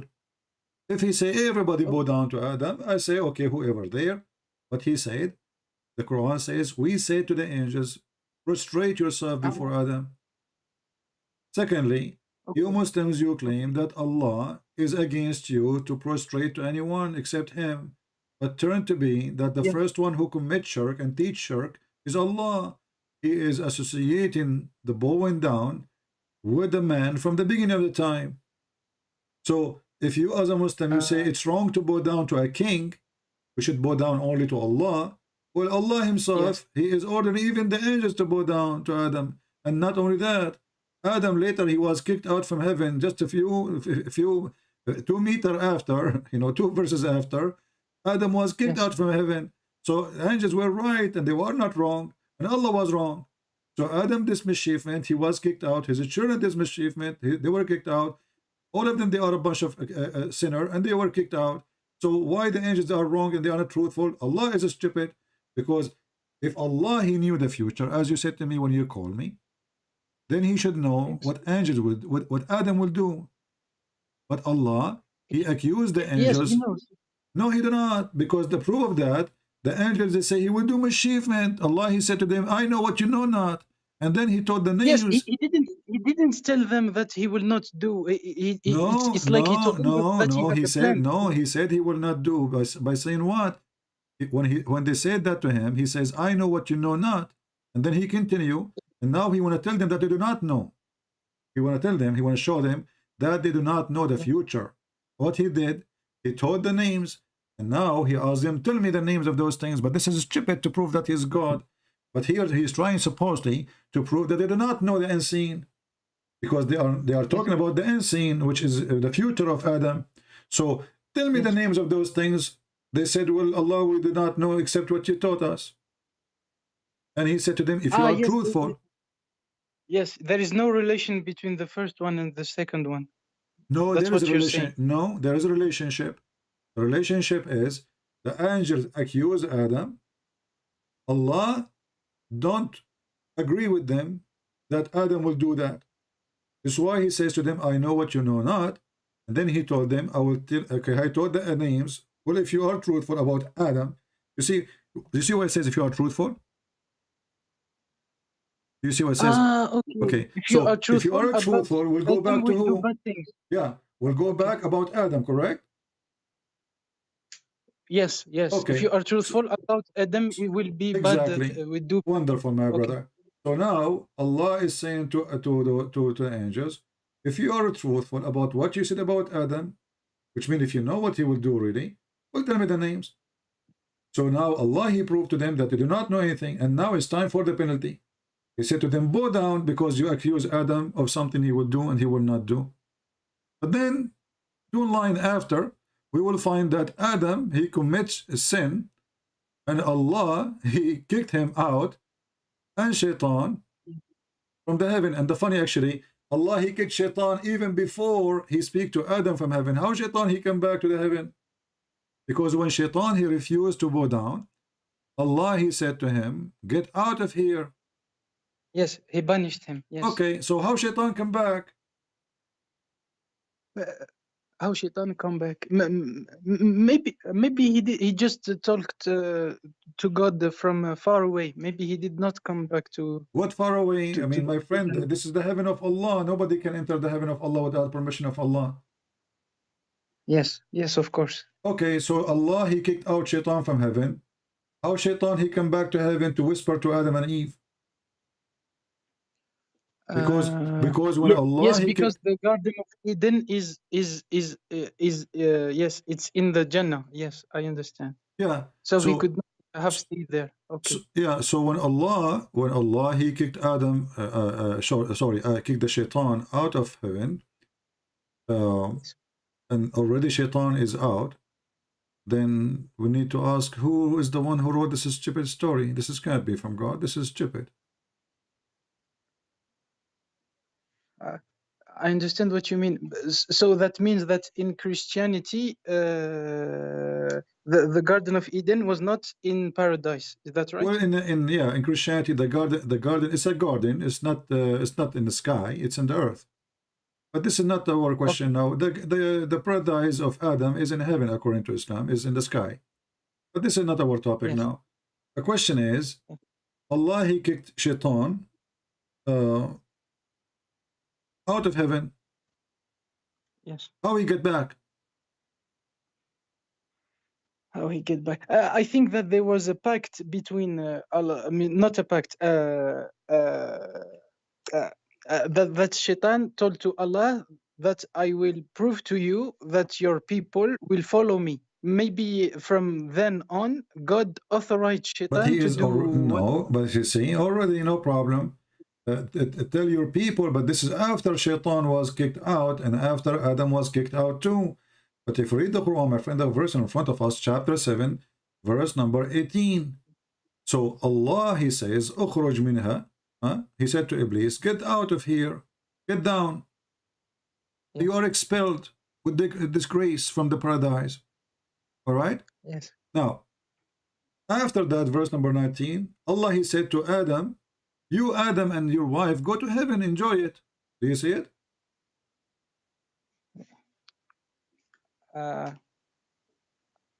So verse 18, Allah, he ordered the Shaitan to get out. Verse 19, Allah said to Adam, hey, Adam, go have fun in the heaven. So now Shaitan is already out. So then we find that in verse number 20, Shaitan, he whispered to them, but Shaitan is out. Yes, he is out. Yes. So how he whispered for them? So how he whispers for them? I don't know. I will tell you how. You know, the one who wrote the story is stupid. There's no logic there. And at the same time, I want to prove to you, Muhammad, that I am God.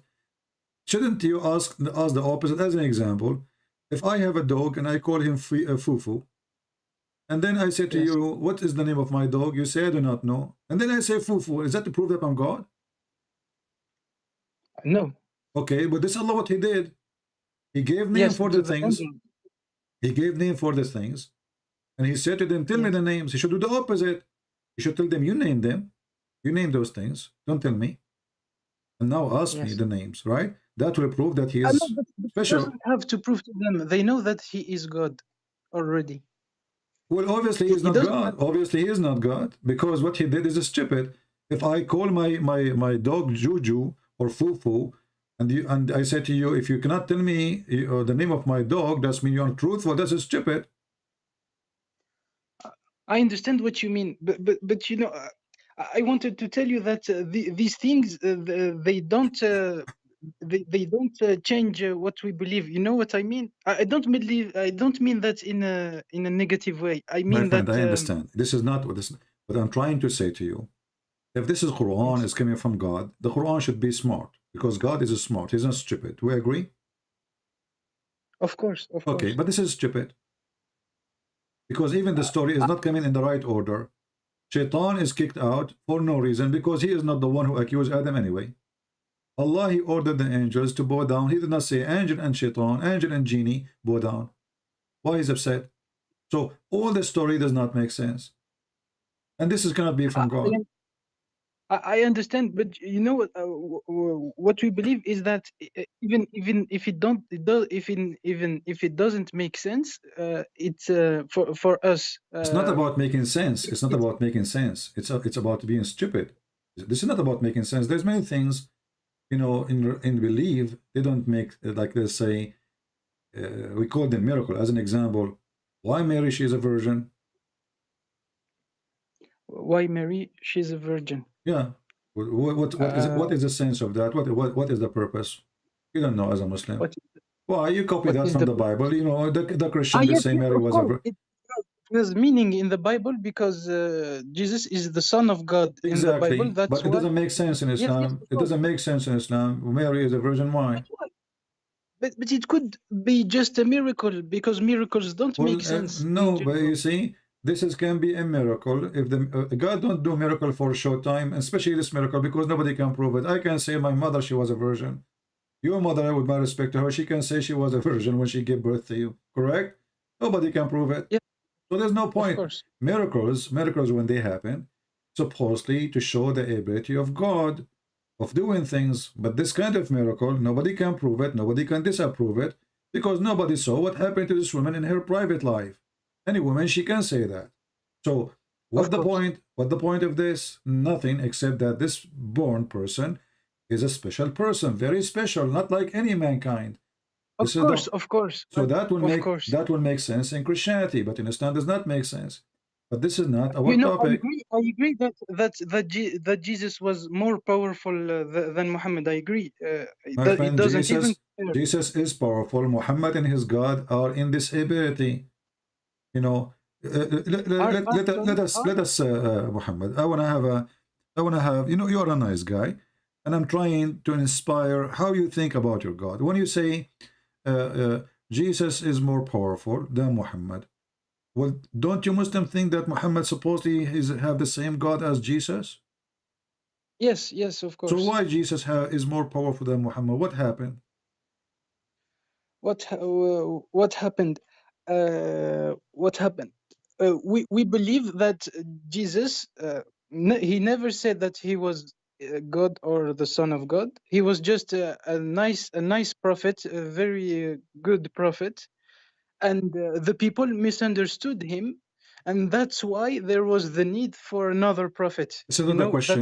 This is not the question. Listen carefully, my friend, Muhammad. Listen carefully. You said that Jesus is more powerful than Muhammad, correct?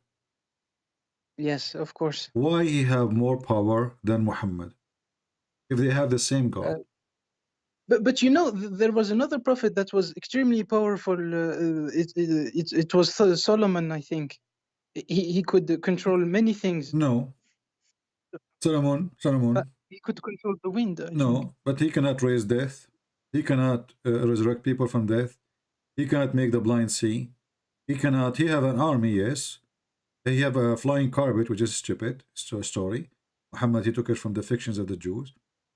But he have a ring. He controlled the genie, which is very stupid. But he cannot do miracles. He have zero miracles. Why is controlling the genie stupid? I think it's a very powerful. Okay, let us power. talk about controlling the genie. Controlling the genie. So Suleiman, he controlled the genie. Muhammad, he was controlled by a genie. How that work for you? Yeah, I'm sorry. I think I heard that somewhere, but I don't know if it's in Sahih Muslim or Bukhari. I don't. So what if it's Sahih Muslim? It's you accept it. If it's not Sahih Muslim and Bukhari don't accept it, you mean? And I'm sorry. I will tell you things that they may seem stupid. I just want to tell you how it works for us in North Africa. Please believe me. I'm not lying. My friend, I'm you not against you. I'm trying to go with you. But how Suleiman? You are the one who mentioned Suleiman. How Suleiman, he controlled the genie, yet Muhammad was controlled by the genie, controlled by Shaitan. How that work? I mean, what's wrong with this Muhammad? Everything. So not only now what we are noticing, that everything wrong about Muhammad, while Suleiman controlled the genie controlled Muhammad. Genie controlled Muhammad. Yes, but because this is Sahih Muslim. This is Sahih Muslim. It says here, there's none among you whom attached to a genie, a devil, Shaitan. The companion, they say to him, you too, Prophet. He says, yes, but Allah helped me against him, and I am safe from his hands, and he command me but to do it, but for good. Do you agree that Muhammad received command from Shaitan? Yeah, I think I remember this one, and it's since God programmed that Shaitan, it means it's just from God. I don't see the problem. I really don't see the problem. So why you call him Shaitan then? Why you don't call him an angel? How is a Shaitan programmed from God? So who is the real Shaitan now? The real Shaitan is Allah. So Allah, he sent Shaitan program from him to Muhammad. What kind of a silly game this game is? So what is Shaitan? Shaitan is a programmed Shaitan sent by Allah to deceive us. What a joke. So now we Yes, notice. yes, I understand. You said the word silly, and I understand 100% what you mean. That it's silly. Why is it this complicated? Why isn't he? No, Why it's not isn't it complicated. It's not direct? complicated. It's very simple, but it's very stupid, because the point is supposedly that Allah, He created us to guide, and He wanted to guide us, not to deceive us. But obviously, by saying that Allah is the one sending shaitan to deceive us, well, he is the true shaitan. Shaitan is just an employee for Allah. So now we are, according to Islam, according to you Muslims, we are just a game for Allah. Allah is playing with us. Yes, of course. Okay, so what of course? This God is evil, then he's shaitan himself, because a true God should not do that. A true God should not do. I believe, I believe that God has wrote all the possibilities, and He knows all the possibilities, and we just choose one of the possibilities that He wrote for us. You know what I mean? My friend, there's nothing is called possibility, because destiny have zero possibility. It's what He wrote for you will happen to you. Secondly, obviously this God is stupid and he is sick. You're a prophet, he says. If you don't, I swear by Allah, if you don't commit sin, Allah will destroy you and bring people, replace you, and bring people who commit sin and ask for forgiveness. You know this hadith? Yes. Okay. Yes, yes. So yes. why this God, what's wrong with him? Why, if I did not commit sin, he would destroy me? Why if he did not commit sin? Because he wants... because he wants he wants to judge us. What judge us? If we did not commit sin. My friend, listen. So you are saying to me that if you have a child and your son is very good, he obey you, you will kill him. Yeah. Does that sound healthy or satanic?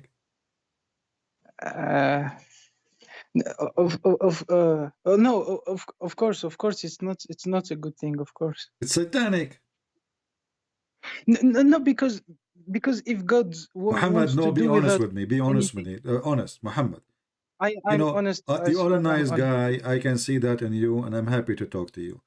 If you have a son and he obey you, he's a good kid, he respect you, he never disobey you, whatever you say he do. Why yes, the father will kill his son? Tell me. Why the father will kill his son? He should not kill his son. He should not. Unless this father, he is the one is evil and sick. But maybe destroying, maybe it's just removing, because God has a plan and I'm sorry, I don't know how to answer that. No, you see, of course, this is what a plan. The plan, you want me to commit sin? I thought the plan is to be good. I thought the plan that Allah, He want us to be good. I thought the plan that Allah, He want the people who they live in this earth to be obedience. But as you say, this God don't want obedience people. This God, He want gang, He want killers, He want rapists. And then all what He care is asking for forgiveness. So this God is a sick, lonely God. Our friend, this is a mentality of a sicko. Your God, Allah, is a sick, sicko, mental, satanic, evil. You don't kill the people for doing good. You don't replace them with evil ones who do wrong just because they are going to beg for you. Please forgive us. That is sick. So what Muhammad is saying to us... Go ahead, Muhammad. Go. I'm sorry, just want to ask you, is it saying killing, destroying, not just removing and replacing? He's going to destroy you. Don't you see? He would sweep you out of existence. Yes, but maybe it's in a painless way so that he can do what he wants. Who care about painless way? So are you saying to me, if somebody, he gave his son some drugs and then he cut his throat, that is make him a good guy? No. Yes. Who care about the painful way? What no painful way? The word is so clear. He will sweep you out of existence. For what guilt? Shouldn't I do guilt to do that to me? There's no guilt. I obey you.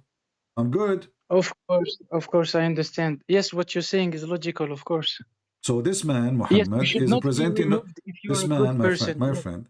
For me, as I see the one you call him a prophet, I see him mentally ill, sick person, and he is possessed by the devil, and he is trying to make us to obey the devil, because the only way I understand this, and there's no other way, that Sorry, why do you think it's devil? There are good things. let me show in you Islam. what. Let me Don't show you. No, there's no understand good things. There's no good things. What suicide bomber and killing and the kidnapping? What good? Muhammad is a rapist, killer, thief. Even his own son, he went to the house and he flirted with the wife when the husband is not there. Sophia, he killed her father, her brother, her husband, and then he raped her less than 30 minutes after. What are good things?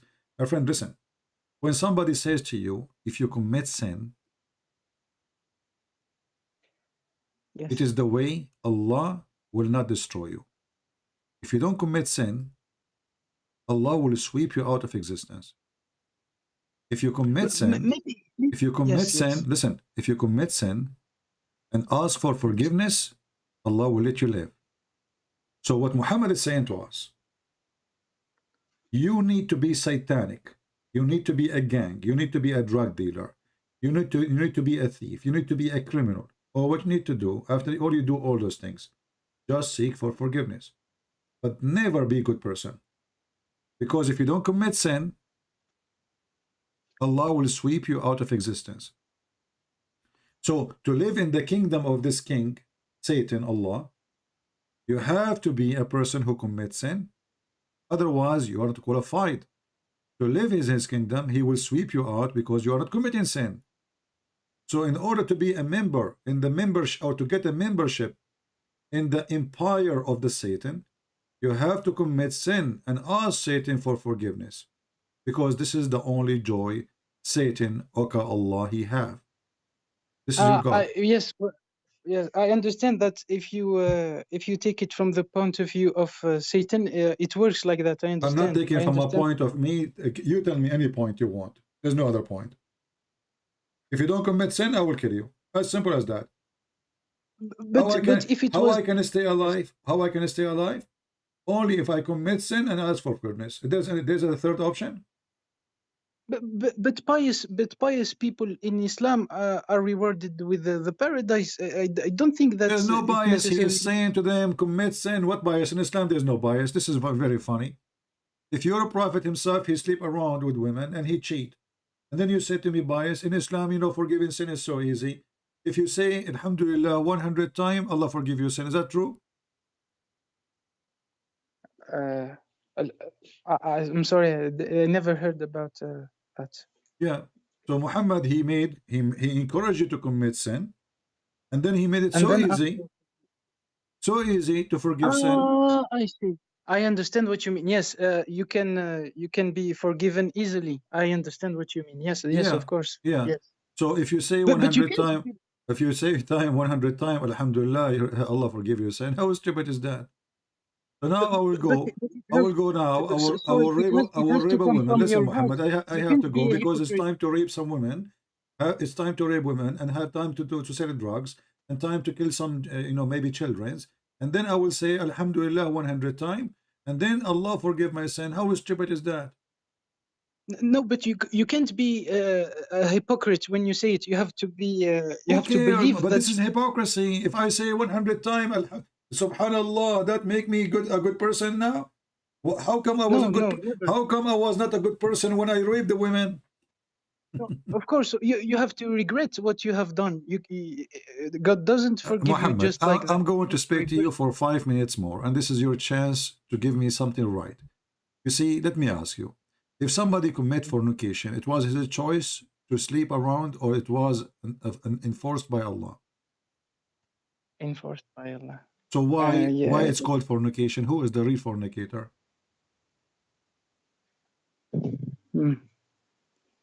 I understand what you mean. Who is the one who want people to do fornication? God or Satan?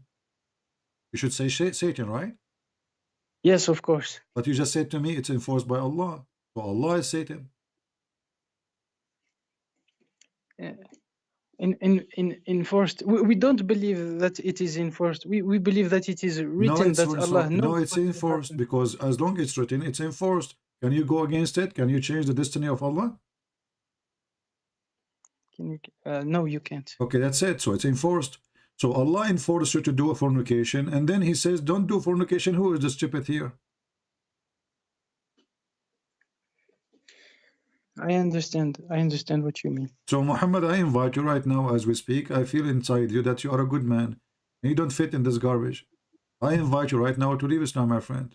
I'm not going to talk to you more, because if all what I showed you is not enough for you to leave this garbage, I don't know what to do. I give up, you know. So I invite you right now. You are smarter than this. Of course, I understand what you mean. You know, I always tried in my life to be a humanist, to try to understand, to have empathy with everyone, and I understand that someone from outside, when he looks like this, it's very, it can be not logical. So I understand. This is not I about understand logical. This is not about logical, Muhammad. This is about disgusting. This God, He is the one who made you fornicate, and then He is going to say, I will punish you for fornicating. Is He sick? What logical? This is not. This is beyond logic. This is madness. This is stupid. This is not about I understand where I'm coming from. God, yes, He should be against something, not the one who made you do it, and then He will punish you for doing it. That's not just. What is the just? Yes. So we are Yes. talking about someone you call him God, but obviously He is not just. And one of the most important thing about God to be just. If God cannot be just, who is just then? Yes, God has to be just. So of Allah course. is not a just. Do you agree with me? If this is true, yes. Yes. Yes. What if this is true? It's in front of you. This is Sahih Muslim. Yes. Yes. So Allah is unjust, and as long as He is unjust, He is satanic. Yes, you know, when I read the hadiths like this, I always tell myself that they never should have been there, hadiths like this, because I don't think that anyone can defend this. No one. I think Exactly. it's And too this is sad. why, my friend, It's I'm too happy sad. for you. I'm happy that you are an honest man, and you agree that this is unjust and this is satanic. So you decide to leave Islam. You know, but it's too sad if Islam is not true. You know what I mean? It's too No, sad my because friend, it is too sad that we have such a garbage. Because of Islam, we have to stay 3 hours in the airport just to take off our shoes. It is so sad we have Islam. Because of Islam, we spend billions of dollars for security. It is so sad we have Islam because now you do not know who is going to attack you in the mall, and he have a sword in his hand shouting Allahu Akbar. It is so sad we have Islam. Because of Islam now nobody earth is lost the peace. So my friend, Islam is sad. Islam is a sad. So I'm happy for you. I'm happy for you, Muhammad, that today you are leaving Islam. Yes, you know, when we are Muslims, it's extremely difficult to say that you leave Islam. You can't just say it like that. You know, But you just are did. afraid. You just did. No problem. You are a brave. You are a brave man. Thank God. You are not like the rest. You are not a potato. You are not a coward. You are coming from a good family. You don't deserve to be there. Neither you, neither your family.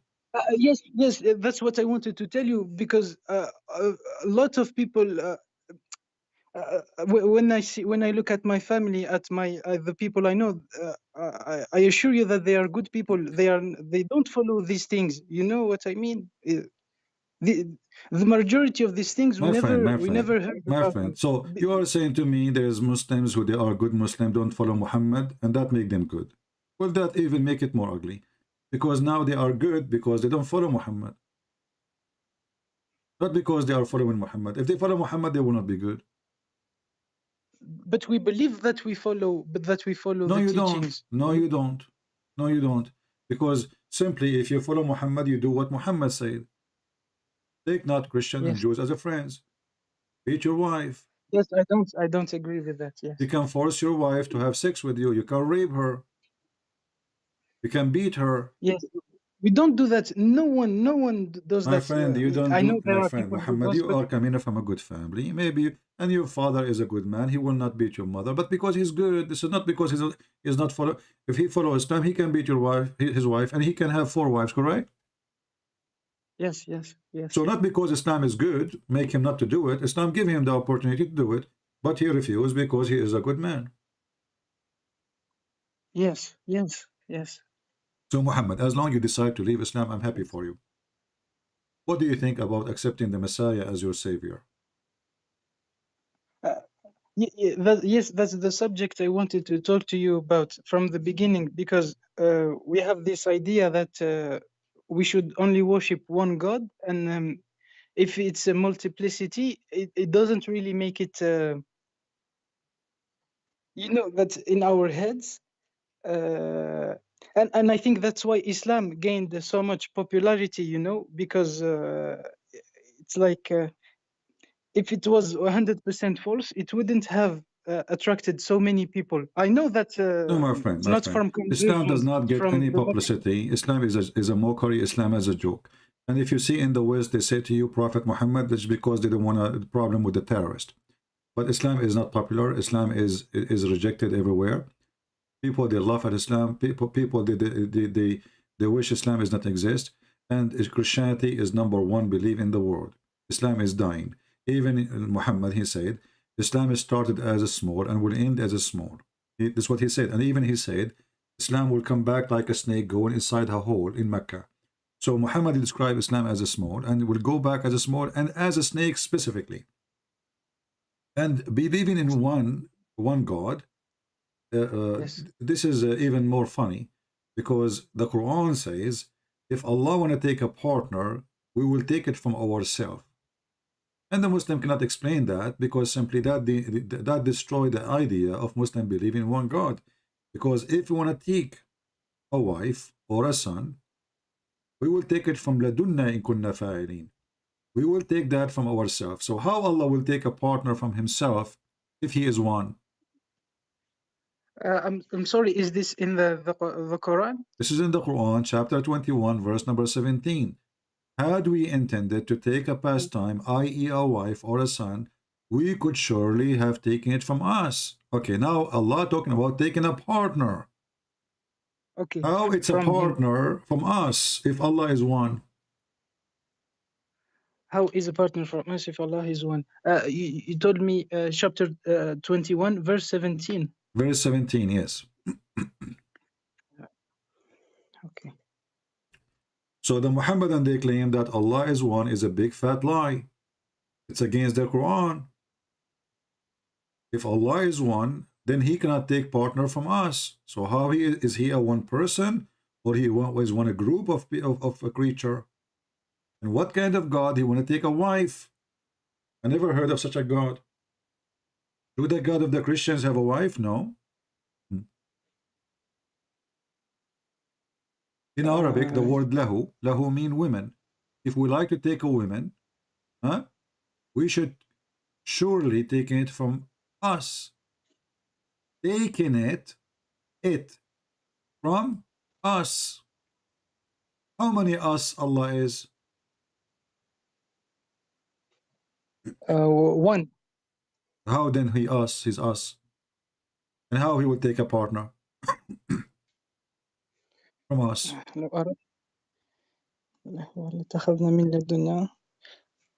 Okay. We had intended to take a diversion. We would have taken it from what is with us. Okay. Not with us. Not with us. اتخذناه من لدنا. Ladunna is our kind. You see, ladun, like you are from the ladun of your father, from the bloodline of your father. You know, this is what ladun mean. So ladunna, ladunna, it is the kind, the blood, the lineage, all together. So when Allah, he claimed that he is one, as Muslim they claim, and then if you want to take a partner, he will take it from us. Okay, so this means that God can take partners from himself if he wanted to. That's what it means, Lord. But okay, let us stop here. So Allah will take a partner from himself too. So he's one? How Allah will partner with himself? Okay. So if God wants to take a partner, he can. That's what it is saying. Okay, no, from us. You see, the problem is not only he can take a partner, he will take a partner from us. From himself. Where it says himself, it says from us. من لدنا. From Yeah, us. You mean that other beings exist? But they are other being, but they are the same as Allah. Otherwise, you don't say us. When you say us, I say who is there. You say us. Obviously, you don't mean the cat if she is with you, correct? You mean other human with you, right? But isn't this a figure of speech? Like when the kings talk, they say no. But because now he's talking about taking a partner. The partner cannot be himself, because if it's himself, there's no partner. This is him. Yeah. Yes. And my friend, the word here is a pastime, translated is lahu. Lahu is a woman. So it have to be a woman in gender. And this is why she is the partner. So how Allah will take a partner from himself, and is he a woman? And is your God Allah like a transgender? Is a male and female at the same time? Okay. Yeah. Yes, I understand. So when the Muslim, they say we believe in one God, this is just a joke. And secondly, who cares if you believe in one God or not? He is a stupid God, as we prove. This God, he thinks the sun set in a muddy water. This God, he thinks that the sperm coming from the ribs of the women and the backbone of the man, and the sperm became a dead blood. So he's 1, he's 2, he's 10. Who cares? This is stupid, you know. So when you say to me we have an attractive point that we worship one God, this is one of the stupid things you are trying to deceive yourself with. And we are the one who worship. We are truly the one who worship one God, not you.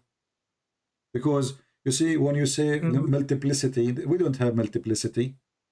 All the Bible, from the beginning to the end, it says your God is one, from the first verse to the last verse.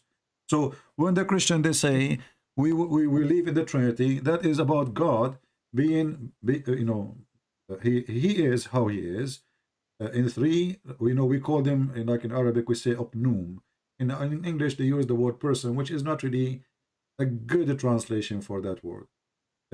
So the Logos, or let us say, the essence of God, exists in 3 ways, or 3 persons. So God the Father, God the Son, God the Holy Spirit. If you say you cannot do that because, this is not right, well, this is God. You cannot tell God what he will be. Same time, you will see everything around us is based on number 3. What is the water? H2O, correct? Oh, yes. Okay. What is the essence of life? Sun, air, water. Is that correct? Yes. If one of them is missing, we're dead. Is that correct? Yes. Okay. Well, now let us think about, have you ever heard of something called the golden ratio? Yes. 2 to 1 is the sign of a beauty, signature of God. Everything in this earth, all the trees, everything is designed by number 3. So if you look around you, you will find everything is based in a signature of God. God, he have his signature and everything.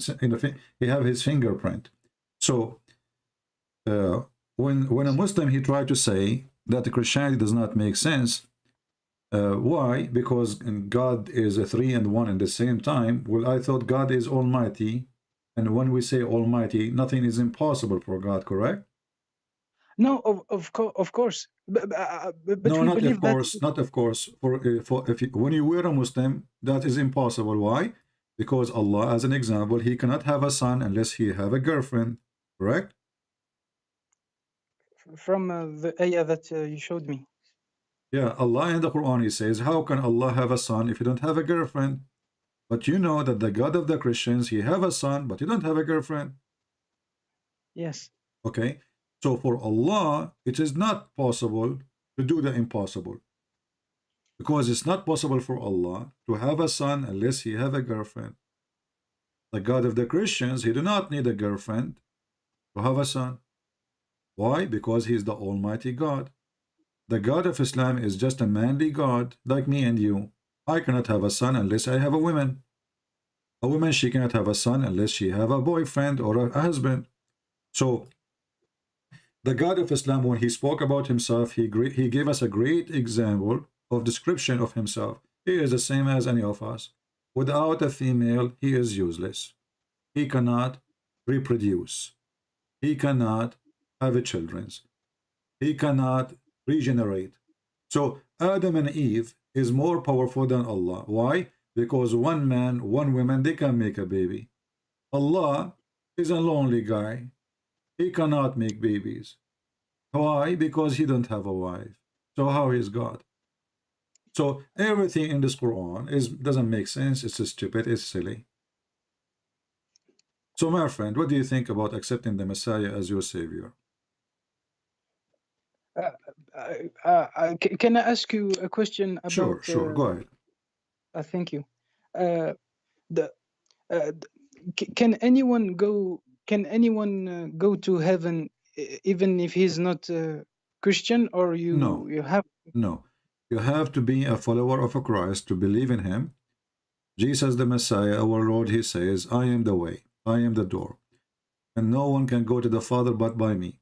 So in order to go to heaven, even if you are a Jew, even whoever you are, you have to accept the Messiah, and you have to be saved by him, and you have to be born again. Born again doesn't mean we go inside our mother and we come back again. Born again means that we start a new life by becoming a new believers with the Messiah by the Spirit. So we deny the old pagan religion, and already you did. So you are ready to go for the Messiah if you accept. And if you accept the Messiah from your heart, not because just you want to go to heaven, not because you want to get a benefit. We don't have virgins waiting for you. You know, this is not satanic cult. We don't have No, I didn't ask the question about for me. I asked it for everybody, including people. Me, including everybody, even my father, even my mother. If they don't believe and they follow Jesus, they will not go to heaven. Even if they are born a Christian, even if they are, listen, Muhammad, even if they are born a Christian, even if they go to church, but they are not true Christians, they will not go to heaven. A person, it's why Jesus said, not everyone says to me, Lord, Lord, God will enter the kingdom of my Father, but the one who do his will. So in Christianity, we don't have someone he says, Bismillah, Alhamdulillah, 100 times, that's it, his son is forgiven. Muslims, they lie when they say, in Christianity, the Christian believe that Jesus, he paid for their sins so they can sin as much as they want. That's a lie. That's an absolute super satanic lie. Absolutely a lie. When we say that Jesus, he paid for our sin, that's mean now we are ready to go to heaven if we follow Jesus. Not just by saying we believe in Jesus, we are in heaven already. That's why he says, not everyone says to me, Lord, Lord, but the one who do his will. So Muhammad, my friend, I want to say to you, you are like my younger brother. I invite you right now as we speak to accept the Messiah so he can save your soul. Because my friend, you might go to sleep, you might never wake up. Me and you, we come to a conclusion that Muhammad is a satanic man. Me and you, we know and we believe in God. Don't you believe in God's existence, Muhammad? Yes, I think there is a God. Exactly. And if I ask you, you told me already that Jesus is amazing, powerful he is, correct? Yes. So what is missing about Jesus not to be God? He can resurrect people from death. That is God power. He can make the blind see. That is God power. He forgives sin. That's only God power. He is alive as we speak. That is God power. Yes. Jesus is not like me and you, my friend. Yes, he come in the flesh of a man. So God, because he loves us, he humbled himself. Man always wanted to see God. Where is this God who want me to worship him? Why he don't love me and come to me and show me himself? I am the poor man who need to see God so I can believe. I am limited. My eyes cannot see far. My ears cannot hear far. You know, my life is not long. Why does God don't come to me? Jesus did that. So when Jesus come to this earth, not because he is weak, but because he is strong. If God cannot do what Jesus did, then God cannot be God. So my friend Muhammad, I invite you in the name of the Messiah to accept him to be your savior. So today you will be saved. I'm sorry. I know I took too much of your time, and I thank you for. Don't worry. Don't worry. I'm here trying to serve you, my friend. Thank you very much. I just want to tell you that I saw the movie The Passion of the Christ. Is it good? Does it reflect? I did not even watch that movie. I don't myself. I don't watch movies to learn about Jesus. The Bible is my book. I don't have other resource. So to know about Jesus, my friend, we don't learn about him from movie. Movie is a movie. There are things. Of course. No. I wanted to tell you that I saw that he's a very good. He's very kind. That even after all the bad things that happened to him, he stayed very kind, and he wanted to save all humanity. That's what Jesus in the cross, my friend, he says, "Forgive them, Father, they do not know what they are doing." He was not cursing and angry, and I want to kill you, and I want to show you what I can do. Just wait for me, I'm coming back. Even when he was on the cross, he was forgiving and merciful. Imagine if Jesus say, "Kill them for revenge for me." Do you know what the Christians will do to the Jews? We are almost 3 billion human beings. If Jesus says, "Kill whoever deny me," do you know what we can do? But Jesus, he cared for you, Muhammad. He cared for your family. Christians today is the most powerful nation when it comes to armies. Nobody can stop them. They can destroy everything. And I believe those countries, they will destroy everything anyway. But here we have Jesus, the merciful, the loving. He don't want the Christians and the Muslims to hate each other. We don't ask to kill each other. He ordered the Christians to love their enemies. So my friend Muhammad, I've been ordered by the Messiah to love you and your family as my own family, even though you've been taught as a Muslim not to be a friend to the Christians. And this is the huge difference. I never accepted. I never believed that. You don't believe because you're a good person, but the Quran order you, correct? Yeah, in a way, yes. I think, there is no other way. The Quran, chapter 5, verse 51, take not Christians and Jews as a friends, specifically. So you've been ordered to be evil, but because you are a good person, you are coming from a good family, you do not believe in such a garbage. But for me, from the other side, I've been ordered to love the Muslims, even if they are not being just to me, even if they are unfair, even if they are killing us. And the love we present to you is to provide you the truth about Jesus so you can be saved. So when we invite you to be saved by Jesus, not because we hate you, but because the Messiah loved you before us. Yes. Yes, I know it's a very kind message, and like you said, we were brought up in liking kindness and trying to be kind. So anything kind, it touches me, and I understand that. So what do you think about accepting the Messiah as your Lord? I really want to, but I don't think that it would be. You know, when I all my life when I see people entering Islam without learning about Islam, I never liked it. You know that when they accept it directly, I always wanted them to at least learn about it. You know, Muhammad, no, Muhammad, he don't care for this. Muhammad, he prefer if you do not know. The Quran says that clearly. Don't say we believe, say we become Muslims. And you know that, right? So this is the nature of Islam. Islam do not want you to know, because in chapter 5, verse 101, ask not questions. Why? Because if you ask questions, you will leave the faith. Okay.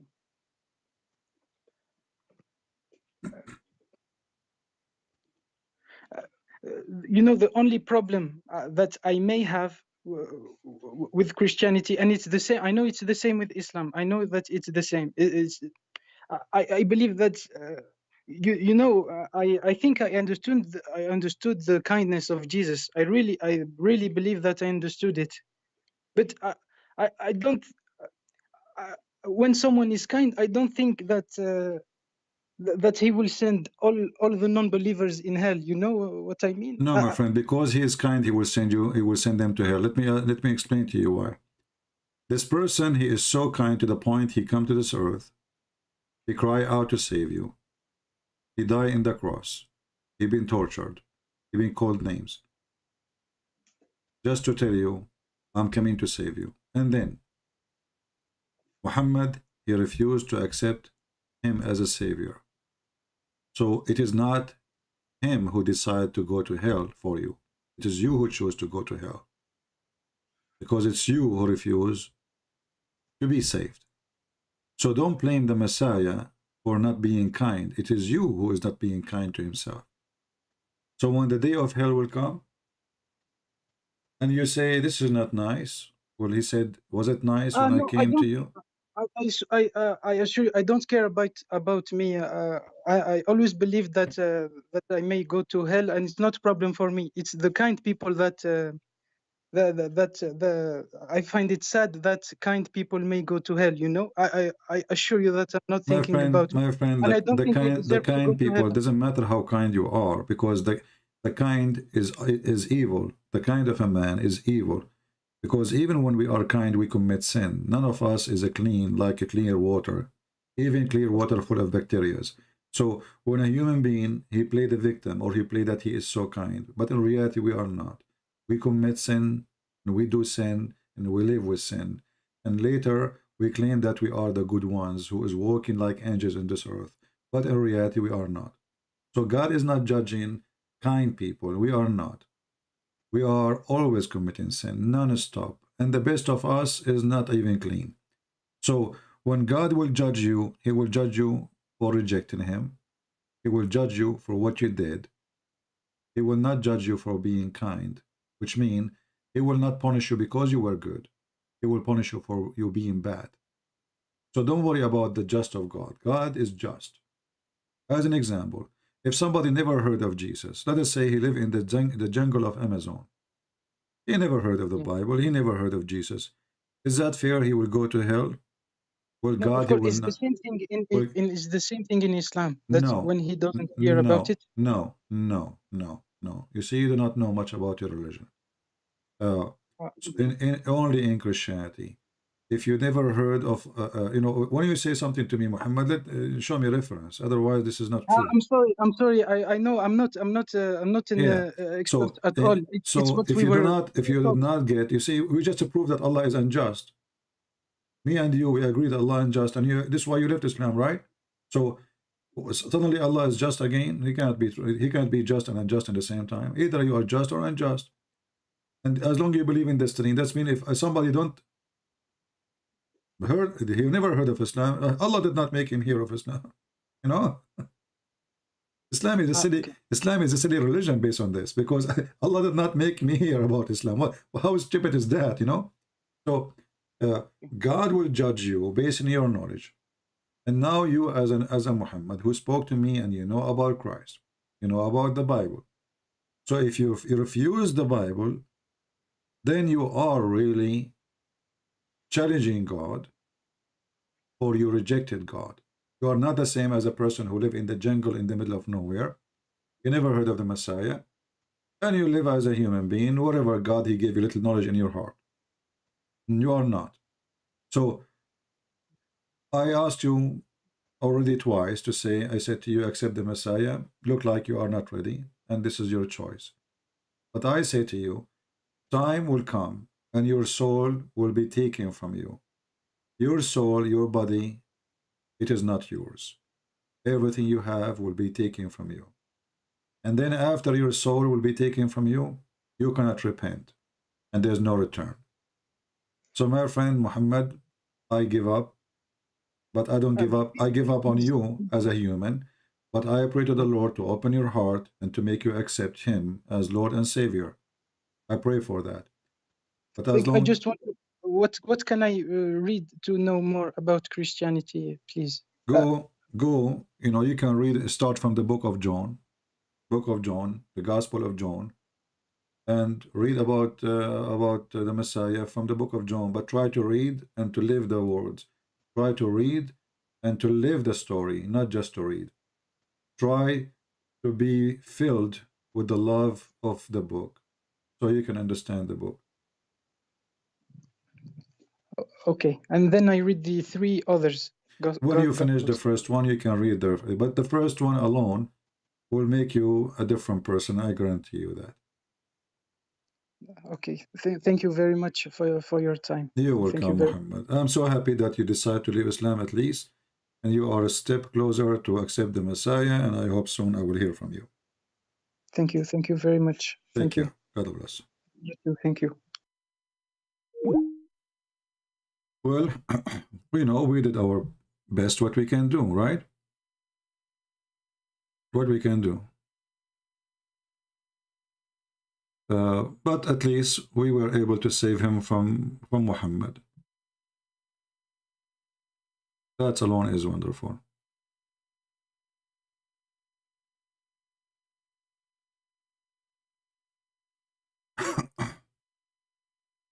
All right, every day actually we go live. We have a very good, like, let us say, productive day. Either somebody leave Islam, either somebody accept the Messiah, always there's no way our work will go with no benefit. And that make many Muhammadan get upset and angry. But the question is, you get angry because you cannot refute us. As simple as that. I have an offer for the Muhammadan. We have 1,400 people watching. Who is going to call right now and bring this gentleman back to Islam? Do you see how big the challenge? My voice is tired, you can tell. My throat is hurting. But I'm willing to stay. And I'm giving you as a Muslim to call me and to reverse all the proofs I gave to Muhammad which made him leave Islam. Who is the Muslim would like to call us? And he think, or he dare, to take the challenge, and we are live on air.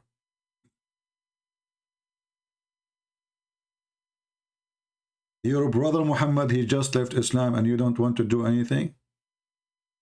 Where is your heroes? Where is your Dudu and Susu and Mumu? Where is your Sheikh? Where is your Ustaz?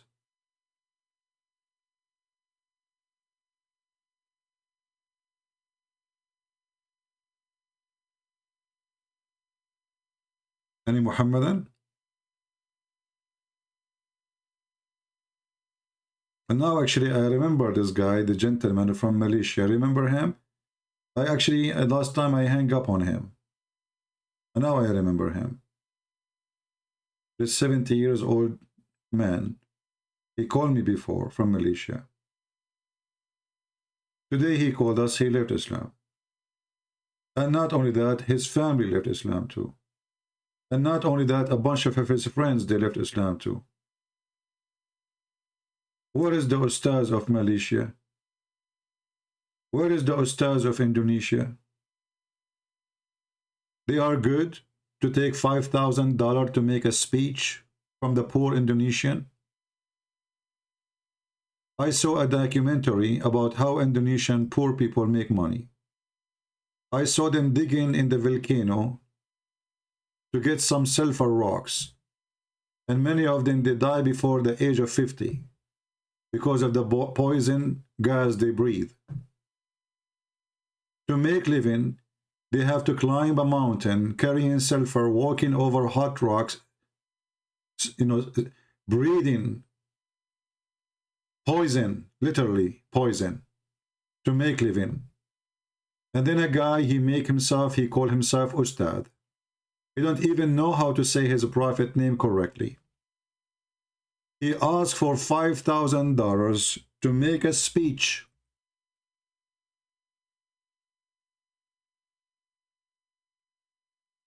This is the biggest scam ever in history. Islam is a scam. Prove me wrong.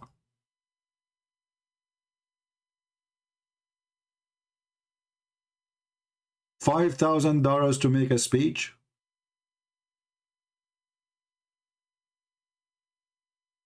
What that will do to the nation? Is that going to feed the poor? If those people are serving God, why they need such a money? I'm not saying don't take money. You can take money. Everybody need money. But $5,000 for a speech?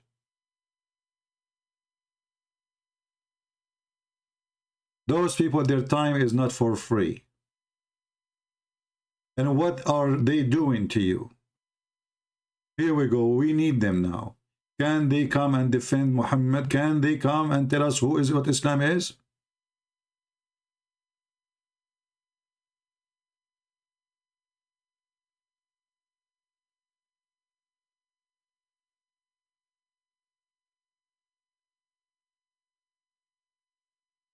I want those who is going to download this video, cut this last part, and make a challenge for those ustad, and tell them, Christian Prince, he says, shame on you. You are a bunch of scammers. You have no dignity, and you have no courage. And your Lord does not exist. This is why you fear to talk to me.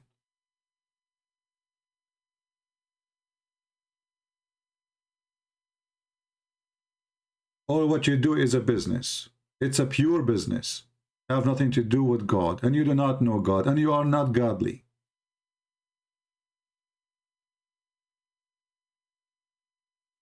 Those people who live in a poor country like Indonesia, they should give their time for free.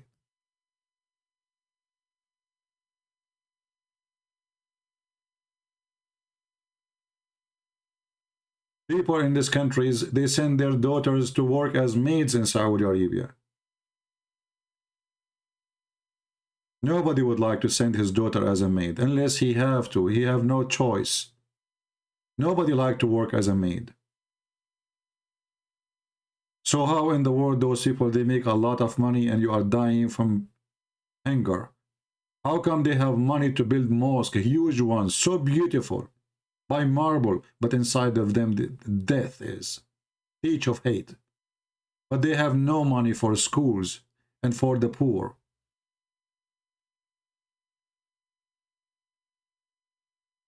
The president of Indonesia, the hypocrite, he met with Joe Biden, with the other hypocrite, and they were talking about a human right. While we have Christians in jail, just because they debated Muslims, they arrested them. This is how you can win an argument and win a debate, by arresting the guy who debate with you. You are a bunch of cowards.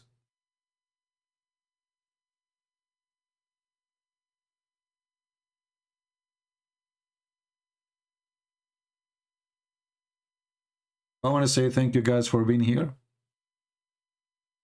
I hope today we have a good time. And actually, it's always a good time to see Muslims leaving Islam and to see people accepting Christ, as we witness today and every day. I wanted really to hear from our friend Muhammad that he decided to accept the Messiah, but what you can do? I mean, I did my best. Still, his heart is not, let us say, ready. And, well, people, they always make choice, and their choice is their own. I want to say thank you all for being here. We will see if we will go live tomorrow. I saw one in the comments saying, why Christian Prince is forcing people to subscribe? The question is, for the dummy who is asking the question, who is forcing you to come here anyway? I mean, people are really very silly. They come to your door. They knock at your door. They open your door. They jump inside your house. And then they ask you, how come we are in your house? So if you don't like to be here, why you are here? Don't get married. Your wife, she will lose her mind. because she have an intelligent, special, handsome husband who's coming from the refrigerator. And they call him these days sausages. If you are a sausages, don't give me your sausages here. What a bunch of zucchini. I mean, what's wrong with people? You don't know. I mean, you know, you come to the person and you tell him why you are, you know, why you are here. Did somebody push you? Today, actually, somebody told me a joke. I will share it with you about this silly one.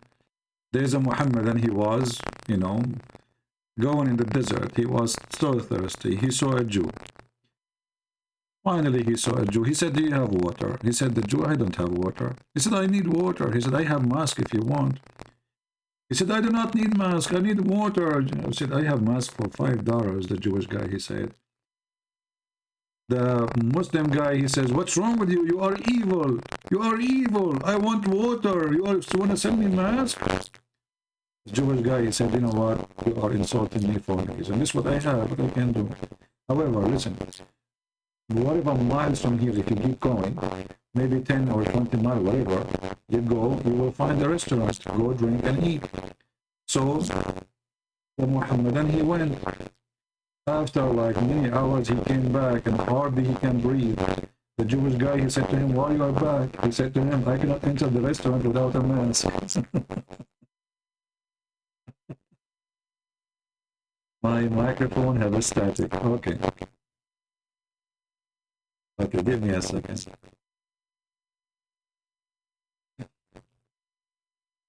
Yeah, look like if I speak for a certain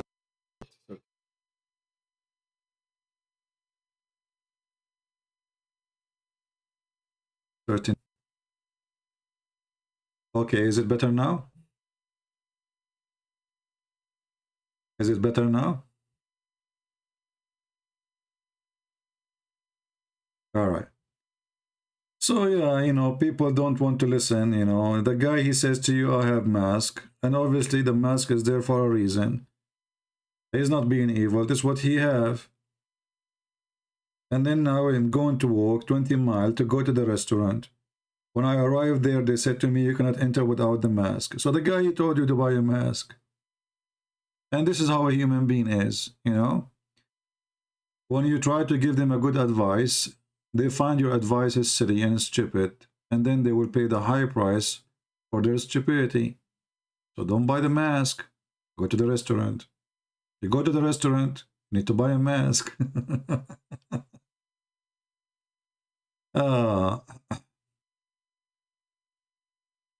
8 a.m. in their time. Well, my friend, I'm going to talk to them after I finish here. And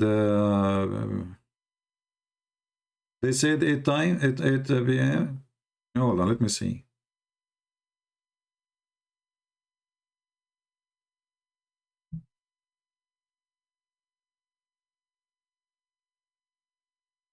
Well, if we are going to have a debate at 8 p.m. New York time, I mean, sorry, Philippine time, 8 p.m., that will be what? I need to check. We will call you 2 p.m. or 3 p.m. for this. Okay, let me call this guy because I don't know. It's confusing what he's saying.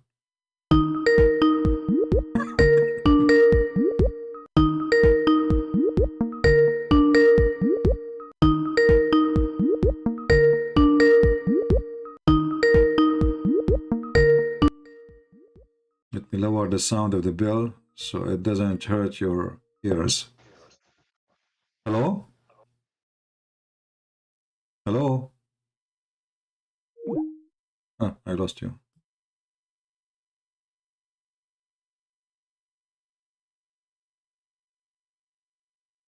Let's call him again.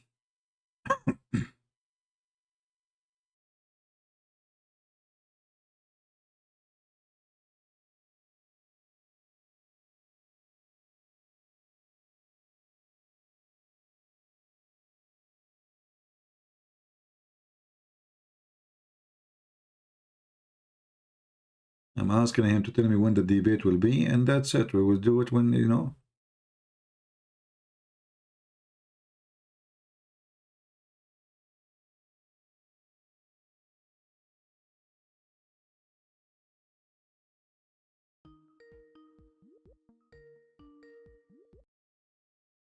Hello? Yes, my friend. Yeah, you know, like you sent to me, you will call me at 2 p.m. or 3 p.m. There is no need for you to call me. Just organize, my friend. Listen, because 2 p.m., 3 p.m., that I think will be for maybe 3, 4 a.m. in the morning for me here. I don't know. I want you to set the time for the debate. I do not need to talk to you. Just tell me when those guys are ready to debate, you know, and then I will come, and then you call them, you call me, and then you call them. We will go live here, so we can have it recorded. And because I'm not really, you know, I don't want to have a talk with the group. You know, we can do that in private sometime later. But I cannot wait to debate those Muslims. You know what I mean? So okay. Talk to them. Try to do it maybe tomorrow, so people here, they can have, we know what time. We tell people to come. Maybe we can have a couple of thousand to come and enjoy the debate with those Muslim Filipinos who knows nothing about their religion anyway. So tell them what time, and let them to bring the best of their sheikh, not just a bunch of people who do not know. You know, tell them bring the best of your sheikh, and don't tell them a Christian Prince. Nowhere to mention Christian Prince. Just says we have a Christian brother. He will debate you. Right? So send me a message later. Send me a message later. You can send me a message in Patreon. You know Patreon? You do not need to donate. It's for free anyway. You can send me a message in Patreon, because Skype now I close it. I will not open it until I go live again. You can send me a message in Patreon. Can I add someone now? You have a Muslim friend? now? You have a Muslim now? No. It is not a Muslim. My friend, a Catholic friend, that want to talk to you. Okay, let me hang up on the live, and I will stay with you. Stay with me. So guys, I want to say thank you for all. I will talk to those brothers from the Philippines and see how we can serve their needs. And I hope we will get some Mohammedan from the Philippines to debate us, as you hear, soon, maybe tomorrow or the after, whatever. And we will inform you, and we go from there. So until we see you soon again, Christ is Lord, my friends. Follow the true teaching of the Lord. Don't follow the man. The man is always sinner. No matter which, doesn't matter which man is. No man is good to follow, and none of us is a good example to follow. The only one we can trust, the only one we can follow is the Messiah. Other names are not to be followed. For man sin, and all men, they need forgiveness of the Lord. So the one who follow a sinner man is a fool. And this is why we will never follow someone like Muhammad, but we will follow the Messiah, our Lord. Thank you. God bless you. And until we see you soon again, Christ is Lord. And with his peace, we leave you in peace. Thank you. Take care.